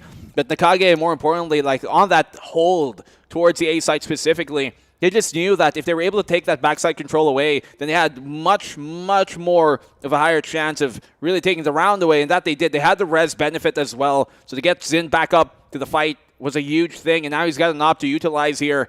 They had the lockdown. They have a Hunter's Fury in the opposing side to destroy Maxis, but ultimately enough, Action PH, I think this is a rightfully so-called timeout. And they need a round and fast, that's for sure. And none of the things they're trying to do are working. Losing micro early, not one of your best clutchers right now, but also the smokes that are absolutely fundamental to stay away from SR Nacague and their swings. Reasons why Batman can still play in locations like that, reasons why this operator is still a big threat is because they lose micro too early on, that you pointed out twice already. Also, one of their stars here, Yanagi, unable to find any of the frags at all. He's always caught out in such awkward spots by SR Nacague. It's really more so the rotations here and the movement of SR Nacague making the Action PH post-plant especially difficult. And you need some of those star players to wake on up. You need some of those fraggers to actually bring the clash back at SR Nacague, and Action PH are failing to deliver, unfortunately. Well, so far, not too good here for the Action PH squad. It's Nacague have been looking stellar. Timing, Senor Carl, he finds a contact, but he eventually could have won it. It's Derek who comes out of it on top. Blurred finding one of his own as well. And the 5v3 suddenly turns Action PH's way. Action PH, they need wins like that, battles like that. It's dangerous to go for the repeat, sure, but now Zin over onto the backhand side. He's ready to come from the T-spawn. Yanagi, though, finds Mid Matters, finally gets on the board. Up on top, though, Zin still knows exactly where the opposition are. Operator in hand, but does he know there's someone in tube? No, Derek stuck around to get that takedown. Patman now versus 3. Low HP on Derek. He's trying to go for the wall bangs, but can't find him in time as he crawls through that tube area. This is just a good round here from Action PH. A quick execute to play out that mid to B push. And Patman crossing, finds a target, but Derek ducks for cover and takes him down to get the round. Patman was actually a lot closer than he knew to getting the kill there on Derek through the tube, but rightfully played there, I think, by Derek to just wait there in that tube, holding control of it. He knew the flank was going to come, because it has been a tendency that Nacague have shown here so far on this Ice Block map. When they know the lane is open, either towards A or B, they're going to push that main, and they're going to want to make sure that they have control deep and have information as well, and map control, as I talked about. So Opening kill here, somehow working his way, and they benefit off of that tenfold. It was so close, though. Two players were 10 HP or whatnot. A single bullet could have did them in. And that's Nacague. They know they still have the money. They still have a bit to work with now. Rebuying, as a few of the rounds have been costly. It's not the biggest treasure trove here for SR Nacague, that's for sure. But the rifles still at the ready to clash against APH. And keep an eye out for Action PH. Playing those defaults in a slow, steady pace at the start. It's such a conditioned response already. You owl drone towards middle from that area just to make sure no one's pushing through middle. Those are the things why SR Nacague, or the reasons rather why SR Nacague play the flanks early, just to make sure APHs are always on their toes, and that's extra time the defense can work with. That's extra space they can work with as well. That gives them information, and the lack of information is information within itself. So Nacague, they know that. They know that if it's silent, if it's quiet, they probably could be clear. They pulled the lockdown early, arguably prematurely here. I'm not too sure what set them off for that just yet. Might have been just precognition, but they have the wrong read on this, I think. The lockdown comes on A. As soon as they see that, they have to go for the rotation. And they know already, Action PH, this is a committed position. Can't be because of the lockdown they threw a while ago. Viper Spit, though, gonna be the answer towards the backside. Action PH trying to wade through the waters, but mid matters yet again, just able to stifle Yanagi before he can really do anything into the round. Blurred now going for the spike land up top of that nest. Hunter's Fury gonna be the call, and Kevs finds Batman along the way. Action PH yet again, brute force is the answer. They had to deal with ultimates, and they're doing so stellarly. Generator right now, getting the angle. Kevsy will get the third one there before he falls, and Maxi cannot fight back by 410. Action PH, one more time and one more chance. Big round here coming from Kevsy. We saw the perfect timing there on the snakebite coming from mid Mathers. He knew that after they walk into that Viper's pit, the snakebite might as well there be a nade. And knowing that, knowing the default was denied, he knew that if they went to plant for the nest there, they could simply spam it on the defense. So what does Kevsy do? He applies extra pressure on the attacking side with his Hunter's Fury, gets a kill off of it, finds a follow-up on the rafters, and then follows up as well with a shock dart. So really great round, and that's the type of support you need to gain these rounds for Action PH. And Kevs just looks so comfortable on that Sova. One of his signature picks, even before those Naos days, way back when. Really has been one of the veterans. Again, all of these players, mainstays already of VCTPH especially. But here we go again, mid matters. Catching out Blurred with the Sheriff. Eco round here for the side of SR Nacague. In Action PH, it has been dicey. They need to find a convincing round here and now. Well, they've made that contact towards A, so they know heavy presence is towards here. Action PH. The question is, do they continue? They use the res, which by all means is a pretty good return of investment here for Nacague. They get that ultimate out on the round. They're not expected to win anyways as Kevsy finds a kill. Still a 3v5, but I think it's ultimately doable, or at least damageable by Nacague. But Action PH, they want to have a round like this where everyone's still alive here, Black and Blue. They want to have that money that they've been denying SR Nacague, honestly, from the streak they had so far. And Maxi now has back on the way from the maze. A nice lineup made with the snake bite. Quick little dash by Blur to get into cover, and it's Action PH now knocking on the doorstep towards that A side. Backside, the only place of pressure, and it will be relieved by Kevs yet again. Another triple kill here for the Sova. He's really lighting up the scoreboard here, Black and Blue. Look at how many kills he has right now. And look at how many ultimate orbs he's already farmed up within these past 2 rounds. That's 6. He only needs 2 more, so by all means, he could have an ult by the end of this round, gets a kill, gets a plant. Pretty nicely done. And as we talked about, yeah, this is kind of their farming round a bit here. And the benefit of this too as well is that that res that they utilized, since it's early in the half, we're only coming to round 9, they have time to build that up still once more, especially if Yanagi can start to get himself going on the board. Yeah, it's been a relatively calm game, so it's all about who can bite at these angles. And Action PH, they've been at least front heavy this time around. Sure, it's been problematic for players like Yanagi who can't really contribute with how SR Nacague are playing this defense, but the backline there, Kevs especially, been absolutely instrumental. I'll give props to Derek too. A few rounds where he gives Action PH chances here, even at, I'd say, at such an unfortunate circumstance. But SR Nacague, yet again, playing the advanced position towards pipes. And Action PH just way too close for comfort right now. Derek over onto the corner. You can see though the turret getting some vital intel yet again.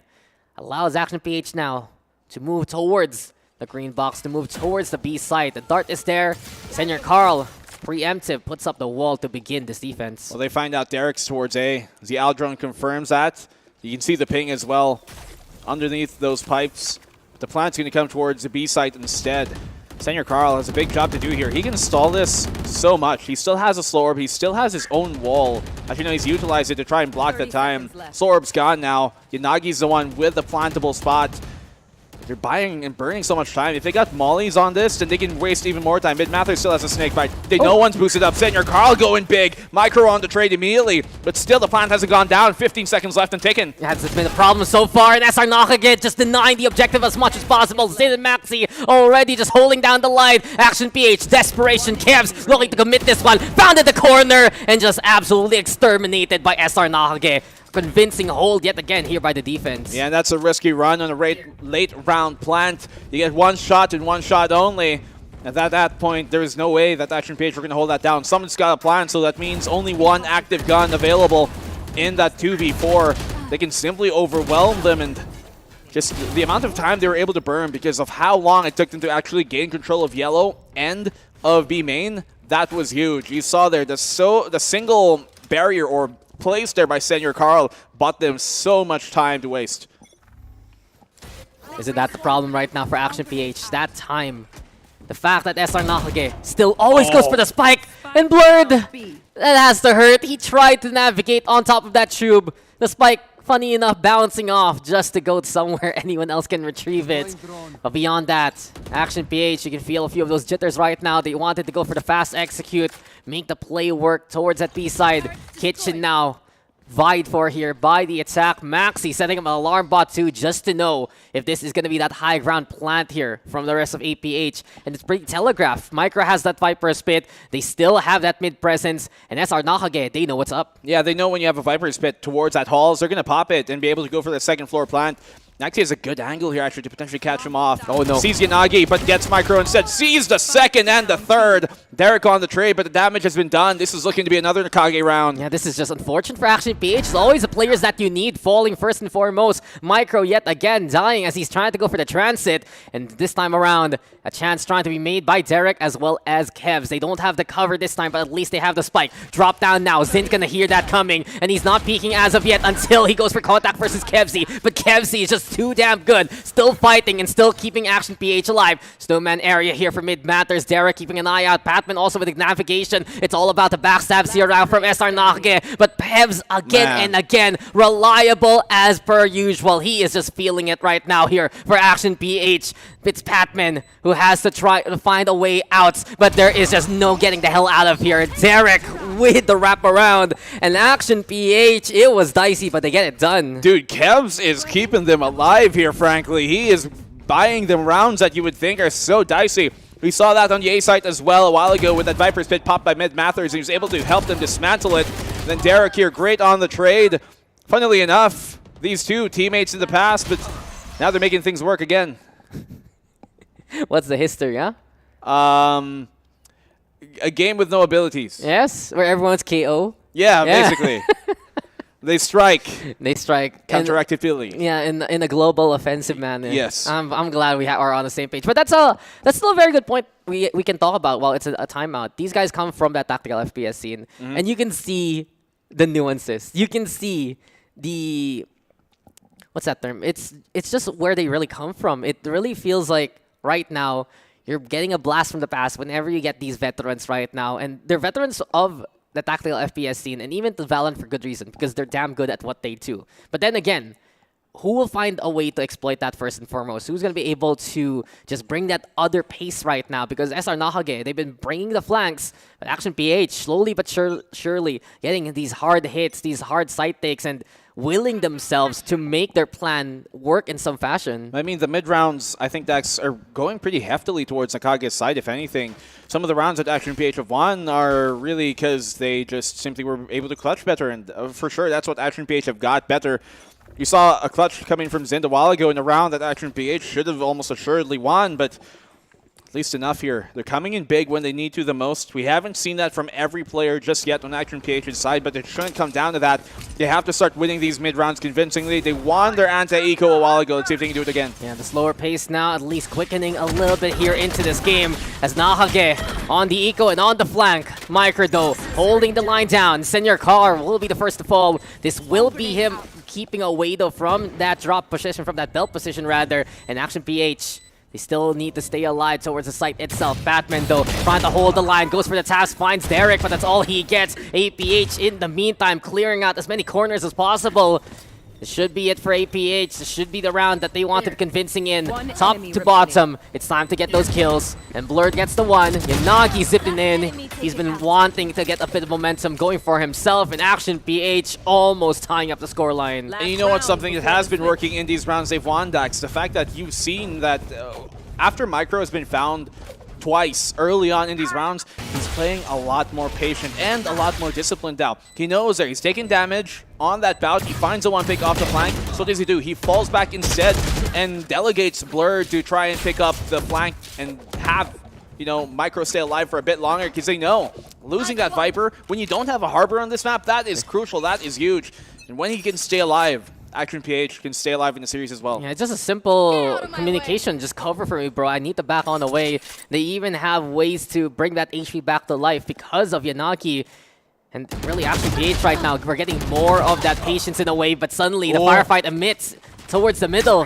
It erupts in favor of Action PH. Quick strikes, 2 get 3. Mid matters. He's trying to be the poison pill right now. Time things right to find those takedowns, but he looks for the peak. He's baited out by the orb being taken. Senior Carl with the resurrection. It's the last round of the first half anyway. The blades are out, blurred. The Hunter's Fury hits its target, and they know Patman's there. Nice shot from Patman to get the one flying up high in the air. But in a 4v1, this should be APH tying up the scoreline here. Yeah, I don't see this coming from Patman. 8 HP. 8 bullets in the mag. A lockdown. A lockdown. A Viper's Pit. And a shot to the face. Well, maybe to the chest. Yeah. Yeah. No chance. Yeah, Action PH, I think to get that type of round is huge, Dax. They just completely stopped whatever momentum that, well, Nacague have been building up on here early in the half. And a lot of times you see teams that close out the opening half really strong are able to bring that momentum to the second half. And we know that Action PH, they're one of the teams to completely pull that off. Yeah, and just looking at some of these stats here from Action PH as we're getting into the second half, most of their games have been dominant. We don't count the Dallas one because Dallas, again, just way too strong on the map like Icebox. But I look back at that matchup against Puggers, and this was a similar story where it was the Puggers pulling away from Action PH. But even before the first half ends, they would have the adjustments, they would have the answers. And you mentioned a while ago that just the way APH is able to adjust on a round-per-round basis, especially also after timeouts, it really has just been the fortitude of these veterans who know what to do in a given map. Oh yeah, completely. Like you saw Kebsy coming big in the fragging department, right? But one cannot understate just how reliable he is as well in making sure that the entire team is kept on check when it comes to being intuitive and disciplined in their gameplay. Micro is also a player who has always been about that brand of style. He has never been just a gung-ho guy. He always wants to play the most cerebral way that he can. And having those type of veterans as well as Derek on this team, huge for this squad. Now Action PH on the defense to make contact towards that A. It's going to be Zen trying to be the spear. He's got a Sheriff in hand. They have a lot to work with here in terms of the utility to hold down the site. And Maxi, he somehow finds a kill here on the Blurred. That's a big pickup here for SR Nacague, but Micro this time holding down the line. He also brings damage towards Maxi. So a single snake bite, that might be enough. It spreads. It gets a single tick of damage. Luckily for Maxi, never mind. He's actually dead. Where'd he go again? It might have spread. He might have stepped on it. The floor is lava, but in this case now, it's a melting point as we're into the 3v3 scenario here. Black and Blue can keep an eye out on the middle. It's Derek versus the Sova of Patman. He backs on the way, realizes that this is going to be the A-take coming his way. It takes a while for the Classic to break that wall down, so it's able to fortify, and this allows the plant to happen. Well, tried to jiggle back into it, I think. Oh, kill here coming from Derek. Leaves him in the 3v2. Zind, Sheriff in hand. I'm not too sure if he's going to make this work. They know where they is. He's dinked him as well. There isn't much of a chance to try and dismantle this hold. And there we go, have it. Yanagi trying to play parkour. Here he goes yet again, up top of 410. Derek's there too. In Action PH, they leap into action, and they just get such a star-studded approach into that one. They stay alive, and they survive. They win the pistol here in the second half. 6-7. Action PH. Momentum. Keeping it on, Dax. That's what we talked about. And the first half strong continues. The second even stronger. And Micro to get those opening 2 kills somehow. Double dink on either player with a mere classic, and they had the firepower advantage. That's big. Those are 2 sheriffs, I believe, that they brought into that round, and yet it's Action PH who come out of it on top. Sheriff forced up here by Zind once more. And when Nacague can't get their usual kind of picks going on early, as they really rely on a lot of times their mid-round, that's where they struggle. We've seen them adjust well before, but against this Action PH team, they've been a complete heel. And Action PH, we also saw in that pistol, that might be the beginning of how they're going to hold down this defense. If everyone can keep the lines up, keep angles away from SR Nacague, and win out the duels to prevent the flanks from happening, then that's exactly what they need to do against a squad of the caliber of Lurk of SR Nacague. I'm keeping an eye out, though, on players like Derek, players like Micro, and of course Kevzy, who's had such a hot start in the first half to do that job. APH, they have the guns anyway, so it's just all about staying away from getting overwhelmed here by SR Nacague. Yeah, they're making sure they don't have to overcommit. You can see Derek on towards that B side, playing all the way back, letting his turret make the contact and swing off of it when it does. The rest of the stack here on A, prepared to trade. It's blurred up front with a Sheriff, but right beside him, he's got some backup. When they do make contact, when Nacague exploded, they still like stall onto this. Micro finds a 1, blurred finds a 2nd, a 3rd, and a 4th. Here going Action PH's way. The last 2 here with a single shot as well. He's the one without the rifle, without the Spectre, and then he's the one who gets those kills. Blurred impressing this time around. A flawless hold here by Action PH. And they know if the slow pace can work out in their favor, they're going to feel so comfortable here, Black and Blue. We go back again to the history of these teams, where they come from, and just players like Blurred Blade, like Kevzy, they're just so safe when they're just going to see these players walk up to them. The Sheriff even, that was a collateral near the end, right? Just some extra damage to add insult to injury. Yeah. Nice shot there coming in from, well, really Action PH in general. That mere elbow presence hit him in the chin. Enough to knock him out. But Nacague, they got the gun round here to utilize. Action PH, though, they've got Bulldog to try and equalize the odds just a bit more. Lots of utility placed on A. I like this. You have that heavy utility stack towards A. It's like a bit more effective for that util to kind of stall out the Nacague rifle by here. And have the defense on B push up forward, clear that information out. They're going to suspect the mid push. You can see the ping on it. They know that the mid flank could come possibility as the A side comes in. Yeah, SR Nacague already in position to keep the pressure on this A side. Difficult scenario here for Derek. He's forced back to stay at the backside, cornered and caught by Zin to begin with. SR Nacague getting a plant going. Maxi, though, holding down the back line. This catches out players like Inagi as well as Micro. Retreating now towards the middle, and Batman also advancing just a little bit here. But Kevs and Blurred on the board yet again. Action PH now an angle here and a chance to make it back towards the objective. Blurred dashing on, getting over to the opposite side of the site. Here comes the spam, but they can't find the target. Yanagi's just defusing. Yanagi's just sticking it. And Action PH, nicely done though, win out the round. Wow. They even take down all of SR Nacague to boot. And what a way to win for Action PH. Despite the disadvantage, they get it back going anyway. That was so smart here coming from Action PH. You see how they waited for that contact to be made by screens before Blurred peeks out, and that's great discipline from such a young player. That's the only time he jumps out, when he knows the contact's about to be made there towards that screen, and when they do, he takes space immediately by dashing on the Jenny off of the information by Kevzy once more on that recon to clear out the elbow side. And Action PH, their veterancy, it's showing here, full colors bright. This is looking problematic here for SR Nacague. Action PH, incredible in Icebox. Riku said so, especially in the panel. Map 1 Icebox, that's the way they go at it. You give them Icebox along the way, they're pretty much bound to make it at least a contest. Most of the time, almost all the time, honestly, a victory in their favor. APH also retreating here on the defense. They know they have the gun advantage. They won their bonus. They're happy to stay back. Nacague will get the spike planted, sure, here, Black and Blue, but we saw what happened last round. Can APH emulate it yet again? Covering fire. Derek almost had the shot, had the reload, unfortunately. Zin finally goes down. All right. Round here looking pretty good for Action PH on the retake. The shot, though, connects from Senior Carl. Kevzy not realizing he was exposed just yet. Still 4v4. They have the weapons advantage. absorb on the peak. Derek finds a kill. The post plant is set. They know where the spike is. They know it's towards default, so they're going to have to take control away from the front of the site. The damage being done here towards Blurred. He dashes out the way to safety, but the barrier is going to keep him safe for the meantime. They can't defuse this. Maxi finds a one. Yanagi on the second. Derek on the follow-up. It's all on the Maxi with a shorty. He's empty. He can't knife him as well, but Yanagi shuts him down. The defuse, it comes in. They got time, and that's a 10th for Action. And that got pretty dicey there near the tail end. Action PH just clearing out every single part of the site as much as possible. In the end, though, something that Action PH has been able to exploit over that A site, verticality. Many a time trying to play around the nest, playing alongside those ropes. We go for a timeout right now because SR Nacague, they haven't gotten a single round here in the second half. But checking out a bit of this replay here. Well, look at how Yanagi's position. Who plays parkour on a map like this? Only Action PH. It's no dying lights. It's just absolutely bright spots here from 8PH right now. This defense is just manipulated by how mobile they are.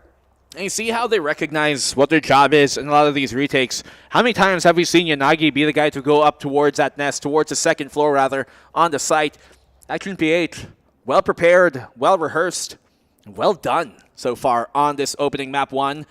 Blades out for Blurred. He can utilize that if it ever does come too close for comfort, as the op is pulled out, more importantly. But Nacague, no ultimates just yet. They're very close, at the cusp of bringing it out. And this Maxi being pulled in, he's been performing well, yes, so far. And he was really one of the biggest reasons why we thought, they're performing well during the offseason. We saw him out for the most part during the group stages, but they're not bringing that same success we saw from them when he was playing during the offseason, at least so far here versus Action. He's having a good game, though, that's for sure. Yeah. And he has really proven it. He's back on the board.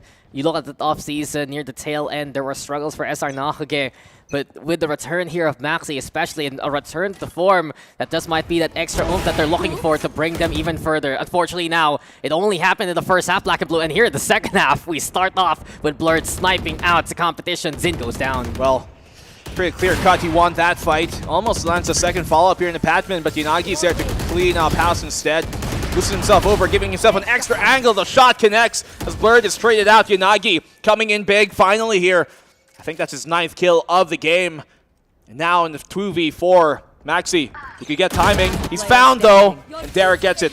Derek's been doing that all throughout the game. He's always using his turret as a second fragger, a second helper, and making sure that he's double peeking effectively just on his own. Mid matters now. The only one left fighting back versus Micro. Kevsey still with yellow control, trying to go for the wraparound. Back on the way. Exposes his position though because of the wall. And even better! He does go for the maneuver! Playing like a damn fiddle! It's harmonious for Kevs. My goodness, that is where you see that experience come on out. The intuition. Did I not tell you that Kevs is one of the most cerebral players we've got? He uses that shock dart on the back of the yellow, and he knows that if he ever was there, if he was waiting mid-Mathers towards that back yellow, he'd certainly backtrack towards a spammable position, and that he does. Second bullet connects. That's all he needed. This is the outplay potential of this man. 24 kills right now on the board. This is prime Kevs that we are seeing here. We saw him have a bit of an Oasis run also at the end of last year. But here in Action PH, he is back, he is strong, and he is going for more as he's going to set up that Owl drone. SR Nacague throwing whatever they can this round already. The lockdown into play. Microdo over onto the wall, and he peeks, but he's caught out by Mid Matters. Good protection here by SR Nacague. Blurred though makes the up count yet again. Viper Spit gonna be the answer right now for Nacague. They're setting up towards that A site. It's an advance towards the screens, and the plant goes down. 4v3. No ultimates here on the retake, but Kevsey equalizes the odds. They drop the Viper's Pit, which is huge, absolutely, here for the retake potential. The Blades up for Zind. They don't have any much vertical control, but they do have a post-plant situation.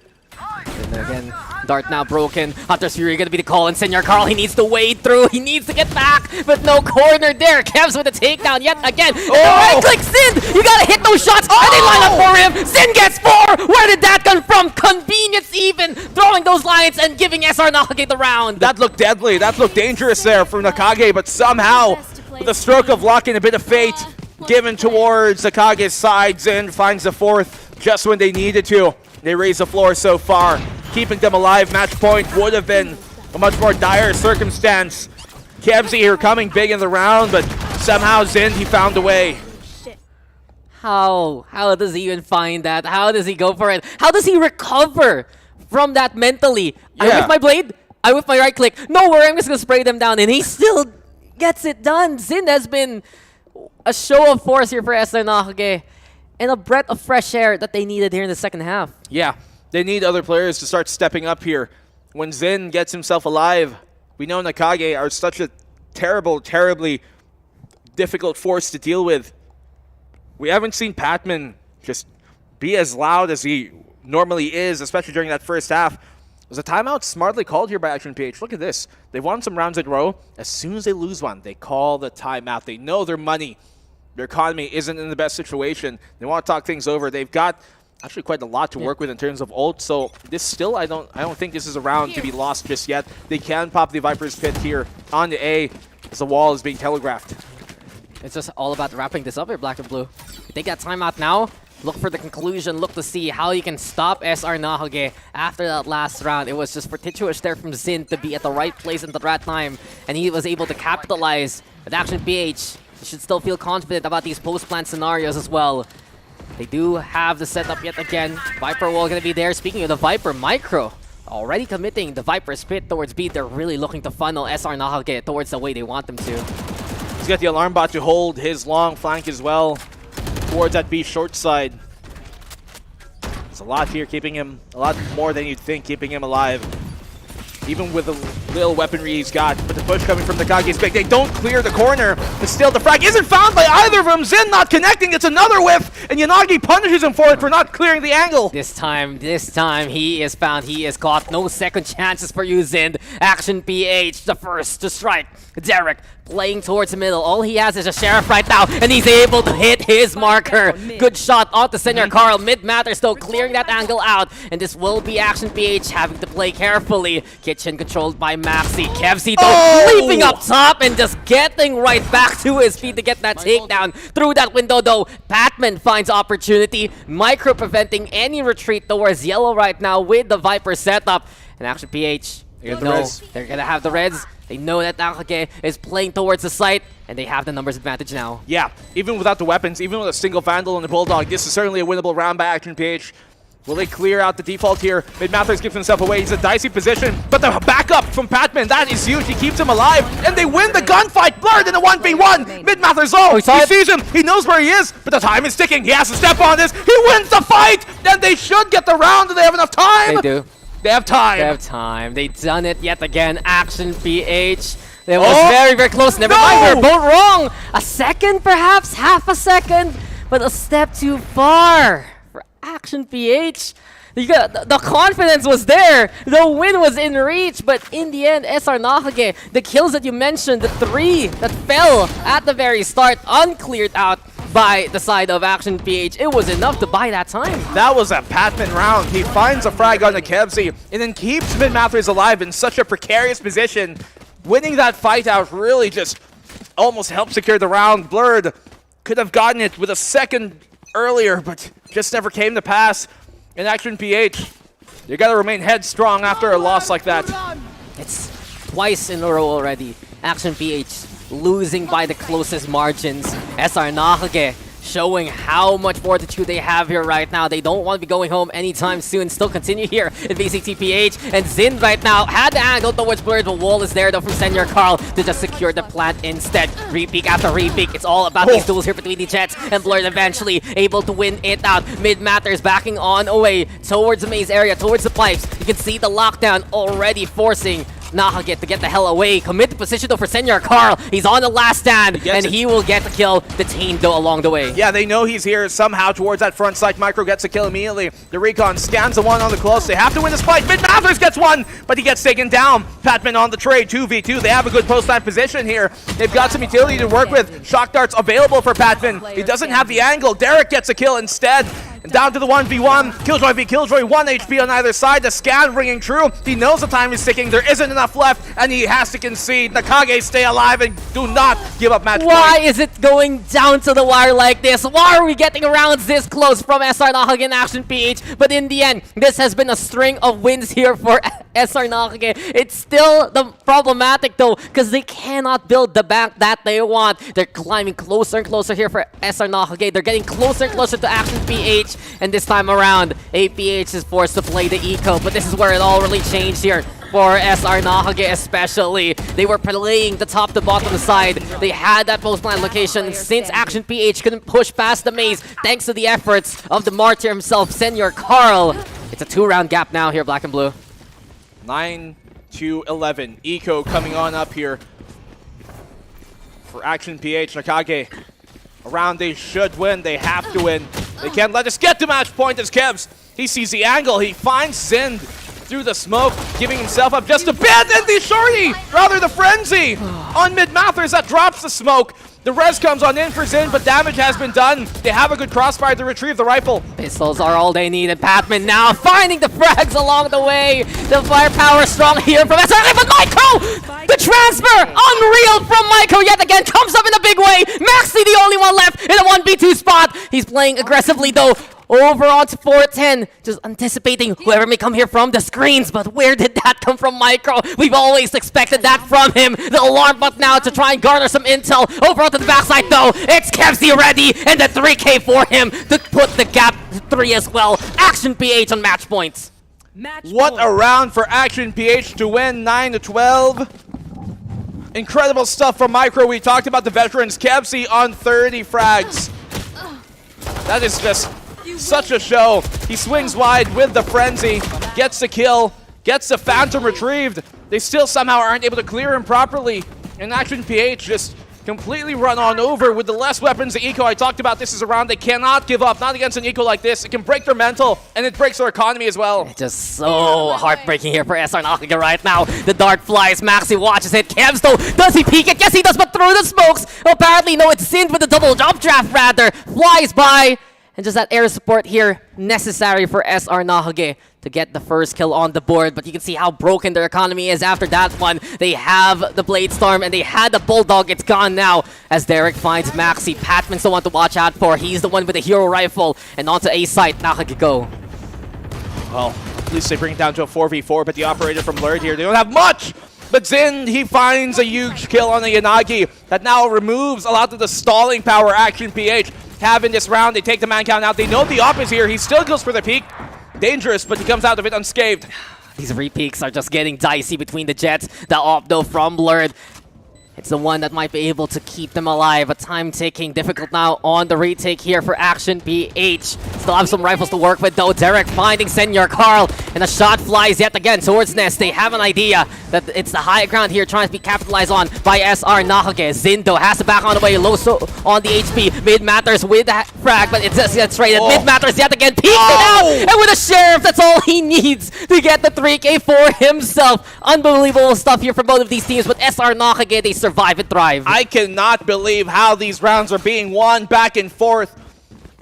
The Vipers on either side coming in big. Mid Mathers utilizing that elbow control. You saw him crawl on up as the wall was still up. He uses a defensive wall by Micro to let himself get into a better position. Finds Derek, finds a fadeaway on the Micro and Blurred then after. And Nacague and Action PH just giving us a hell of a game. It has picked up the pace here in the second half. It's a wake-up call here for both of these squads. And SR Nacague refusing to lose, refusing to budge, but Blurred will dislodge Zind from any kind of impact in a round like this. The aggression we saw a while ago at the start of the map by SR Nacague returned to sender by APH in a round much crucial. Yeah, it's back and forth. Action PH won an eco. Nacague won an eco right after. And could Action PH continue the trend? Not the best buy for them. Last round right on after, if Nacague win this of the regulation, they lose Zind, who has been very important in taking that space and finding him the early picks. How do they counteract this out? How do they adjust their wall committed towards that A site? They're going for the B plant. As a Nacague, they've been finding ways to just go for those double ups. They have the pit. They have the pit. They need that map control and fast here in regulation. And Maxi getting into the corner. Does Derek know that he's that close right now? Hero Guardian though, trying to find the taps. Hunter's Fury also going to be called here. Maxi and Derek apparently getting the tickets. But oh no, Derek has the hurt in the line of fire. Didn't expect that he had that little HP, but Kevsy at least, He's able to go for the recompense. Finds a takedown. Advantage now see him. here for SR Nacague. Micro from up top. And will the pistols be enough again for No Action way. PH? The eco state is all they need. There we go with a peek from Kessie. Senior Carl will get the takedown. By the other one, but the numbers are too overwhelming. And Action PH, in the end, they will take the victory. The blades from Blurred will be the last thing SR Nacague sees as the thrifty win. The thrifty round is how APH finishes this off. My goodness, Action PH. Always relentless, always formidable, and so fierce on those ecos. We see them be very smart in converting. We can see the laugh on the Kebs. He knew what he got away with that 30 bomb in this game. And he just kept them alive when they so desperately needed it. They just weren't allowed to play at the start here for Action PH. They weren't allowed by SR Nacague to get any kind of footing at all in the first half of that first half. Yeah. But moving past that, the resilience, the fortitude, and just really that reset that put these players back on the board. It all started with Kevs, as you mentioned, but we saw moments there from Blurred. We saw moments where players like Yanagi, who had no impact really the first half. Whoa. He was I'm gonna be real with you. Oh, that's my brother. Your brother, yeah. But I'll be real with you. He was always dead because he's putting the spike down, right?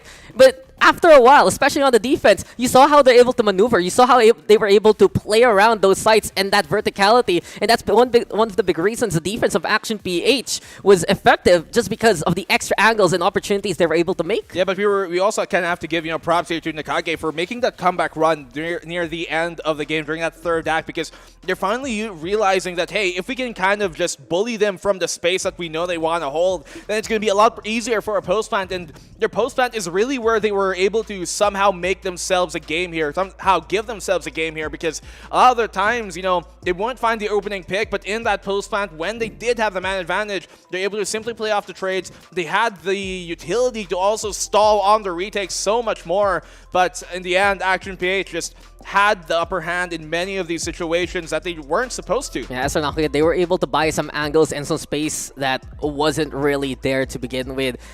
It was just that will to still stay alive, always the close margins in that small little streak there in the second half. But when Action PH found their footing, found those wins, it was just pretty decisive.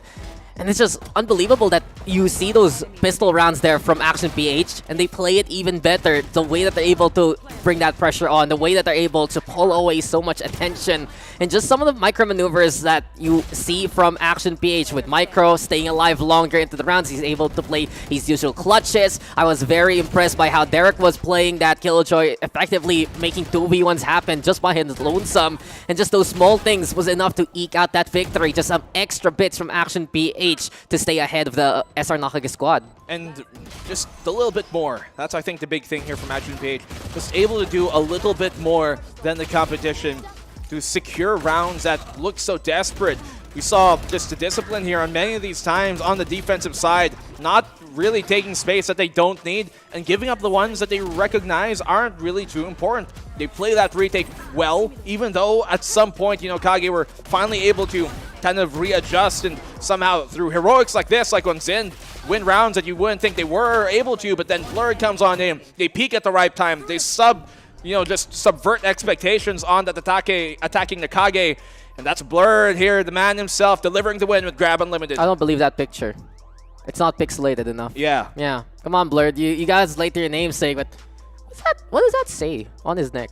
I don't know. I can't read kanji. Okay, we'll call Asarai for that one Yep. day. Maybe he'll know it. But Blurred, he began the round with a kill with the Blades. He also ended the round and the game with the Blades as well. And from Action PH, that was just such a heroic one, especially after seeing such a dominating scoring at the start of SR Nacague. But Icebox really has just been their comfort map pick. I mentioned it a while ago that even they see themselves looking at the other side of the barrel, they're able to climb their way back up. And you can see it here. Close margin, sure, but the win nonetheless. Action PH always ready for the competition on Icebox. Now I'm kind of worried about map number 2 here, Dax. If you're a Nacague fan, Ascent is where we're going to be, and that's where Action PH sent them to a lower standing during the group stages in the first place. So it's going to be, I think, a very, very difficult thing for Nacague to do. But they're a team that we have seen to be able to show up and knock it out of the park. Not the best win rate so far in it, but that can change here when we come back from the break.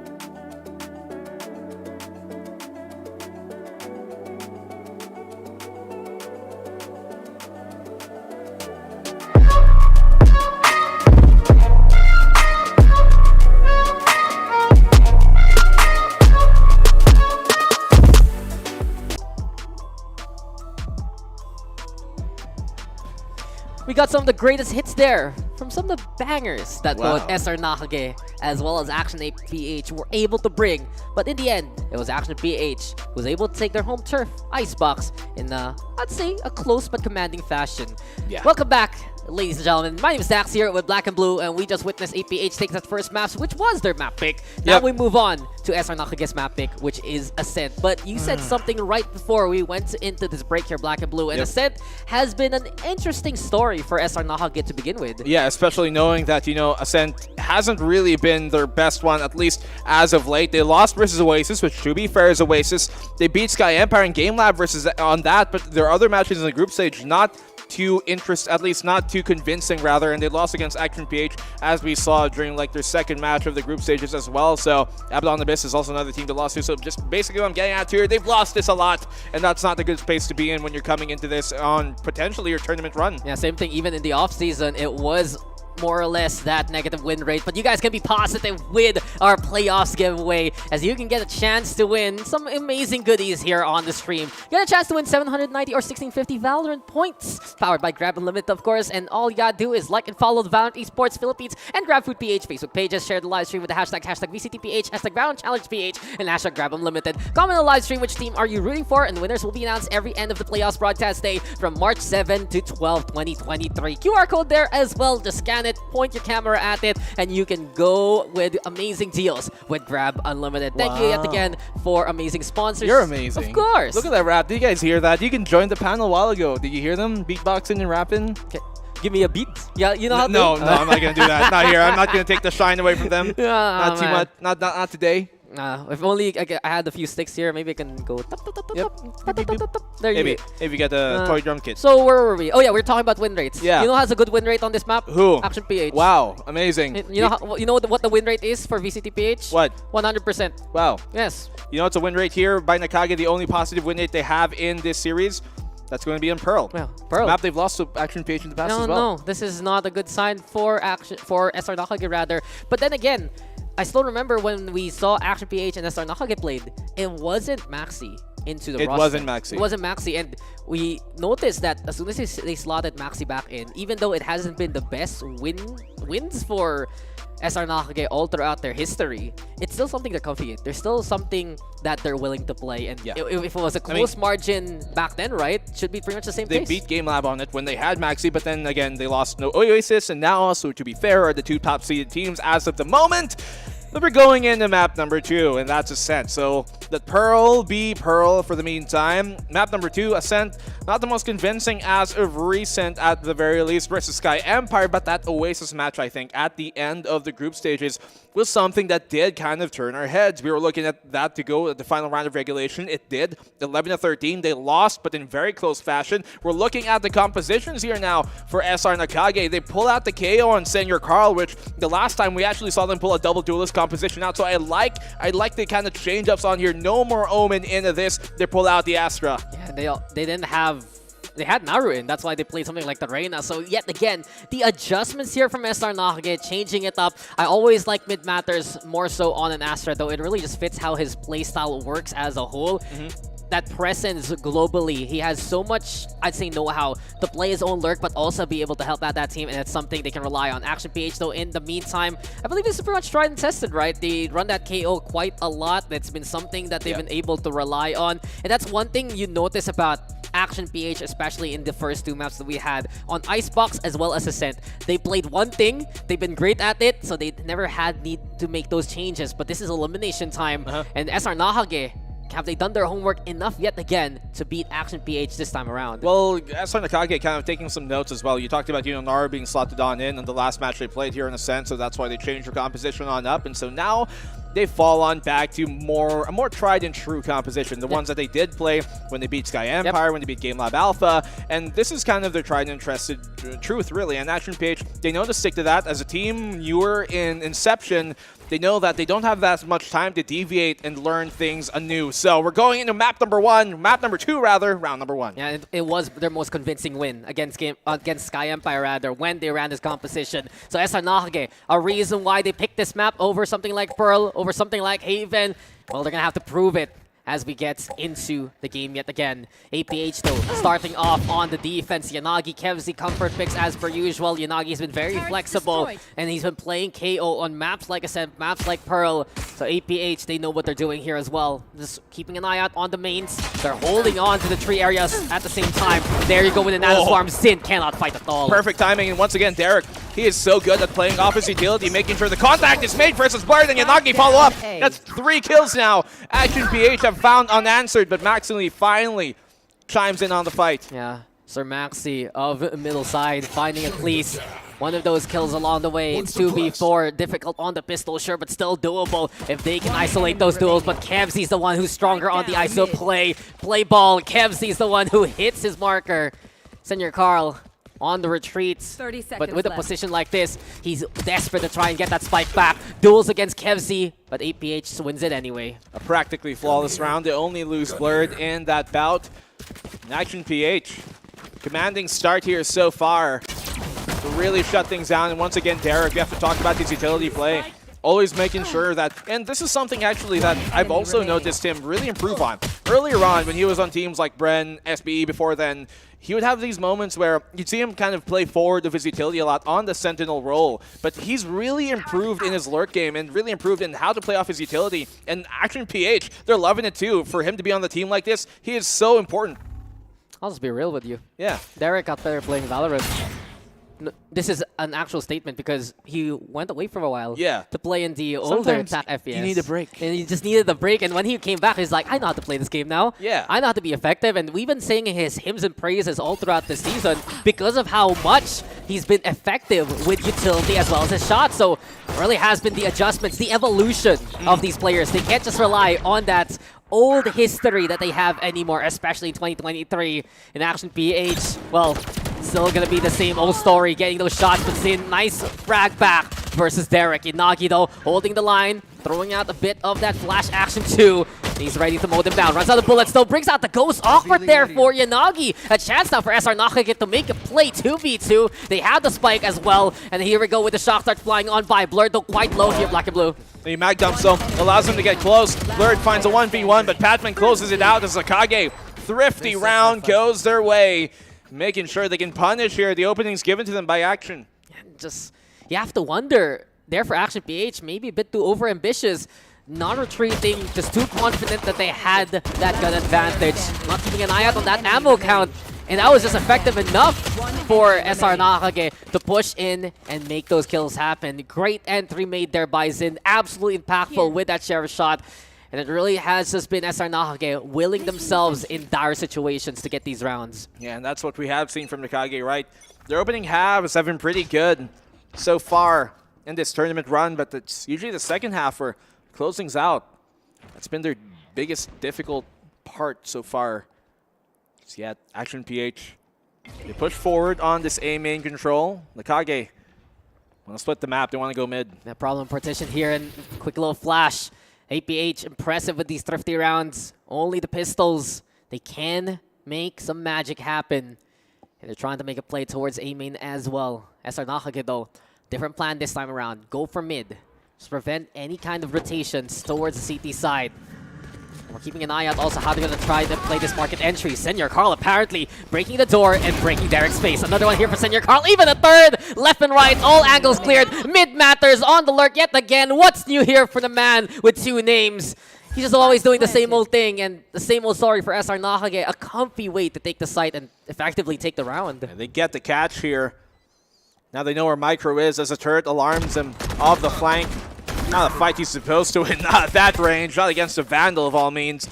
The Patman clears on up, and Nacague, it's how they have to play these type of eco rounds. We've seen Action PH really use that aggressiveness, even on the defensive side, that aggression to win these thrifties, but not going to let it come back towards their way. It just has to be a confident approach here from SR Nacague. They can't second-guess themselves when Action PH are playing thrifties. And you can see, as soon as they peek through the market, they were able to just go for such a convincing clear. They even had pressure towards main, forcing out the smoke to be thrown that way. And it desynced the rest of Action PH over that A main area. Just because he needed to help out that other site, A single peek there versus the gun advantage. It's a difficult proposition here. And now APH though, they have a new line though to cross here. They have a new line to write on this contract. An operator into play for Blurred. Got the flash ready. Rather, the 0-point paranoia as well to counteract that. Does it connect on the Omen? I believe it could have. They don't have the paranoia in the air. It's thrown on out. The frag not found by Nacague. They're skipping through. He gets it down, but Zind is there for the trade immediately. Mathers finds Micro, and they come out of this bout on top. Yes. The rifle's not working out. Nacague is just on site already. Bring Senior Carl even back to life. It's just convincing way to make the clear happen. What happened to the op? Unfortunately, nothing. This is an answer here from SR Nacague, convincing yet again in how they're playing the entries well. The execute towards the site has been strong, but Kevzi able to pull his weight and more too. It's 4v2 now. Derek picking up the operator. A small chance here for Action PH, but they're thinking about it. Derek actually just going to retreat, so exit frag's going to be the answer here for Kevz. Tries to back on away. Patman with the catch. And at the very least, APH able to save that operator, but SR Nacague just looking so strong in how they're taking these sites away. Yeah, should have been a save here from Kevz. And now that they know it's a 1v4, they're going to be much more confident in trying to hunt that down. You never want that when you have the op early in the game. Derek finds a kill. Should be safe for the most part as long as he backs himself here into a corner. And that he is dangerous, but they come out with the op at least. It's something to work with. But you can see for SR Nacague, if they're willing to just play towards these sites immediately, right? Middle's not going to be much of a problem at all. Middle's not going to be part of the equation in Action PH. They're thinking about right now how they're going to put Blurred on this map. Where will he station? How can they get impact before SR Nacague can get that plant going? He does actually go for the commitment towards B main. It's a good raid so far. They also hear a bit of that star action as well. So at least SR Nacague, they're going to play it slow. They need to get that intel and figure out where the operator is. They have that to try and equalize the odds. It's the only real big thing they have to worry about right now in Nacague. Unless Kevz somehow gets good timing on this Hunter's Fury of his. Information here gathered. B-main presence is aware. The shot, oh, it connects, but not enough to get a kill. Yeah, Patman's still alive. He's limping, sure. But they'll be happy to survive to help out in a pinch. And one thing he has here right now is the Hunter's Fury. So if he can just play back anyway, he can still help out the plans here for SR Nacague. Not only that, though, double back yet again for SR Nacague in this instance. They've really mastered the art of that rotation.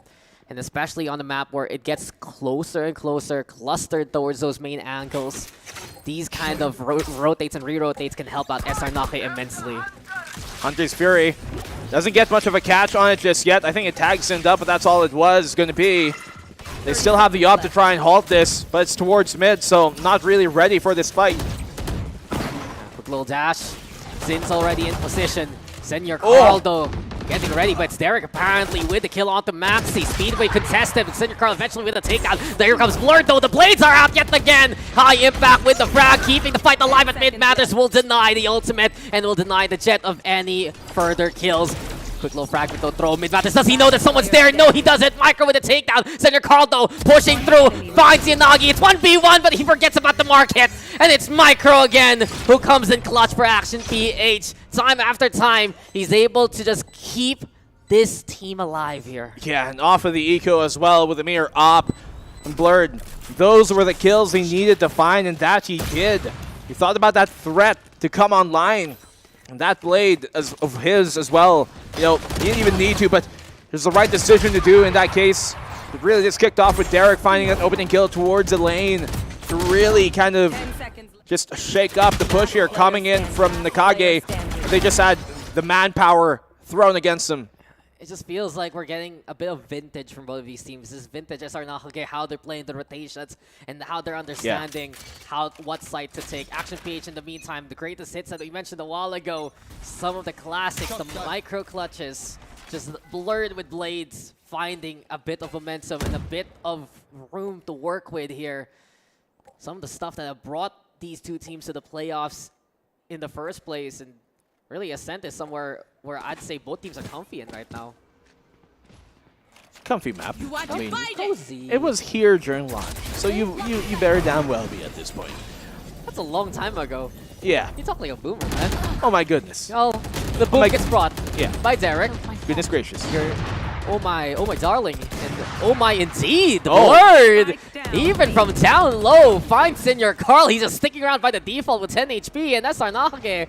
They thought they had a foothold to work with here, Black and Blue, but they have to back on the way now. They're trying to go for the hit, and the scan comes in from Batman. Good intel, and even better with the Hunter's Fury. Now that's a chance made, and this is why you need to take down this member and fast. Patman manning up to keep SR Nacague and the push going, but Kelsey is the one over both house. Captain of the ship refuses to sink. Patman now versus 2 Yanagi towards the defensive spawn. Knife though gets broken. It still will be intel here. Action PH knows that Batman's still around. The flash comes in from afar. That could have been the swing there from Kelsey, but couldn't get the takedown. And Batman's just stuck here in the middle. Pressure from the KO utility. Pressure from the soul from both house. And he couldn't decide, and that's why he will die. Tied up scoreline now. Really smartly played there by Action PH. They had 3 players on that side, if you noticed. You had the op here from Blurred, and then Kevzy and Derek to support him as well. And that lane was just completely shut down. They didn't have utility within the site to force him out. Patman finds the 2 kills. And he needed a Herculean effort to bail them out of that one, but almost takes down Unagi. Maybe could have isolated the fight a bit better. Just doesn't come to pass. He knew that if he pushed stairs, then he would be in an even worse position. So Action PH really knowing how to play off of the 2 players. Yeah, Yanagi has been a lineup lord for quite a while with that KO. We see it again on the maps. He brings it out. This one from afar, Pearl 2, that you get a lot of pressure towards the middle of that map. It's something that he's practiced and something that Action PH isn't able to build on. In 2v1 scenarios, Yanagi is happy to play that support role, which is honestly a big maturity from his collegiate days where he was more of the star of the show. But this time, stars aligned for Maxi. A good start here for SR Nacague. Nice shot here. Coming in from SR Nacague. And the angle, he's got a flash. He's got to be wary of this. He knows. He dashes on out, and Zen follows on up. The shot from Blur doesn't connect within the B site itself, and Maxi catches him off of the reload. Micro in a great spot. He could find a second here, and that he does! Keeping them alive, but ultimately he's too low. And SR Nacague, they answer right back with a convincing round. Yeah, SR Nacague, they were able to punish Action PH all throughout that round. Not only the start there from Maxi, but especially that middle peak towards Market. You can see Yanagi intention was flashing for Blurred's sake, and just in case he was the one targeted first, that's when he would swing. But in the end, the shot, if it doesn't connect, it's not going to be the value that they needed. It puts Yanagi in a bad spot instead, and really, those are moments where SR Nacague, that's when they can get such a strong go-ahead in these kind of rounds. Sure, Micro, he had a chance, but there's just too many numbers to deal with on the other side. Patman must be like, if I had the Vandal. If I had this gun. Well, sometimes that's why you just want to have a better eco all the time. Save your money, guys. Didn't he have a Phantom? He had a Phantom in that case, yeah. That's why he dinked him 140. Yeah, you know, sometimes you're wrong. You're wrong. No, like, honestly, sometimes it's just, what do I play? Vandal, Phantom? There are moments where you want the Phantom, moments you want the Vandal, and moments you want to hit those shots. And it doesn't happen for Action PH yet again. Yes, SR Nacague, that's a sight. Should be around. Very much so. And while we continue debating about the Vandal or the Phantom, there's no debate that SR Nacague are just so strong at taking these objectives away from Action PH this map. There's no debating that SR Nacague 5-3, for sure. For sure. Does he get the timing on this? So Derek, oh, he's so unaware. He's not looking. He doesn't know. Maxi's looking though as soon as he crosses. He's gonna, he's threading the line. He's threading. Oh, now he's in there. What? No, he turns around at the wrong time. Even dinks him for his trouble. I know, right? Through the wall. 30 and gets a kill. Filthy stuff there from Derek. But that's all. You know. Yeah. I got hyped because he got the dink also there on the other side, but beyond that, that's. But he's dead. He's gonna die to the spike here. Nice try, Derek. Welcome back to Valorant. He's had a stellar return, I think, by all means. He's done good. Action PH have done good. Like, there's big questions around him and Action PH as a whole, right? Many to be asked at the start of the stage. We were like, why are you guys invited? Like, we know you. Yeah, we know you. We know your names. But you've never played as a team Yeah, yet. that's a pretty spicy invite for sure. They proved us wrong, right? They were able to clear those doubts, but right now, the doubt has to be creeping in for Action PH because SR Nacague, these side takes are just incredible. Just the way that they're able to play with the double initiator that they have right now. I mean, it's the same case there for Action PH, right? But just, it's a different kind of comfort, the different kind of synchronicity right now we're seeing from SR Nacague. And with the space that's usually made by Zint and Senior Carl, the rest of the team are able to play out in a way where it's just such a heavy fortification even before the spike's even planted. Yeah, their post plant has been looking a lot cleaner here on these rounds, but Nacague post plant, if anything, because it doesn't even really get to a retake from Action PH because they lose a lot of their members on the initial take by Nacague. So now that they do have retaking utility in that lockdown, in that null command, do they now play for a more retake heavy style? Or at least anticipate that, because we've been seeing them try and anchor down these sites, but that's where Nacague have been beating them up. And knowing that there is a null command on the opposing side, they're going to be pressed for utility on these site anchors. So if I'm Action PH right now, the goal is play a bit further back. Don't really push up forward because it's not been working for them so far. Yeah, they have options to go for those retakes. They have the lockdown. They also have their own null command. And it'll be pretty interesting if they just answered the KO ult with the KO ult. But it's just an answer of dash as blurred. Where are you going there, good sir? Almost close contact in the air, but in the end, both jets do fall as Sind will get on the board. Yanagi makes the trade happen. We almost had a collision in the air there, my friend. They would have gone. What's the English word for bukol? They hit each other's heads, like concuss each other, right? No, there's a proper word for it. I forget the name of it. But like it would have been painful. Yeah. To bump heads, basically. Headbutt. Like, I don't know, like a head sore, right? Something just grows. I'll on your remember head. at some point. Yeah, that's what Google Translate is for. And for everyone who can answer that in the chat, go ahead as well. Null command, though, gonna be the call here for SR Nacague. We've been waiting for this just to secure the site. And looks like Action PH are doing what you mentioned there, Black and Blue. They're playing it back, and especially towards the defender spawn. They're hanging around with Kevs and Derek nearby. And just waiting for the suppress to go on the way. The lockdown is available for good reason. Papman, though, finding Yanagi. A good start here for SR Nacague on the post plan. 4v3. Maxi, though, a breath away from death. Kevs, he gets a trade. Mid Mathers on the one. He's done. 2v3 as of the moment. They have some space to utilize, but not enough time for the lockdown to actually be used. Kevs, he maybe can find his kill, but doesn't even come to pass. Just never real shot on these retakes for them to take. Derek's doing damage, but that's all he's going to do. Nacague get the equalized half at the very least. Yeah, SR Nacague again. As soon as they said, let's go for the site, they just get it done. And not only that, they saw that Action PH is playing back. They saw the adjustment here of the defense, and they adjusted immediately. They went for searching out for these targets. They got the numbers advantage so quickly on. And from that point, it was SR Nacague making it happen, but I think we found it. It's just more of a... Let's go to hematoma. A hematoma. Yeah. I mean, usually just like a lump, right? Yeah. No, but like the actual medical term is called a hematoma. Well, aren't you a doctor? Why are you here? What do you mean? You're the one... Yes? Who went to school. Hello? Graduation is important. Stay in school, Yeah, stay in school, kids. Yeah. Well, otherwise, you'll end up like me. you have a good job. True. I think. I don't know. Sometimes I think Do we as I say, not as I do. Sometimes I think we do. Sometimes I think we don't. But Do as I say. I'm having a good time, that's for Yes. sure. And we hope everyone's having a good time. This game has really picked up ever since the second half of that Icebox map. But then again, we always see these first halves. Okay. Action PH is good at Thrifties. I was about to say that it's a bit more controlled at the start of these maps. There's a feeling out stage for both APH and Nacague, but we see it again. Given the shares, and they will go for gold here for APH. At least a podium finish. That's what they're looking for. If APH can maybe get another kill, then by all means. Nice round. Patman's got his ult, but I don't wager he's going to use that just yet unless they can actually get a kill first. Look how far separated they are here on the attacking side. One towards B, one towards mid, one towards A, and the spikes, it's all alone. If they get this kill somehow, I could drop them and drop their intents too. Yeah, the lockdown's there. We hear the Hunter's Fury now being brought out to answer back. No command here from the side of the defense.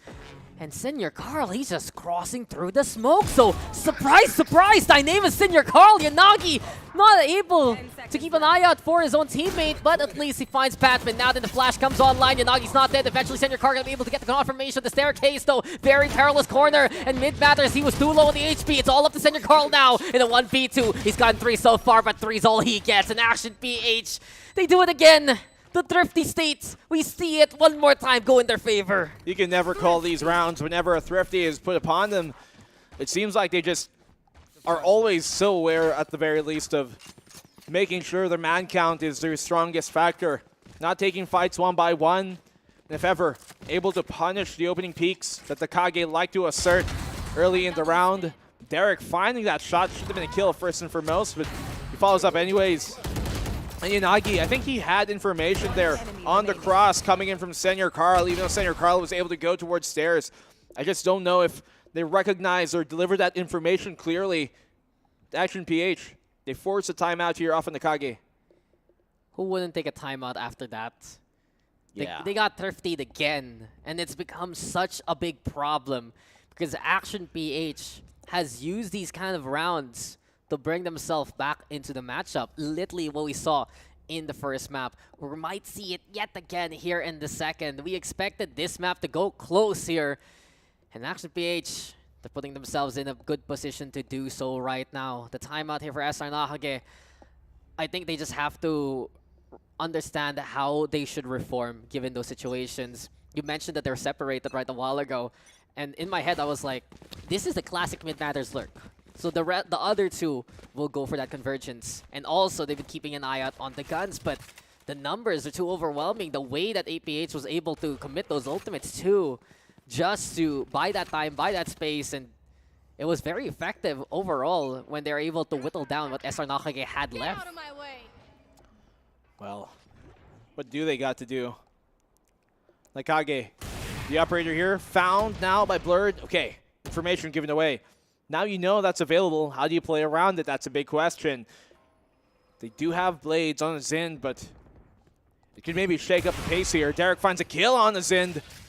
I spoke of his name, and he's taken out of the game. It feels like this is a matter of the mid-round right now for SR Nacague because if they have a good start to the round, if they get that strong execute, that's where they're convincing. But APH getting picks like this, it's been detrimental to whatever the offense has been trying to play so far, and even more so. But this is going to be a fragment lob. Paranoia now going to be the answer. Just blinding and deafening. Can we get Micro out left there? Not going to happen. So a sacrificial lamb as APH get caught with their pants down. Not only that though, null command gonna be the call, and Derek now will fall to the hand of Batman this time. It's a split approach here towards his A site. Yanagi on site, ready to go for the hold, and Kevzi from afar, he gets a kill on the Batman, but beyond that, it's still numbers here for SR Nacague to try and go for the plant. Blurred though, making sure that noise is silenced versus Maxi, and through the smoke, it's gonna be a little close between Senior Carl and Blurred. The rifles on each side this time around. Blade still ready for Blurred. It's effectively 1v1s, but this is Senior Carl falling eventually to the spam.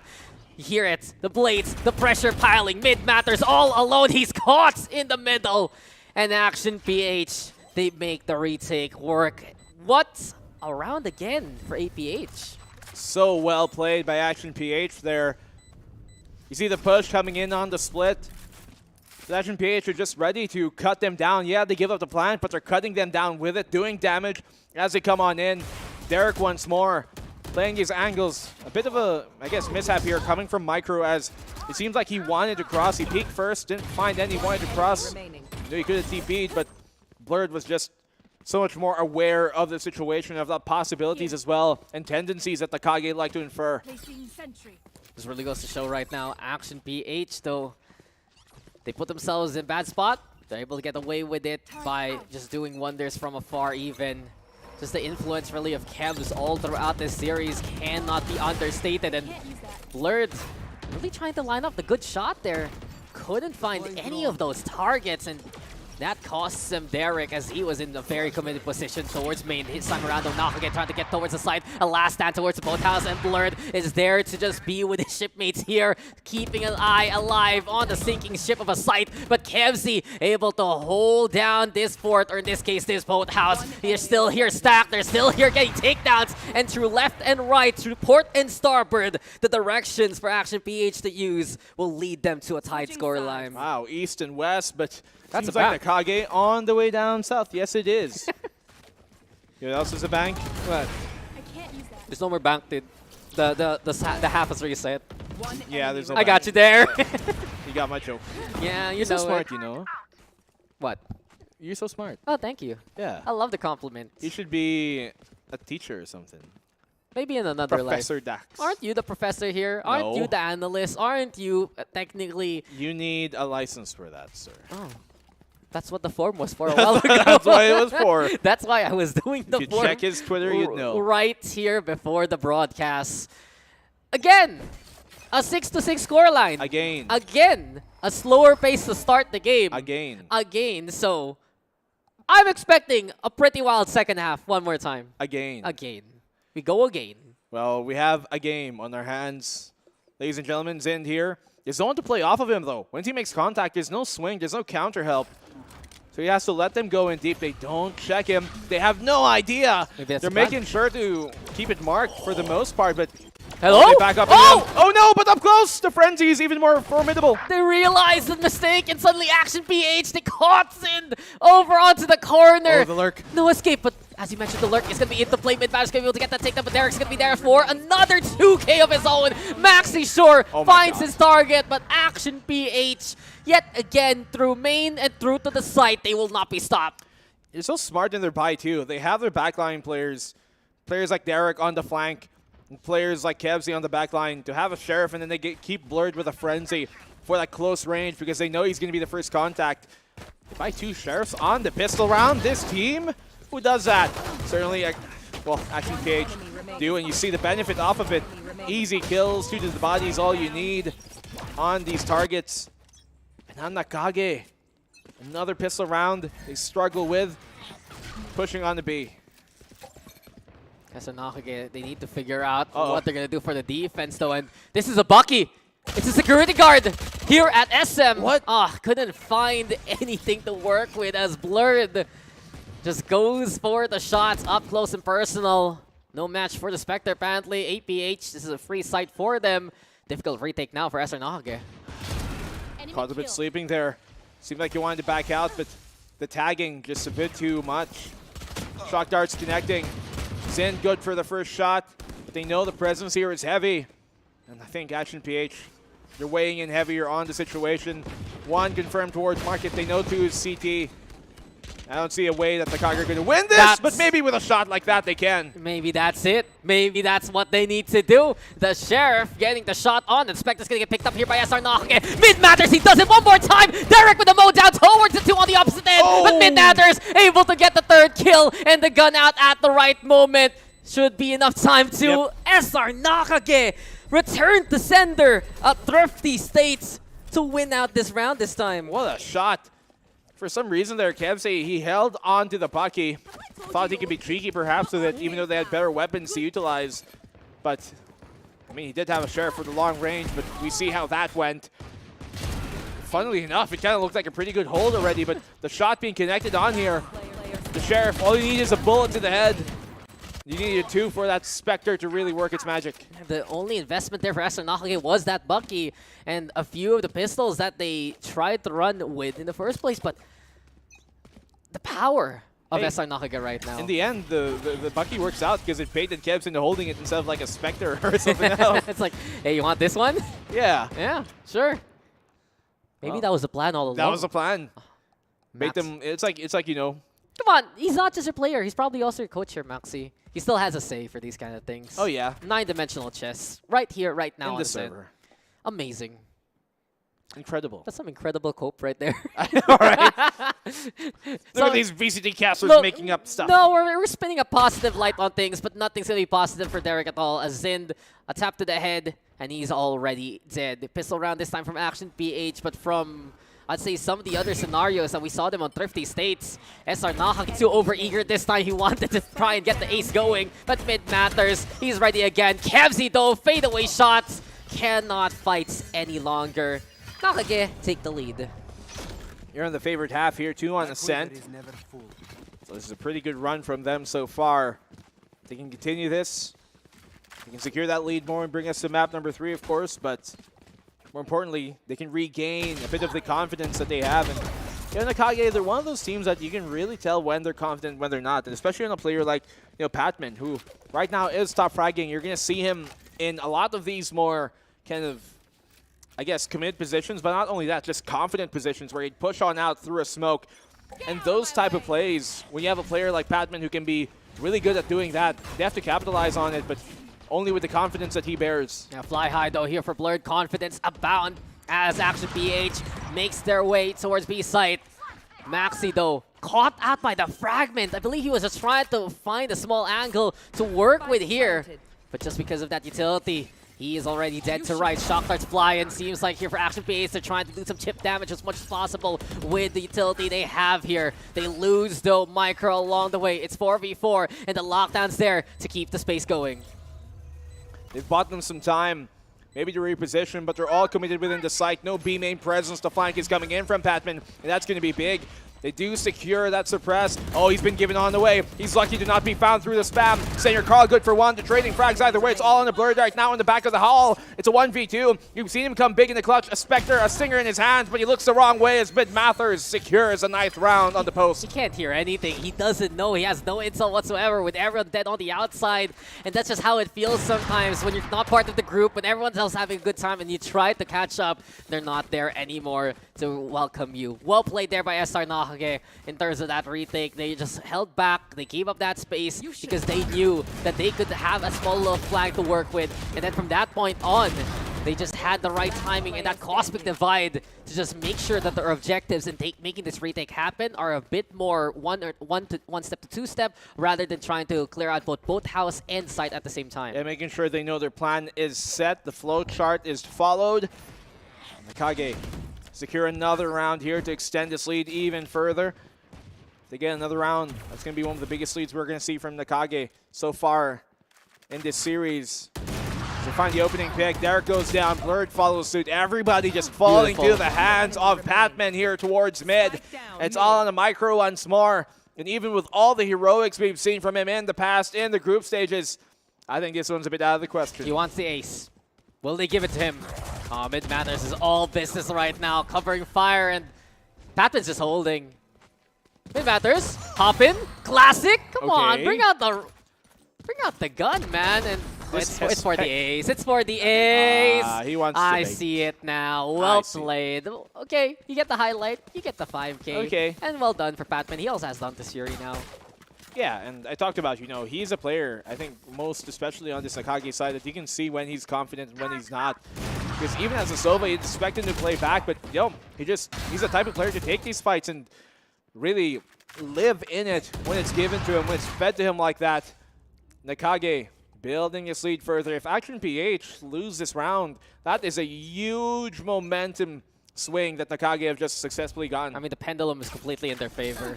Already. Oh, so much so. I enjoyed that round, though. You could see the moment where they called, guys, serious, serious, serious. Oh, you want the ace? Fine, fine, fine. Yeah. Because they kept Patman in the middle for so long. And eventually, Midbar was like, actually, you can get the ace. That's fine. And communication like that, very important. Good for morale, too. Anyway, though, back into the bulk of things and back into SR Nacague on the winning ways. Patman and your Carl already on the board. Operator from Zind also holding main down. Null command, null and void. Kevzi also cannot play. And it's Zind right now. Wrap around towards the boxes. A single shot left in the chamber. He's unable to hit his shot. But Micro knows he's absolutely cornered here. Nacague get the confirmation that Yanagi's down for the count. And then the 1v3. It needs to be the magic from Micro yet again come up in a big way. This is a small step here from SR Nacague. A dart even to confirm the location. And the small voices of SR Nacague will scream this time. Conveniently enough, it's a 4-round gap this time around. Could have been a timeout, I think, called before that round started. But maybe they're going to call one here now. Seemingly looking at how things are slowing down here in pace for Action PH, and there it goes. Timeout called for the money. Nacague, they're really looking to extend this into map 3. Action PH have completely struggled in this second half to get themselves going. And a lot of it is because of Nacague in these rounds, in the mid-round as well. When they get the first pick, they just know how to rotate the rest of the team to continue and help them out. Yeah, I'm just looking back into the past right now for SR Nacague. And truth be told, these are a few compositions that they've been tinkering around here on a map like Ascent. Many a times they tried to play that Astra for quite a while. They went for the experiment with the Omen, and they've been trying to really find the initiator that works for this roster, even in multiple patches. But right now, the reason they picked this map is they believe they found the answer. And as what we're seeing, it has just been absolutely convincing on the defense. Patman also showing up here for this game. The Sovas all throughout this server, all throughout the series right now, are really taking a big part of the mantle of responsibility to get those frags and to keep the kills going. And SR Nacague, I'm just impressed right now that we've seen the struggles in the regular season, but they're still able to make convincing calls like this to remove those doubts as we get into another round. Press X to doubt.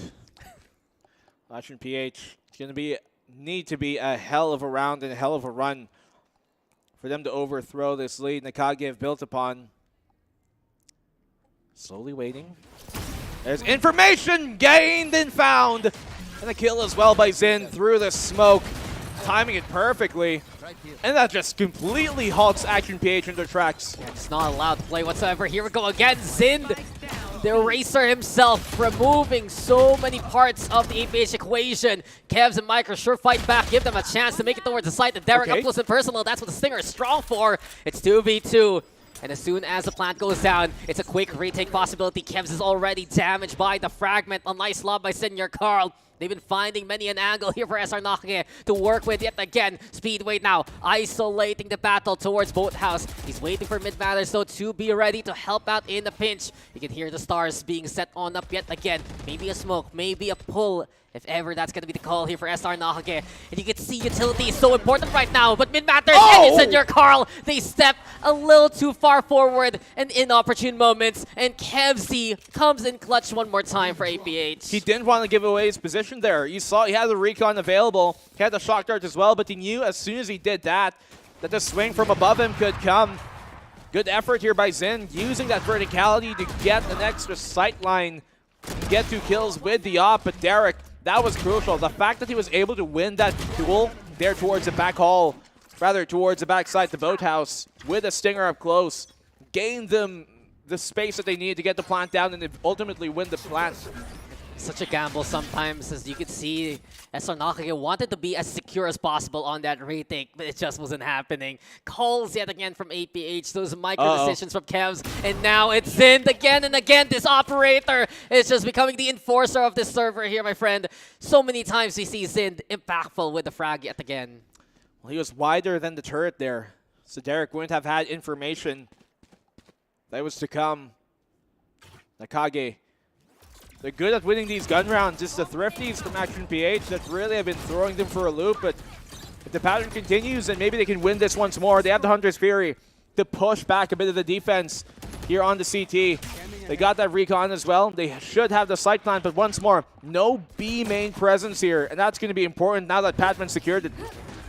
Action PH again stuck in the pit of B, and Zind already digging in Nagi a grave. Here comes Nagi, and here comes Batman. You talked about the flank, and in a flurry he finds 2. Kev's all alone yet again, this time towards Boathouse. But this sink will ship as Action PH will fall one more time. Match point for SR Nacague. They are en route to make this series go to a decider. They're really forgetting to have presence. I don't think we've ever really seen, maybe barring one round, where they've had that B main presence to make sure that they catch Patman. And Patman's been doing the same exact thing on these retakes. He's always been coming from B main, and yet they've had nobody to catch him. They'd love to anchor down within this site, and we saw that a while ago on the defensive side, Action PH, when they anchored down a site for the defense, Nacague were overrunning them on those takes. So now on the flip side, in the attacking side, on their post plant, they're doing more of the same. And Nacague, they're giving them the same result. It's how the execute is going. When they're down on the numbers, they just go for the commit since they still need that extra utility for themselves to feel safe.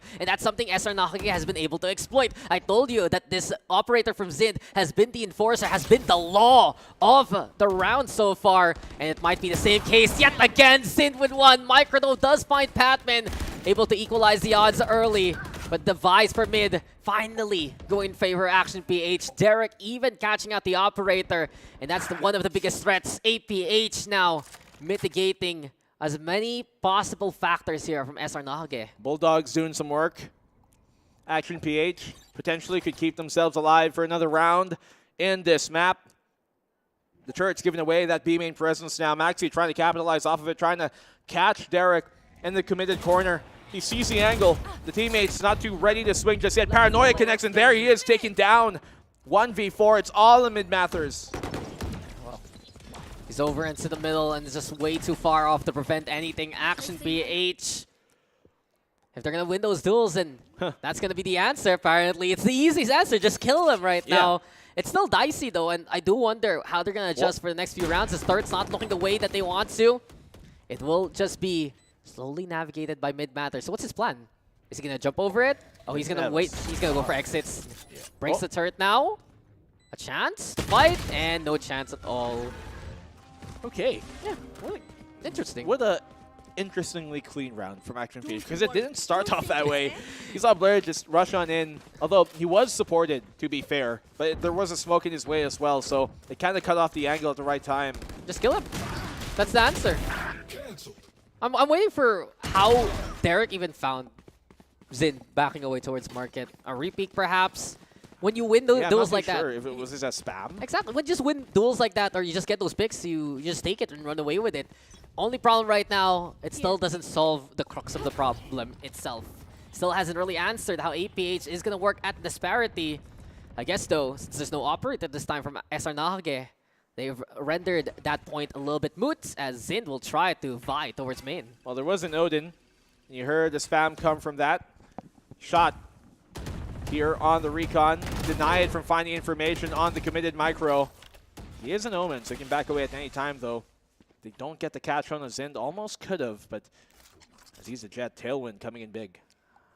Sometimes mechanics are all you need here. And Action PH able to flex their muscles in the last round. They need to deal with the Odin, as you mentioned, so B might not be the possibility that they want to go through. Only problem, this is a funnel now towards such a fortified spot for SR Nacague. Not only do they have Maxi in position, but mid-Mathers on the Astra, ready with some stars as well, and we know how convincing the Gravity Well play can be. Lockdown, though, going to be the answer. APH waiting for the timer before they run in. And most of the presence is going to split it, though, but when they come out the door, you can see all those nanoswarms prepare to keep him back is the thing.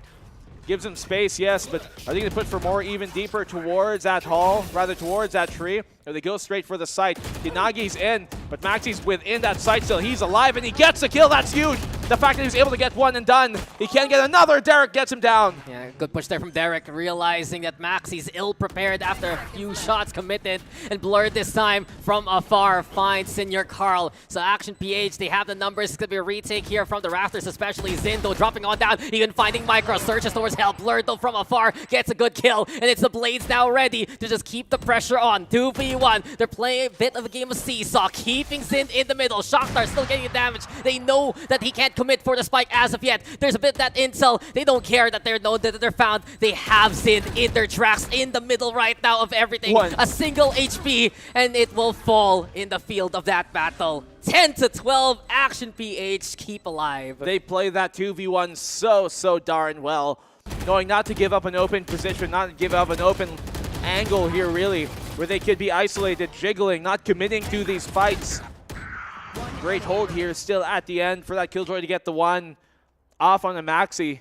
He's having a much quieter game in this than they were in Icebox. If anything, it's been a flip around. Patman bottom frag, map 1. Now he's at the top. Maxi, same reverse. Yeah, it's really goes to show that's an interesting distribution sometimes for SR Nacague. But they have been playing off each other's kind of contact really well. We still always know the presence can be felt not only from Mid Matters, but also Patman and Senior Carl, and I think that's why they're going for the timeout right now. They had such a good setup towards that A site, but it was still cleared by Action PH with the willingness to push. The lockdown, sure, it was a strong call and a strong way to strong arm themselves towards that A, but beyond that, there still was that confidence from SR Nacague that they could have actually held that round down. Yeah, we've seen some good thrifties though from Nacague here. Confidence. That's what they need to have in spades. That's what they need to breathe. Otherwise, you can let yourself be overthrown in these situations. Overtime here, looking to be forced by Action PH. 2 rounds is all they need. They have the advantage in this coming into 23. It's the small things right now from Action PH that have kept them in the game for the past 2 rounds. And this has been a good test of not just, of course, what they're good at in terms of execution, but just the core mechanics of Action PH as a whole. Invite for good reason. And Maxi, again, he's going to do it again. Do we get success this time? He's waiting. He's on his shift. The gravity well is there, but it's cleared well by Blurred. I'm glad he looked back just to make sure that there was someone still around because of the gravity well. Action PH, they played that in such a safe fashion. They're also still holding on to B main right now. Lessons learned as they're going to get the plant down. 4v5. They have the rifle here in the Patman. That's going to have to come in big. They have the ult as well, but I don't think they're going to commit that just yet. They're going to want to save it for the next round. They have those post plants once more, but look at the defense now, rather the attacking post plant. They have that B main presence, which we saw was horribly lacking. The flank comes on in. Mid Mathers finds one, but Micro's there to clean up on house, and that's what you need to have that multi-scaled offense. Action PH, bring it.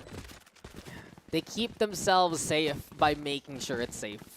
They look back, they know that SR Nacague can be up to something because of that Astra. And they were rewarded by just basically them keeping each other alive.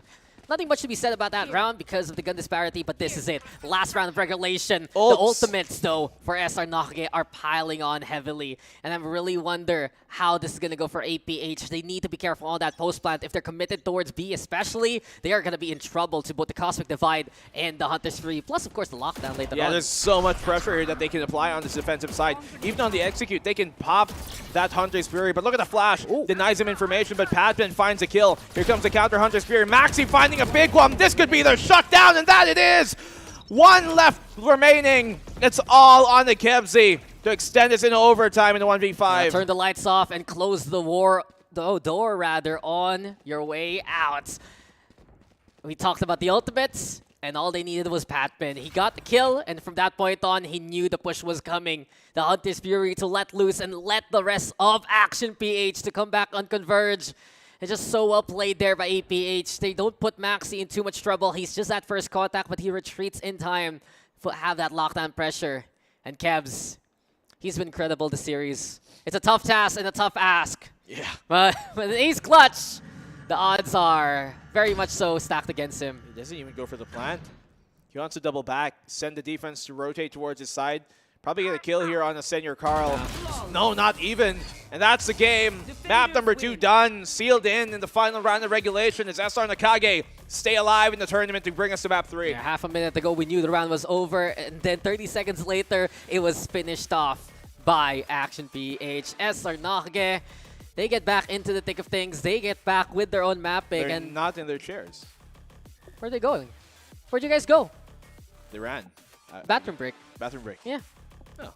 Interesting. Maybe they were holding something in that whole time.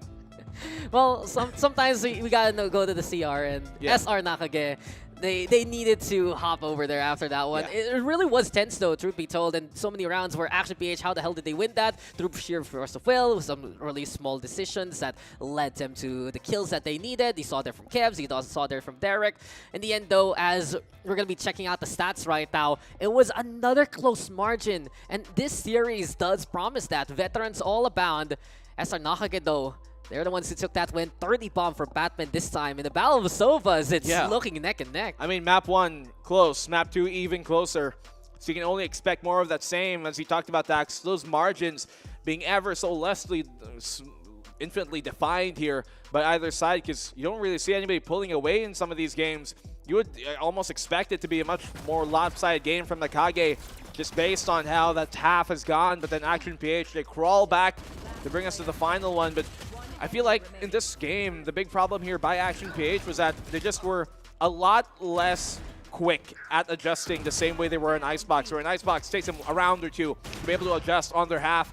But in Action on here in Ascent, it took them just quite a bit of a while sometimes. Yeah, and not to be a little too harsh about this, but Action PH, they found the answers in, I'd say, the easiest ways. Get the frags, get the kills, and it wasn't really the way to win that they were looking for, because when you look at that last round, SR Nacague prepared with all the objectives, prepared with all the arsenal, prepared with all the ultimates, and it was just as convincing as can be from them. That's the beauty of SR Nacague when they're able to play a matter of control. And Action PH this time around, they're the ones who were absolutely dominated by things like Zin's Operator. It was always a show of force, always something that SR Nacague could rely on. And APH couldn't find the answers in time to try and make that comeback completed. Yeah, this game was all about recovery here. For Nacague, recovering their confidence and momentum in the series to bring us to map 3. For Action PH, recovering in rounds we never thought them to be. But Senior Carl, he delivers the win with GLAB Unlimited this time around, delivering that final frag. And that's exactly what they need. To have a player like him who has that APAC experience, this gives his team just so much more to worry about. Like, what's new here? He's always been a force to frag out in SR Nacague. We remember back then, brought in to play that chamber, and he's done wonders to just flex around as much as possible. Just really growing, especially from those Zeal days from before. SR Nacague, you can see that this is a team with maturity. This is a team with surety, and all in all, they want to make sure that the way that they win is as convincing as possible. It's the way that they can control. That's how they can rely on these kind of defensive holds, especially. Yeah, and just reliability has been something that SR Nacague have been trying to hold on to for the longest darn time. And can they make it happen in map 3? Let's not forget, next map decides who goes home and out of the tournament. We'll come back after the break.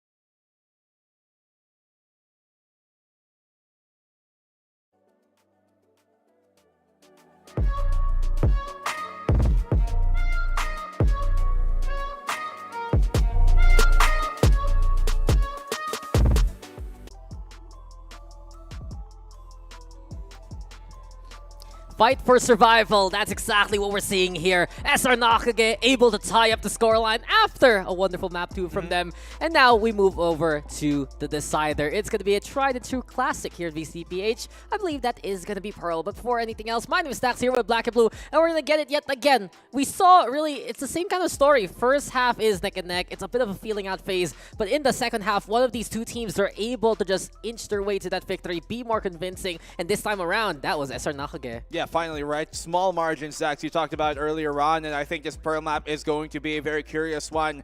It's a map, the only map so far with a positive win percentage here for SR Nacague in this tournament, and especially within the past few months. And it's the only map in this veto as well that Action PH have a negative win rate on this. But barring one factor again, they did beat SR Nacague the last time they bouted on this 2-0 during the group stages. But it's still not a very great case for Action PH to be. So they're the ones with their backs against the wall. It really comes down to the team from the invited teams that we expected to be near the tippy top, and the other team that we didn't have much expectations for, but just surprised us in the end. Yeah, as our Nacague, we always tooted their horn about Pearl, especially in the offseason. They were a force to be reckoned with, but a few answers here and there in the regular season. Here at VCTPH, and I'd say teams like Oasis Gaming, Action PH, as you mentioned, they found their number. And let's not forget, the last time around that they played on Pearl, it was a dominating victory.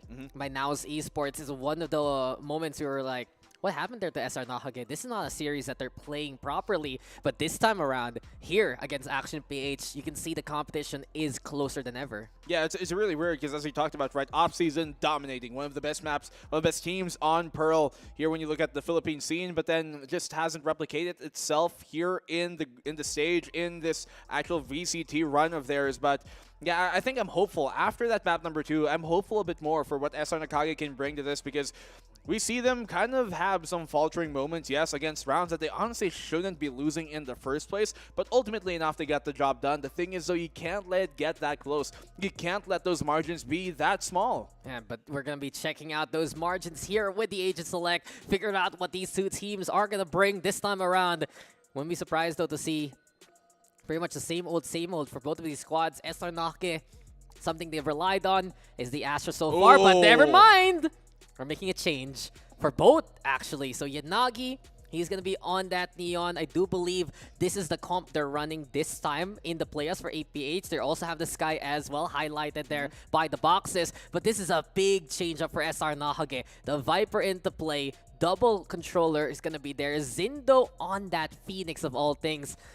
Orb control is going to be important here for SR Nacague. Yeah, we've seen something pretty similar actually for this SR Nacague side, where they have that Sky be their solo initiator, but this time around they swapped that Jet on out for the Phoenix, as you talked about. Opposing side as well, we have seen a bit more of that Sky to be a bit more prevalent in the past. We saw the Neon come on out. We saw this same exact composition come out the last time when they played Abaddon Abyss, but that was the map they lost. That was the first time they lost, actually no, the last time that they played it, and they lost that map against Abaddon Abyss with this exact composition. So I'm wondering, why did they swap on over, and why do they not go back to what worked for them against GameLab? Why not go back to that KO-centric comp? And I think the real answer is here, because they might have seen something from SR Nacague being that Sky as well to be changed on up. We saw the Phoenix in the past, and they're bringing that once more. Yeah, it's just an interesting swap because Yanagi has been notable with the lineups and the setups from afar with the KO, and you put him on the Neon instead to be that tip of the spear. We've seen for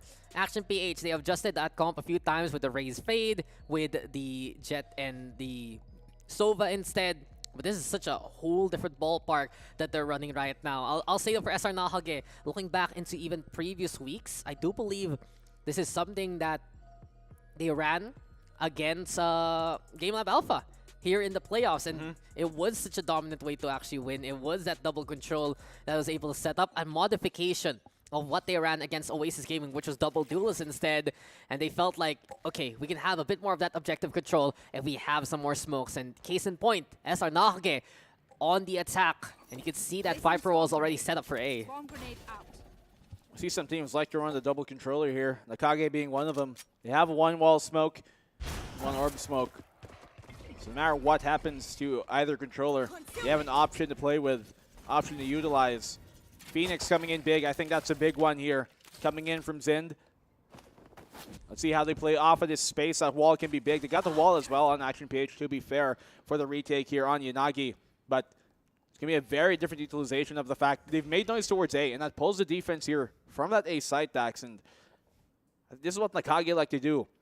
Pull the rotation one side, go the other. It's always has been their bread and butter, right? And especially mid matters. He will be trying to go for a bit of a rotation with the rest of the squad. Zin's the one on that lurk TT instead. But he does get caught out by Action PH. That's a bit of a tell here that APH have done their homework. They're always expecting SR Nacague to play a bit of that off-angle. Yanagi, though, coming in from the link, keeping the shots going. The stun was there, but didn't really get the shot. Instead, though, it's Derek and Kevs with the takedowns, keeping it out at all halls. A quick little retreat. There's so many members right now of Action PH keeping an eye on the alleyway, and more so from that point on. The pistol round goes their favor. Action PH, they get the catch off, and what was really nice there is you see how they swap on positions from who deals with what. When he gets low, Derek comes on in to help him, and those type of things are where you can really see just the chemistry and the simple just, I guess, coordination comes in from a defense like Action PH, and that's something they have to continue to utilize here. They got the good buy coming into this round, while they can fend off a bonus after. Action PH, though, they have the guns at the ready. Wouldn't be surprised to see them play aggressively, and that's been pretty much the call to action for the defense. You have a lot of mobility right now, especially with that Neon into play, plus the Jet. Also, you add in what the Sky can do, where the Guiding Light can be that beacon to begin a fight. And then as soon as the flash comes, the rest of APH follows suit. That active map control might be the answer against a team that loves to play the lurk like SR Nacague. Look at their committed positions here. You can bail on out instead, Dax, and Nacague, who have much more heavy presence, but that's not to say Action PH are short in and of it. Trying to play the stack. Bird gets the opening shot with the Ghost. It's just simply take him out like clockwork. I wouldn't be surprised to see more positions like that. Link was effective a while ago. Art effective this time around. Middle will be vied for by Action PH all throughout in a flawless manner. This is looking convincing so far here for the defense. Yeah, it's a painting that doesn't seem to be disturbed as of the moment. SR and Nacague, they're the ones with the guns, but you haven't seen just a convincing round just yet in this half. In these opening two, pistol, not successful. Eco, not a single frag goes their way, but we saw some shades of what they wanted to do on that pistol, right? Pull the defense one side and then go the other. And that's something they can successfully do because of the controllers that they have. They have these double controllers, and it allows them to really fade their presence. Oh, look at this push coming on in here, though. Dash on in. Blurred gets it, too. The gravity well pulls him in, and they get it off. No surprise, it's a bonus, and you have the Neon Whites as well. Keep going at them as much as possible. And let's not forget, Micro has gone for the Astra instead. If they get the catch with the gravity well, you know that it's going to be such an arena to fight for. So A main going to be amazing there for Action PH. They get 2 for their troubles, and they lose only Yanagi. I guess you could say it was amazing. Get it? Another game will say, amazing. Oh. Uh-huh. Stands. Moving on. Don't worry, I can keep up with your corny trail of thought. I've been with Asrai too many times to count. Yeah. See a single word, then you get it. Nacague, though, not out of muddy water just yet. They can get the plant down, but man count, not in their favor. Never mind. I lied. You gotta tell the truth sometimes, Black and Blue. Can't be like that. Not bad. Fake news is a problem. It's a real problem in this day and age. But 3v3, as our Nacague have the better guns with most of them. But there's still Micro ready with the Phantom. Bulldogs can pack a punch if they can bring out the damage or the burst fire. And APH, they try to play the retake there from the Link area instead. A good retreat though, main pressure still being applied here by SR Nacague and Batman even better. Flowers, a bouquet really just to bring in the beauty here for SR Nacague. And with just that hold, the 3 members that stay alive, they still survive and they win the round for SR Nacague now. Yeah, off the opening pick, which is really what you want to do, right? 3v4, try and get that pick off first, equalize the odds. Would have been a better bonus here, maybe, if Action PH were actually able to win one of those fights, but you saw Nacague spread themselves, not thin, but just wide. Wide enough to have multiple points of presence to repel that retake from happening. Really goes to show, here for SR Nacague, it's still something that you rely on how active they are in pushing around the map. And if APH, they're clustered like that, they lose the strongest part of the composition. They have that double duelist, they have one of the quickest initiators in the sky, try to find those pickoffs and fast, as we see again, the Viper mid. And Gebs on this guy, knowing how he was performing on the Sova a while ago, gives him a lot more firepower, a lot more just brawling capability to help the rest of his team on out. Flash out mid, no information gained. You can see that there's a bit of an intuition here by Blurred to recognize that there is probably one towards shop. Committed position by Yanagi. He still has his dash to slide away. He jiggles around in micro now, realizing that that ramp is going to be covered by SR Nacague. Yanagi, though, committed position, as you mentioned. He's just going to be there right behind the pillar, waiting for anyone to cross his line. Quick low concuss, avoiding just that one. Yanagi will get the takedown, throws out pulses as well. Doesn't bail out, though. Over eager in fighting. It leads to a 2-for-2 trade as Kevs is still towards the halls. And now we do get the running back into play, too. But Sin shut down the first time. Will he be felled a second? Kevsy keeping control on. At least he denies run it back. Doesn't have his flash up yet. About 5 seconds he will. Derek good for the one. Almost a second. Yes, it is. And the flank, rather the push here on the back haul, secured by Kevsy. And just the way that they're able to play off of that hunter-killer system once more towards B-Long was perfect. Yeah, just Action PH, it's not just a single threat you have to deal with either here if you're SR Nacague. It's still multiple tiers of levels and layers. They're like an onion. They have layers, and as you can see here, it's such a interesting dynamic. It started with Yanagi and Derek, and it became Kevs and Derek when Yanagi fell. There's always a backup plan. There's always an answer here for APH, and if they're removing SR Nacague's strongest positions, especially on those lurks, then that's going to be a problem. Eco round right now here from SR Nacague. And of course, Action PH, they want to push it to the limit. What? Zindo over to the corner. They weren't ready for him being there. Yanagi messing up the slide too, but they line up for him. Batman protected still, and SR Nacague punishing Action PH right now. That slide would have maybe gotten him too there, as he was certainly going to be a bit too quick for them to track after they were stunned, but messing up. Small mistakes, but the big consequence comes out at the end of it. Small duel here of timing towards that mid, but Kevsy finds the timing here towards A. Mid Mathers on the plant, they're separated. 2 versus 2, and now you have the smokes in the way. Kevsy can't play towards dugout this time around just because of Mid Mathers. But Derek, he's crawling. He's trying to cross from the art area. And Patman, he finds Kevs. It's SR Nacague on the site right now. Derek, the last chance here for Action PH to try and fight on back. The punish has been unreal here from SR Nacague, but Derek yet again keeping cool and keeping control. Goes for the tap. Does he expect that this is going to be Patman coming in from Secret? Flicks on over, but Patman's quicker. The thrifty state here from SR Nacague. They win it out anyway. They catch him off there. Kevs needed to be a bit deeper towards the flower.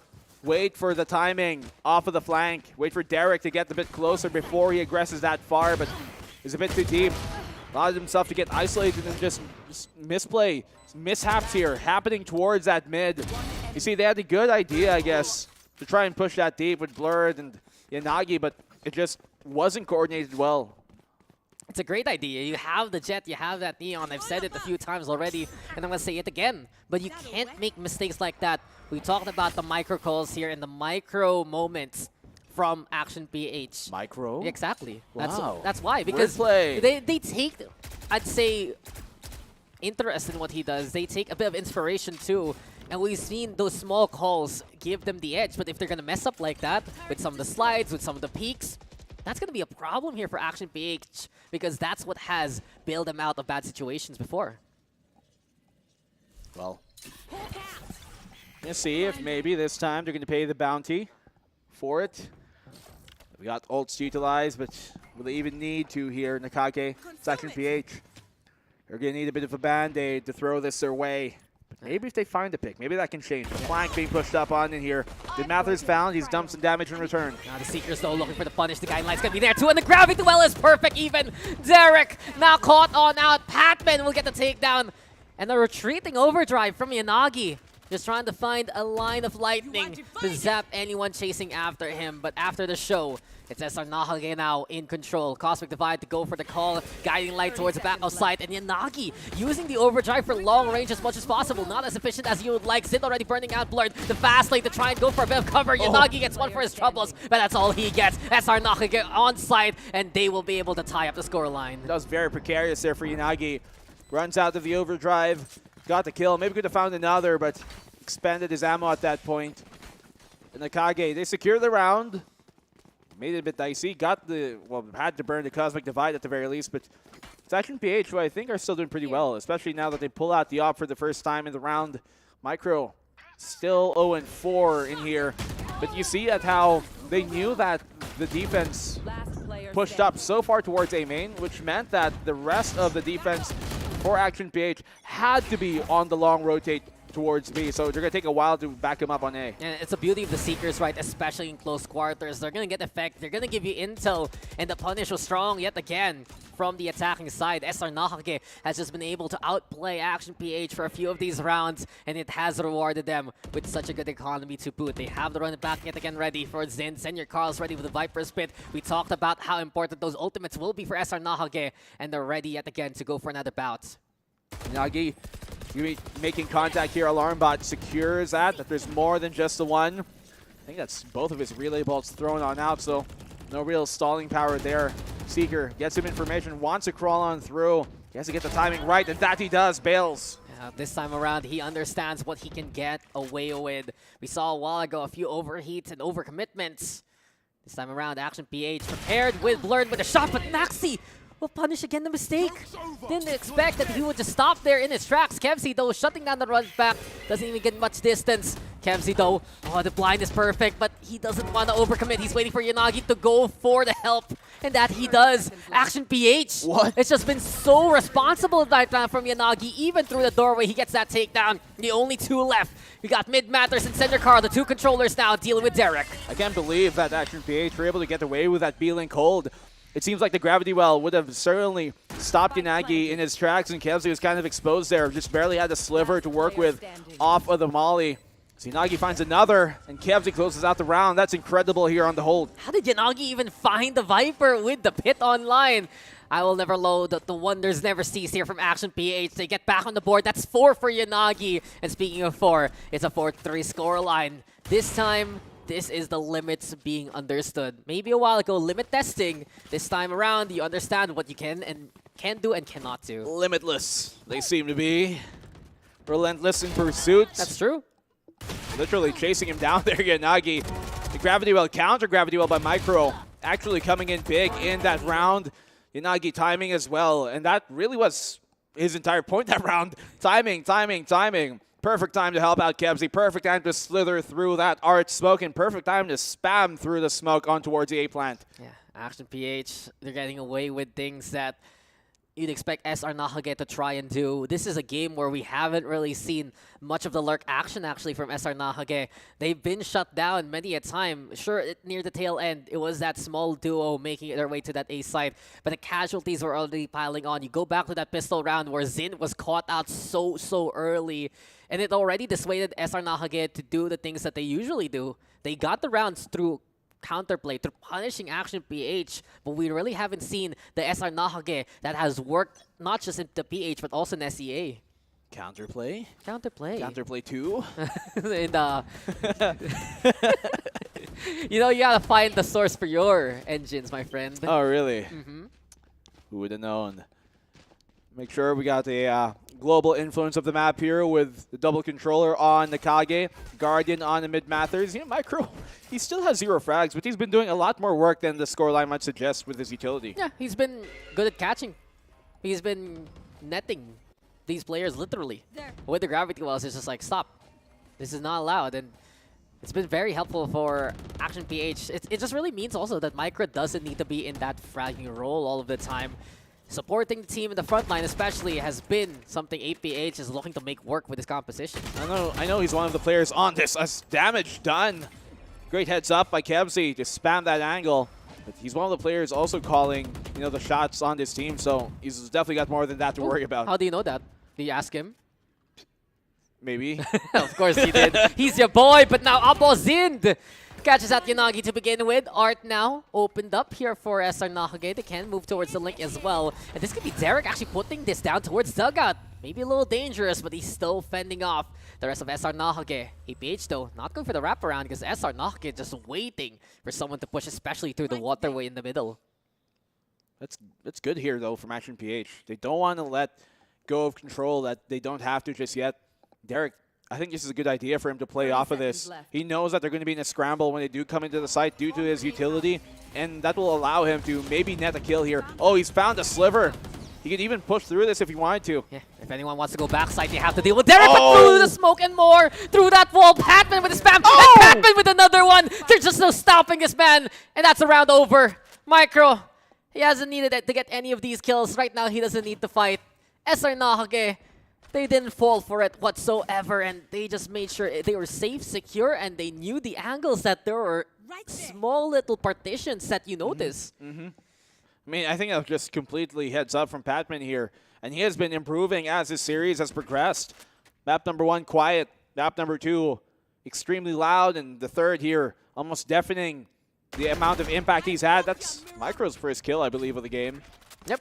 Yeah. Congratulations, Micro. You've done it. Claps all around. I don't think it's really his fault, though. Yeah, no, it totally wasn't. It just never really goes to him in most of these scenarios. I mean, when you look at his scoreline, he's had like 5 or 6 assists at this point, so. F. Now he gets one more death. Yeah. That's sad. SR Nacague though. Yeah. What are we looking at? Why are you swaying towards me? Right beside each other. You know why. No. Stand up. You gotta adjust, not me. I've got a joke, but I don't want to make it. No, do it. So continue. Come no, on. No, I literally cannot. Oh. I'm just letting you know. Oh, no. I feel like we're on the same wavelength because I feel like I made a mistake a while ago and we cannot discuss it. Anyway, though, SR Nacague. Eco. Is going to be, of course, dealing with an eco state. Blurred already with the blades, and he's gone. The overdrive's going to be there too. And Action PH committing some ultimates just to try and bring the firepower. But that fire will just become an Ember Snuff. The guiding light into the peak himself. Patman not just only setting it up, but knocking it down. Senior Carl helping out with the spray down. It's Patman with the 3rd kill. And this round is over. Derek, unless this Marshall is a magician truly, this is not going to happen. Recalling my bot. Yeah. That's my input, yeah. Yeah. This round is done. The second practically flawless round. Let's be real. This has been SR Nacague doing the same thing again. They know APH is pushing them towards mid. They stay around, stick around, get the kills as soon as they overcommit. Yeah, those kind of thrifty round pushes here from Action PH are a lot less successful than what we saw from, you know, Ascent and especially Icebox. And I think Nacague are just a lot more prepared and a lot more ready every time they see a thrifty coming on the other side, especially there when they can tell that, okay, they've got the overdrive, they got the blades. Let's maybe chill back a bit because we know the game plan at this point. Action PH, they're flowcharting pretty heavily at the moment, and that just allows them to be easily read by Nacague. Yeah, they got done their homework. They've seen the criteria and the examinations too. And APH, it's a solid plan on a map like this to get lots of control and dissuade SR Nacague from playing the game that they're accustomed to. But this is the other partition of SR Nacague. This is the other face that they're just able to limit what an aggressive composition can do right now. They have the Cosmic Divide here to try and stall this push. Derek, he always likes to push in forward to maybe get a kill off before immediately backing off towards the site. Yanagi has his aim in control, so he knows he can continue pressing the issue here towards Art as Nacague stalled on mid. So Nacague still playing it slow. They have the Seekers to play it out with, and they just want to use this to go for a single site. You can see that he's set up towards door just because of that. It's going to be a B push that they're looking for. The Seeker, I can't decide, so eventually Patman will just try and follow it. It's going towards the link area instead. Might actually go after the Killjoy rather than the Sky, and this time around, this might be false information for SR Nacague. They don't know how many members here for APH are in position. Blurred, we're going to be dashing on the way. Quick little updraft. The smoke still going to be at least covering the flanks here for SR Nacague. Covering those firing squads, those firing lines. Senior Carl with a takedown. And APH are going to have to deal with the lockdown and the plants. Derek, he's playing a very dangerous game with this. Yanagi gets a spam. He's detained within that heaven.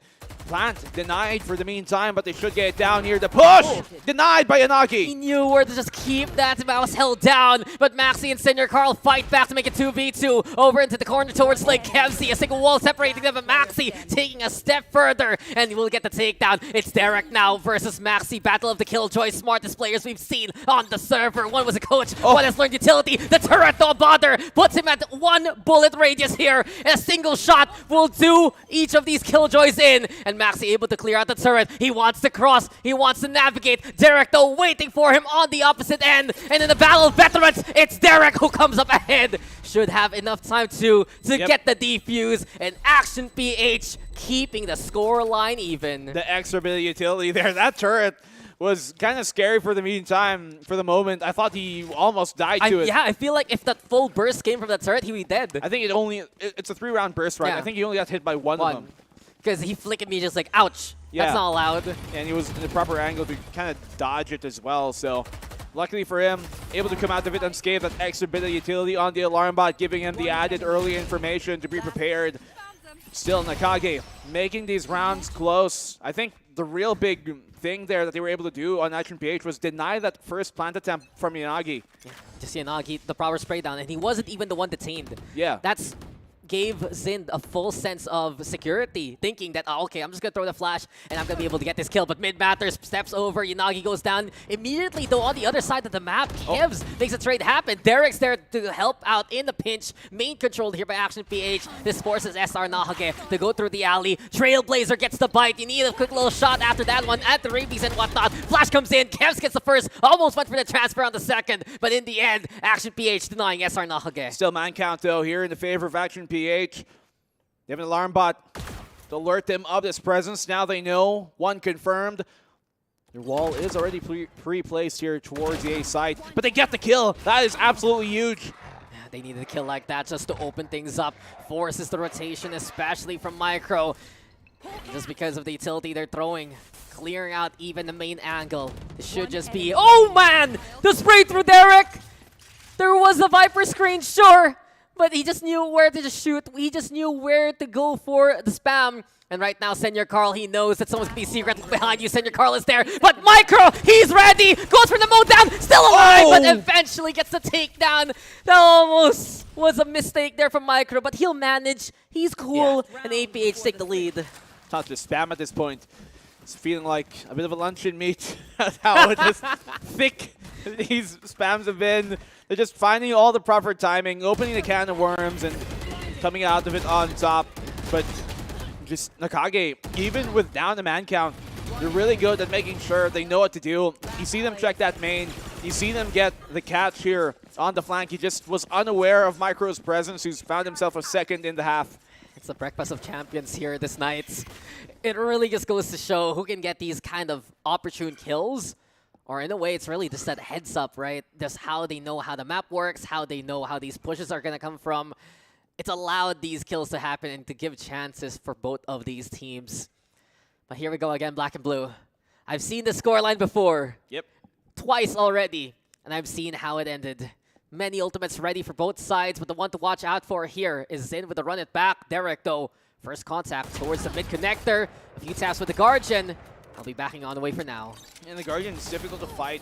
Even though that's close, those wooden doors don't really prove much cover, especially against the high penetration that the Guardians got. So I have to be careful about taking that fight. Yeah.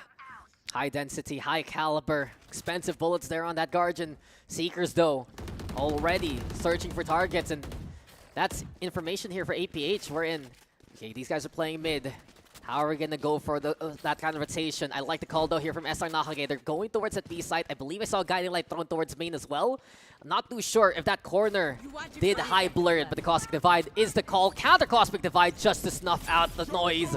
And really, there's so much on the hands of Micro this time. Yeah, so many lines here. He has a big job to try and not go down. Between this, he finds a spam on a Senior Carl. So many kills through smokes unseen, but they should get the plant down. They have to. It's commitment because that lockdown is coming. The timer is ticking down, and Blurred will find Fatman. They knew someone was going to be on the alert because of how they opened it up, and Action PH has the man advantage. Fastlane going to be there. The stick already coming from Derek. He's halfway done, halfway left, and APH covering their own teammate. That's going to be the round done. No 6-6 6 this time. It's APH who has advantage moving into the second half. They thought for sure after spamming the angle once more on the spike that whoever was defusing it, in this case Derek, would have been off of it because of the damage done, but no, doesn't get dissuaded. He knows that he can trust his teammate to the fullest extent, and they really reward him with that trust with a round 1.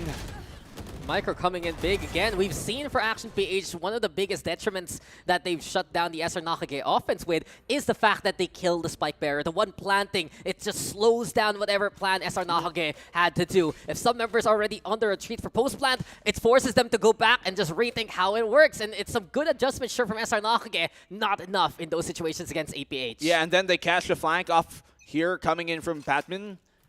Deadly scenario for them to be in. 7-5 during the attacking favorite half, though. These pistols, we've seen them go either way. Lots of information gathered here towards mid. They know a heavy presence is about to come. You can feel that there's pressure now in SR Nacague. They're going to find ways to just add on to that one.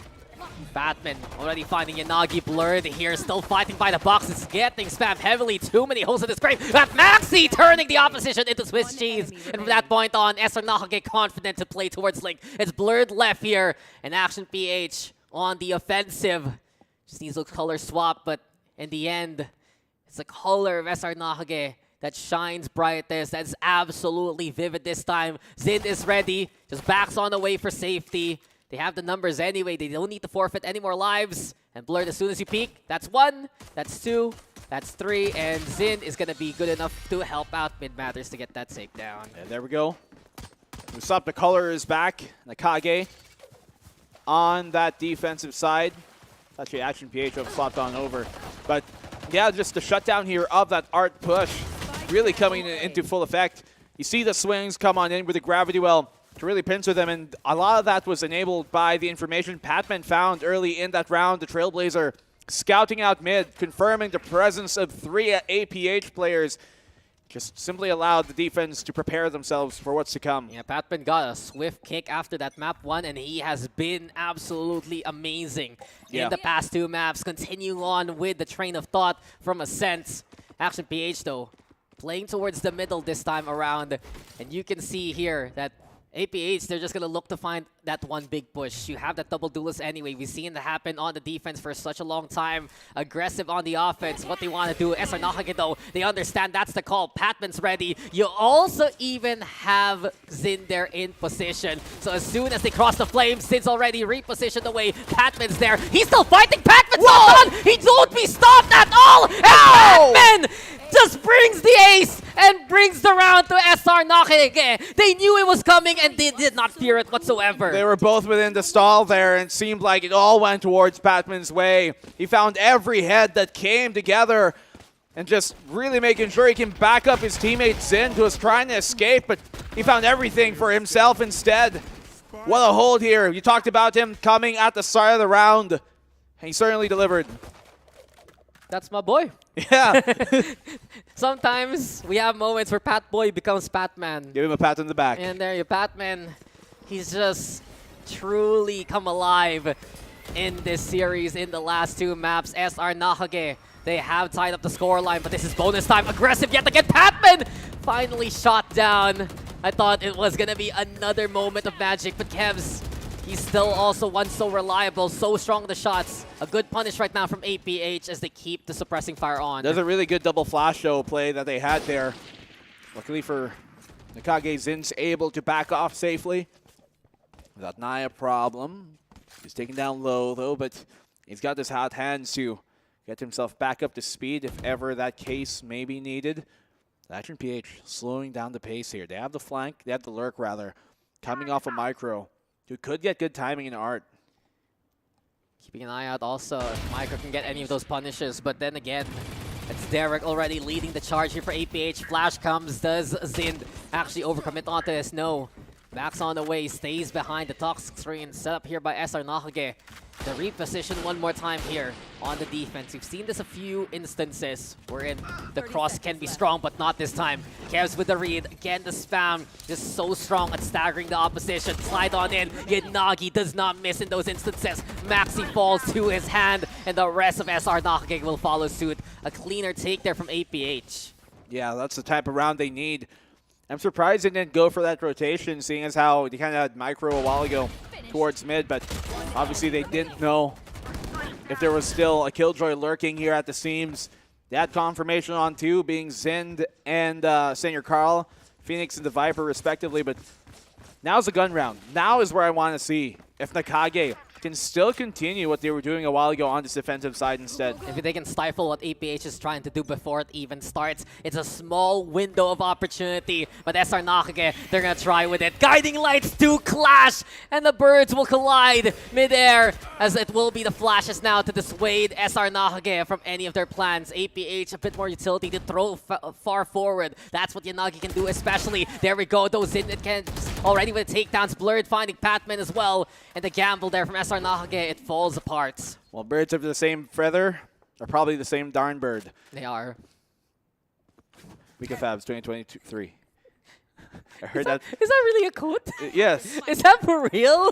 I heard it from her the first time. Oh, well. I know it was used somewhere else, but that's where I got it from, so is I it give credit. Is it the company that you keep, but then again, it's the same person? Yeah. Ah, interesting. If it looks like you, it probably is you. It's like, I don't have any friends, so what does that have to say about me? You are yourself. You can be your own friend. Yeah, me, myself, and I, and my good friends, Chip, Dale. Soda, and Use The Tissue. Penny. Wasn't it Penny? Oh yeah, Chip Penny. You're right. You're right. Right. Oh, you know your reference too. You have watched TV. Oh, well, let's see if they can reference their past rounds, which were a bit more successful on this defense. Man count in the favor of Action PH. They have that backhaul control.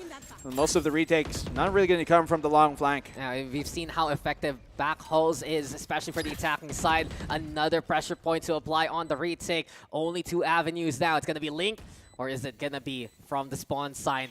Heaven, though, being utilized here by Senior Carl, but Action PH is not going to be overpeaking as of yet. Eventually, though, Micro and Blurred with the takedowns. That's the confidence that they need. Wow. And Action PH, in another commanding fashion, win a round. That was clean. And you see how here, Action PH, they're so good. And they were doing this on the defensive side, too, as well, a while ago, where they would peek one on out, and then, let's say, in this case, Blurred. Blurred peeks first.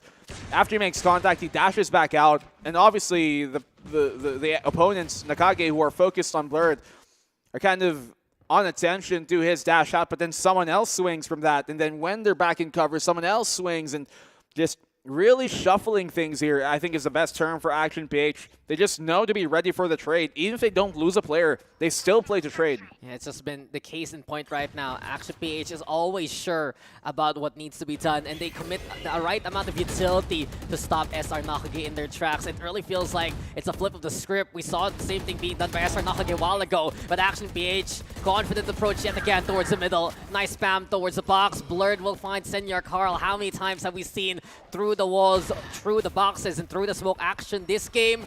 It's been the case in point, and it's mastery of the map yet again here for APH. Well, Birds have been able to cross. They should be able to win despite the tight angle to be held. Forces Zin back. His contact was made. Patman found here initially, but it's Blurred who gets a kill. Mid-Mathers, you can see Derek, he's just so aware, knows the possibility of them pushing out from the door. Zin finds his one, but I think his round is done. We should be going 10-7. Come on, it's in his name. Mid-L matters. Mid-lurk matters. True. It's always going to be something he's going to try to do, and unfortunately here for SR Nacague, with 8 HP left for Zind, I do believe this is going to be them taking the L for the round. APH pulling away with it. They kept the lead after that first half, and they're just keeping on going right now with the rounds in succession. Really disciplined. Make sure they don't give anything away for free at this point. They're starting to build up this lead even further. It's quite a few rounds now Action PH have been able to string in a row.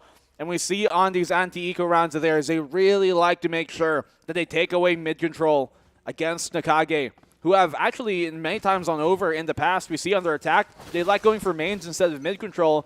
And on their defense, they like to still take those mains, but this case, they're trying a very different style Dax, a mid-heavy defense, which is uncharacteristic of Nacague. I think it's an adjustment because they've seen, how many times have we seen towards that A main especially, that they have a little bit of a plan. Flash comes in and Zin pushing himself to the absolute limit. Blurred though, a wall right in front of him, stopping him in his tracks, and that's what we're seeing right now. It's what SR Nacague have been trying to do towards those main angles, but the adjustment forced out of necessity because of how APH has gone for the counterplay. At least this time though, they make a 1-for-1 trade happen rather than just absolutely nothing. The Blades though will shut down any kind of hopes here. Wow, timing on Blurred.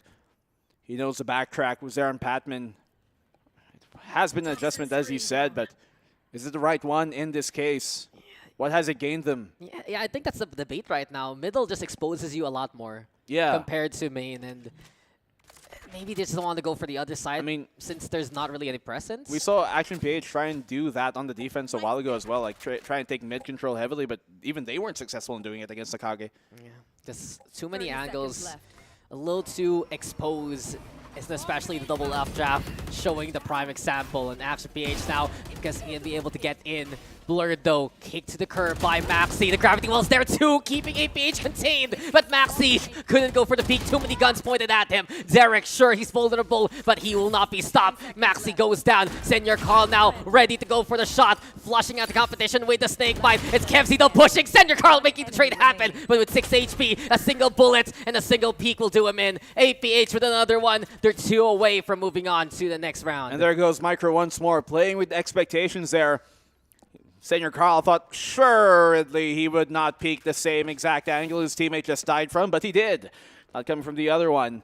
And you know, Nacague, if they really wanted to play this kind of mid-heavy, attack, then I would have liked to see a Cypher on their case, because if you want to be taking space and you have a Sentinel to do it, now that Chamber's gone, the Cypher is one of the best agents that you can do with it. The cage plus camera combo is so good at forcing the defense, or in this case, to fall back instead. The attack would be. And so if that was their intent from the get-go, I think that could have been maybe a better idea. I think it's an interesting point there, Black and Blue. I don't completely agree because Killjoy is just way too strong in so many maps. And it's hard to fit in both Cypher and Killjoy. I get the sentiment. But doesn't that really mean right now SR Nacague isn't really playing to the strengths of their composition? We haven't seen too much influence from what Maxi in mid matters when they're usually that backbone that allows SR Nacague to make chances for themselves. So, to your point. There's a big distraction right there. Hello, friends. Hello, friends. Shout outs to the franchisees over there. Yeah. They've gone from a... Dude, it's a different kind of watch party. It is a very different watch party. Hello. But to your point, yeah, exactly. Their composition isn't being played the same way that you would expect. Like, where really is that pressure that you gain from the double controller? Yeah, So you're calling mid-mathers, you'd want that to come on in this case, but they just simply aren't able to take the control and the space that they want to when they have all the utility to do it. Yeah, we got a studio visit, but right now we visit back into Pearl real quick. Action PH. They still struggle right now to going for those early commitments, and it's just been such a strong adjustment for them. Play it slow, go for the defaults, and look to punish SR Nacague. Perhaps, though, that the defense understands it. Maybe we just go for the holdback approach. Look to play with the utility that we have. And you mentioned that double control. That's value that SR Nacague has to rely on. There's an op here on the attacking side from Blurred. I'm not too sure if they're aware of this just yet, but that possibility always has to be looming in the back of their heads when you see that economy able to take that in. Information gained. The stack here on the defense is ready for it, but I'm not too sure if he is. Mid-Mathers taken down. That has to hurt. He was mid-meditation, trying to set something up, and it's knocked down here by Yanagi. And here comes the lightning, striking oh so very frightening. Yanagi with a zap down. Maxi there towards like found out by Blurred. 5 HP left for Batman, and the chances of SR Nacague getting thrown to the wayside. Spikes even planted. It's 3v2. Senior Carl peeking on the other side. Blurred can't get the punish, but Yanagi's ready yet again. Here he comes, and here he goes. 3 for Yanagi, and it's series point for Action PH. They're slipping here as of the moment, and not really much of a chance in that round for Nacague, especially when you lose Mid-Mathers, who just wasn't aware, wasn't ready. And you just see Nacague coming in big in this game, the biggest he's had this entire series long. And your questions right a while ago, Dax, like he was performing okay, not exactly the best on the back line. So how can he really step up on the front line? But he is giving them just so much value many times over. I don't know, man. I feel like for Action PH, this composition really just suits them against SR Nacague. The antithesis and the answers versus what SR Nacague have been able to exploit all throughout their Pearl history. This is the perfect time to bring this out for APH, and the perfect matchup right now we are seeing. Rock beats Scissors and Yanagi beats Batman. Your top frag's gone, and Action PH, a good chance to keep it going and to take this round. That's 18 for him in the game. And Action PH well on their way to ending the series, progressing further in the lower bracket and sending SR Nacague out. Still chances though. Mid Matter is a single kill away from the Cosmic Divide. Everyone else prepared with the ultimates. Yeah. And it might be time for SR Nacague to throw the kitchen sink away, but that could have been a chance. Blurred able to dash away in time. We hear the riot back, but it's a bait and switch. And look at APH. They're not ready. Head towards a relatively empty site. Yeah, they get the free plant. No real qualms about that. They have presence still here on the lurk from Micro. They have the Cosmic Divide to secure this round. This could be it for SR Nacague. They're very far away from the retake, and Kevs gets another kill to put the nail in the coffin. Yeah, there's a walk of fame made here by Action PH and a sort of walk of shame for SR Nacague as they have to go for the re-rotation. Lockdowns though into play. If it's gonna be hero time here from SR Nacague, it has to be now. But Yanagi, he's the star of the show. He's pushing and he catches SR Nacague napping. Lights, camera, action. There's the stars of the show, and they will take the series. And Action PH, the team that we were wondering why were they even invited into the stage? Well, they show you exactly why, taking one of the most decorated off-season teams in SR Nacague down, and they progress further in the lower bracket. What a game and what a tournament so far for this team from the group stages. Now they make it to face GameLab.Alpha. Suddenly, a wild Yanagi appears, and truly, this lightning type is super effective in so many of these matchups. What a way, though, to win for Action PH. Yeah. They broke the 66 curse, but they still followed suit with the second half kind of situation. Dominance personified there by Action PH. We see how convincing it can go for one of these teams. And, well, cameos aside there, my friend, it was Action PH the one to watch out for. Yeah, of course. I mean, Action PH just... They did lose their Ascent map a while ago versus, you know, the team that they were able to beat in the past. But Pearl, you take away one of the best maps here away from SR Nacague in such dominating fashion. I think this is definitely deserved of a convincing win for them. And we saw that many times on over, right? Double controller here coming in from SR Nacague. But what do the smokes matter, Dax, when you can just goddarn blow through it with the double duelist and just blow past it all the way? Yeah, not only that, they're just out of position, out of reach to really help. You rarely can say that about an Astra and a Viper, but that was the case when we saw SR Nacague play for the mill. A few highlights here and there. It's just a heartbreaker here for SR Nacague. They went for the gamble that their reliable Pearl will work for them, but then you realize Action PH just has the answer, especially for the squadron. It might not be necessarily for them per se, but the way that Action PH was able to play, the way that they were able to push the limits, as you mentioned, it was enough to just render the double controller null and void. And also one thing that they made sure wasn't going to happen were the signature lurks from players like Mid Matters, from players like Zind. It just did not really happen as much as you'd expect in this game. And part of that a lot too was because of the adjustment that Action PH were able to force upon Nacague, right, on that attacking side and both on the defense as well, especially that defensive second half. They've been wanting to push towards that mid a lot, and when you have that heavy mid control and your utility is placed towards there, they won't have those open lanes that they normally do decide to try and push. And because of that, Nacague simply were forced to play into a playstyle and adjust into a playstyle and a strat that they just simply aren't used to. Yeah, a matter of expectation, but we expected this all throughout the series. Delivering the win with GLAB Limited, it has been Kevsey. He's been one of the stars we saw from Action PH, and right now they will shine on bright and move on versus GameLab.Alpha. SR Nacague, they did a stellar job in the offseason representing the Philippine nation, but right now we're going to have to say goodbye to them. Eliminated here in the lower brackets. Yeah, really big stuff done already by SR Nacague in the offseason. I would have loved to see them go even further, especially since they were the ones, you know, kind of reigning our banner up during the offseason in many an international tournament. But in this case, unfortunately so, it comes down to having to do it in the official season, and they just can't get it down. Action PH, the more experienced team in this case, they win it out just through sheer I guess, competence and just veterancy many times. Yeah, sure, veterancy, but it's their first tournament as a team, by the way.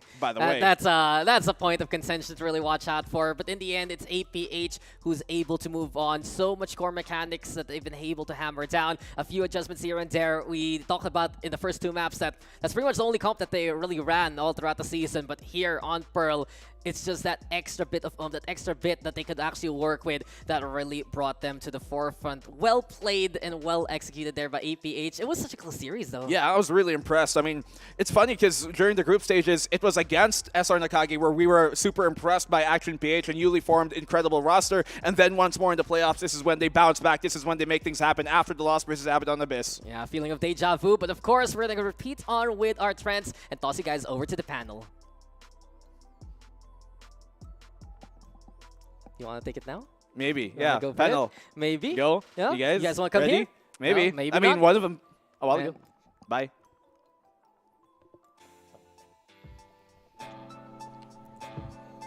Maraming salamat sa mga casters, lalong-lalo na kay Vil na nag-extend na naman. And Magic! Wow! Woo! Yan! Here on the panel, it's still likable, Fluffy02, and of course, Rico. Mainit-init tong laban na to, and we did expect it to be a little bit closer, na over and over again dito sa mga maps na to, ganun yung nangyari. Pwera na lang dito sa Pearl, kung saan pinakita talaga ng APH kung gaano ka-dominant sila. Pero if we go back to map number 1, it was cutting it really close, which I think is a trend when it comes to APH. I feel like I did say, di ba, nung sa pinakasimula ng panel before this whole series even started, we mentioned na kailangan panalunin ni Action PH ang Icebox because this is their anchor. They use it as a momentum to drive them to the next map and make it a 2-0. Pero iba yung kwento. Let's take a look at this first as we check out the map highlights ng sa Icebox. I really do feel like Action PH, they have the best Icebox performance dito sa entirety of VCT. So I feel like my expectation was comfort. Pero ang nakita natin, it was just too close because I feel like because NCG has watched too many matches ng Action PH sa mapang to, they've got them figured out. Kaya that's why it was close. I mean, Icebox is so strong for them, and I think the previous times that we've casted their games between me and Rico, we always show how Kevs is so good on this map, especially on that Sova. As we move on to Ascent, it's another map that, you know, it has very fundamental base, and it really shows at the end score. 13-11, still round after round, these teams are really trying to play for their lives because it's an elimination game after all, but also play to their strengths. I'm glad that you mentioned Kevzi, Fluffy. Kakaiba talaga. Hindi ko alam kung anong meron kay Kevzi ngayon. Imagine getting 31 kills on Icebox and 23 kills on Ascent. Wow. The consistency is there, but not only that, yung mga first pickoffs niya dun sa Ascent, ang ganda talaga eh. Like, he was able to just capitalize off of the utilities, the kills, everything was just there active for this player. Yeah, we can see here in the highlights also another initiator on the opposite side. Batman also landing that 30 kills, able to really secure a lot of the impact frags that his team needs as well as the info. Yeah, I think it was very pivotal for Action PH to hold on kasi the impact that Batman did kay Action PH could have been very damaging on their mental. A lot of these aces, a lot of these clear sweeps on some of these rounds, kaya sobrang importante for them to take this mental into Pearl because Pearl is definitely one of the longest maps whenever we see this map being played sa VCT. Ang tagal! They always extend until even overtime and that's the reason why it was so important for them to keep a stable mind. Buti nga, hindi na nila pinaabot pa ng overtime. Akala natin pumapasok na naman tong sumpa ni Vil na mag-overtime na pero pinatunayan ni Vil ngayon na game number 3 lang yung sumpa niya. And when it comes to APH dito sa Pearl, maganda talaga yung aggression na pinakita nila. At gusto nilang ipakita na, you know what, we have more experience when it comes to the VCT stage. Ayaw na naming patagalin. May konting pakaba from time to time. But thanks to Derek, solve na yung problem nila for now. Pero at the end of the day, they are still put at the risk of elimination tomorrow. I mean, it's a lot of pressure for all teams, but it's going to be a sigh of relief as they already secured that top 4 spot. Vil was saying earlier on his cast that we already have our finalists. We know who's going to be vying for that top position, which is everything for all these players. I don't know about you, but I feel like today has been a lot of the Sentinels shining today, being that sort of anchor, not only anti-flank, but also getting a lot of these kills, especially when the clutch moments are there for them to take. Pasimple pa tong si Rico. I know you love Killjoy, man. Yes! Yeah. Yan ang laughing celebration. Yes! A lot of the Killjoy players showed up today, and one of them is Derek, most definitely. I mean, for sure. We got the 19 kills there on Pearl. It really shows that if you can get the impact frags, not just hold the site, that's what really makes the difference in your Sentinel. When it comes to these guys, I'm just happy. Sana ma-pick up na nitong APH yung momentum kasi medyo talaga yung performance nila talaga. It's not as solid as we were hoping it to be. Meron talagang shining moments and I think ang nagpa-pop off talaga sa team na to is may individual plays sila. Yes. Like, Yes. sa mga games nila makikita mo kung sino talaga yung player na able to perform a little bit better than the previous game, which is good. But what we really need here right now is consistency. I think all the teams are improving because last time this was just a clean 2-0, but nowadays they struggled a bit and maybe we'll find out more during the interview. Saktong-sakto yun, Fluffy. Kilalanin na nga natin kung sino nga ba ang makakausap natin dito sa side na to. Let's get to know our player from Action PH. Hi, Derek! Hello. Good evening. Hello. Good evening, everyone. Oh, yan ang gusto ko. Formal na Oo formal nga. tayo today. So, kamusta ka naman? Congratulations sa Series MVP ka pa nga doon. Thank you. Di ko rin in-expect na I'll be the series MVP kasi I think my teammates did a lot more impact than I did and yung trabaho, ginagawa ko rin yung trabaho ng game na yun and I didn't really notice the stats or whatever, yung rating. So, I'm happy, at least, to say the least. Kumbaga, focused ka dyan. Kung ikaw Killjoy main ka for the day, huwag ka mag-alala. Meron rin kaming resident Killjoy main dito sa panel, which is Nice Rico, and she does have a question for you. Idol na idol kita, Derek. Congratulations once more sa yung Thank you. panalo kanina. My question is, looking back sa before even kayo nag-form before the regular season, ano sa tingin mo yung pinakamalaking change and improvement sa team nyo looking at your current status? I'd say yung sa team kasi namin, we just started practicing maybe second week of January. So, I honestly sa itong split na to, itong current our playoff run is we're already really proud of what we've managed to achieve considering how long we've been together and our practice time. So, everyone is happy. Yeah, very, very happy for sure considering, top 4 secured na kayo. And again, congratulations for that. I mean, top 4 is not any small feat. Yeah. Any team, it's such an accomplishment to even make it this far. And I was asking a bit earlier in the panel how before in the group stages, you guys played against this team. You guys got that 2-0. So now that you're in playoffs and it's kind of been struggling a bit, but you still ended up with a win, do you feel like there's a major thing that changed in your team that made it a little harder, or did the NCG just improve a lot? I'd say both teams improved a lot comparing our regular season series versus this series. I think not even individually, but like how each team prepares and moves around the map, how each team plays. So I'd like to say that at least in our part, we greatly improved as a team. And sa series, kita naman sa series, then they also put up a very good fight. All the maps were really close, and kudos to NCD. Actually, ito nga yung trend na napapansin namin when it comes to the APH games. You guys like to cut it real close. Sa tingin mo, ano pa yung factor na kailangan yung focusan para mas maging convincing na yung mga wins? So medyo mas one-sided pa. I'd say yung more on working on the fundamentals really, because as I said, we're a fairly new team.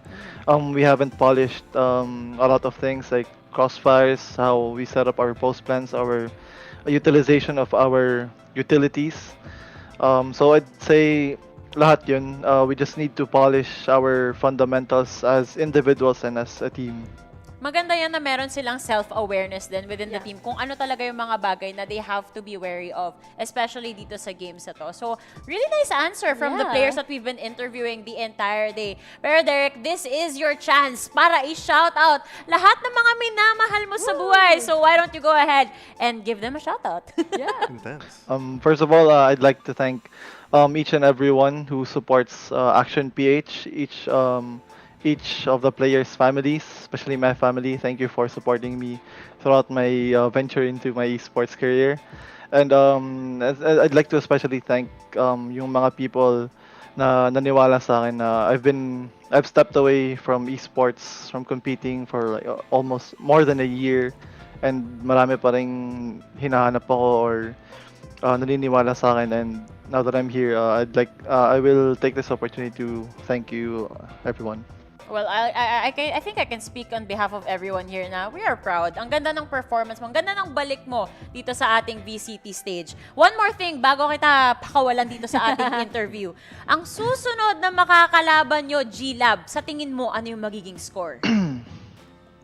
I mean, we'd hope na 2-0, but considering how they've also improved, so hopefully 2-0. Hopefully, Hopefully. Safe, That's safe the hope. answer. Sige. Thank you so much, Derek, for your time and for joining us on this interview. We wish you guys the best of luck sa inyong future matches. Bye! Thank you. Thank you, everyone. Nakakatuwa naman. Ang humble naman ng mga tao. Kahit yung mga Oasis boys kahapon sa interview, humble lang ha. Pero sabi, see you at the finals. Totoo yan. Upper or lower? Oo nga naman, Ba't dalawa parang yun. hindi ka confident? Sabi nga ni Derek, you have to be realistic. Hopefully 2-0. Yeah, hopefully Diba? 2-0. Hopefully 2-0. I guess I just wanna say din na ang ganda ng sagot niya, di ba? Yung parang, he said he wanted to thank his family and friends. It's so nice, honestly. Yeah, and it just goes to show na may support system din siya behind his professional journey. Pero let's actually take a look at the bracket. Since na-mention ko na rin naman siya kanina, mainit na mainit. Possibly 2-0 daw ang magiging resulta ng ating lower round 2. At sabi ni Fluffy, hindi siya sure kung saan mapupunta tong Oasis, upper or lower final ba. I mean, it's really close. These are the two top teams that we have in the VCT and the most consistent out of all so far. Both tied at the same score, and they've only lost to each other once. That's going to be the head-to-head as well, so this is going to be the rematch that everyone's waiting for. Yeah, it's gonna be absolutely exciting kasi we're looking at, again, syempre top 2, pero we still have to go through the lower bracket. And at this point, BO3, it's gonna be the lower bracket run. Honestly, at this point, I don't know what's gonna happen kasi it has been very tight since we got to the playoffs. It really has been. Hindi naman sa nagpapaka-nostra like ako dito. Pero let's paint a scenario. What if, for example lang, mahulog tong Oasis sa lower bracket at ang GLAB ang makaharap nila. Feeling ko galit na galit yung Oasis dito. Biruin mo sila yung sumira. Si Fluffy, kung makatingin sa akin, Nice. Oasis. Sila yung sumira sa almost flawless run ng Oasis team sa sa regular season natin. Sabi nga ni Derek, hopefully 2-0, so hopefully that never comes also. Pero saktong-saktong yan, tingnan na rin natin yung magiging schedule for tomorrow dahil sabi nga namin, tuloy-tuloy ang labanan dito sa ating playoffs. Walang araw na magpapahinga. Walang ganon. At mainit kasi yung pareho nating pinag-usapan, yung potential 2-0s on both ends, makikita natin tomorrow. Fluffy. Wala lang. Yung second Important game, parang day importante. Predictions. Well, sa first Hindi game, ako sana nagpapapredict. Grabe ko naman. First game? Second game. Nah, all good. Good daw siya. No jinx, no jinx. No jinx. Pero ako, pwede ba ako mag-predict? Pwede. Masisira ba friendship natin, Fluffy, if I say something different? Hindi naman. Hindi naman I'm daw. Sige, wag na lang. I changed my mind. Safe tayo dito sa panel. At least may gano'n na factor. So ito na nga guys, dahil dyan, we're gonna wrap up the show. But before we do so, we would like to formally thank Riot Games and Mineski Philippines for making VCTPH happen. We'd also like to thank our official sponsor, GLAB. You can use the QR code on the side because now it's free delivery every day. You can use the QR code for your reference. Free! And as well, this tournament is officially sanctioned by the Games and Amusement Board. At maraming salamat po. Yeah. Maraming salamat mula kay Rico! Woo! Kay Fluffy! And kay Likeable. This has been day number 3 of the VCTPH playoffs. We'll see you guys again tomorrow for another exciting set of matches. Bye! Bye-bye!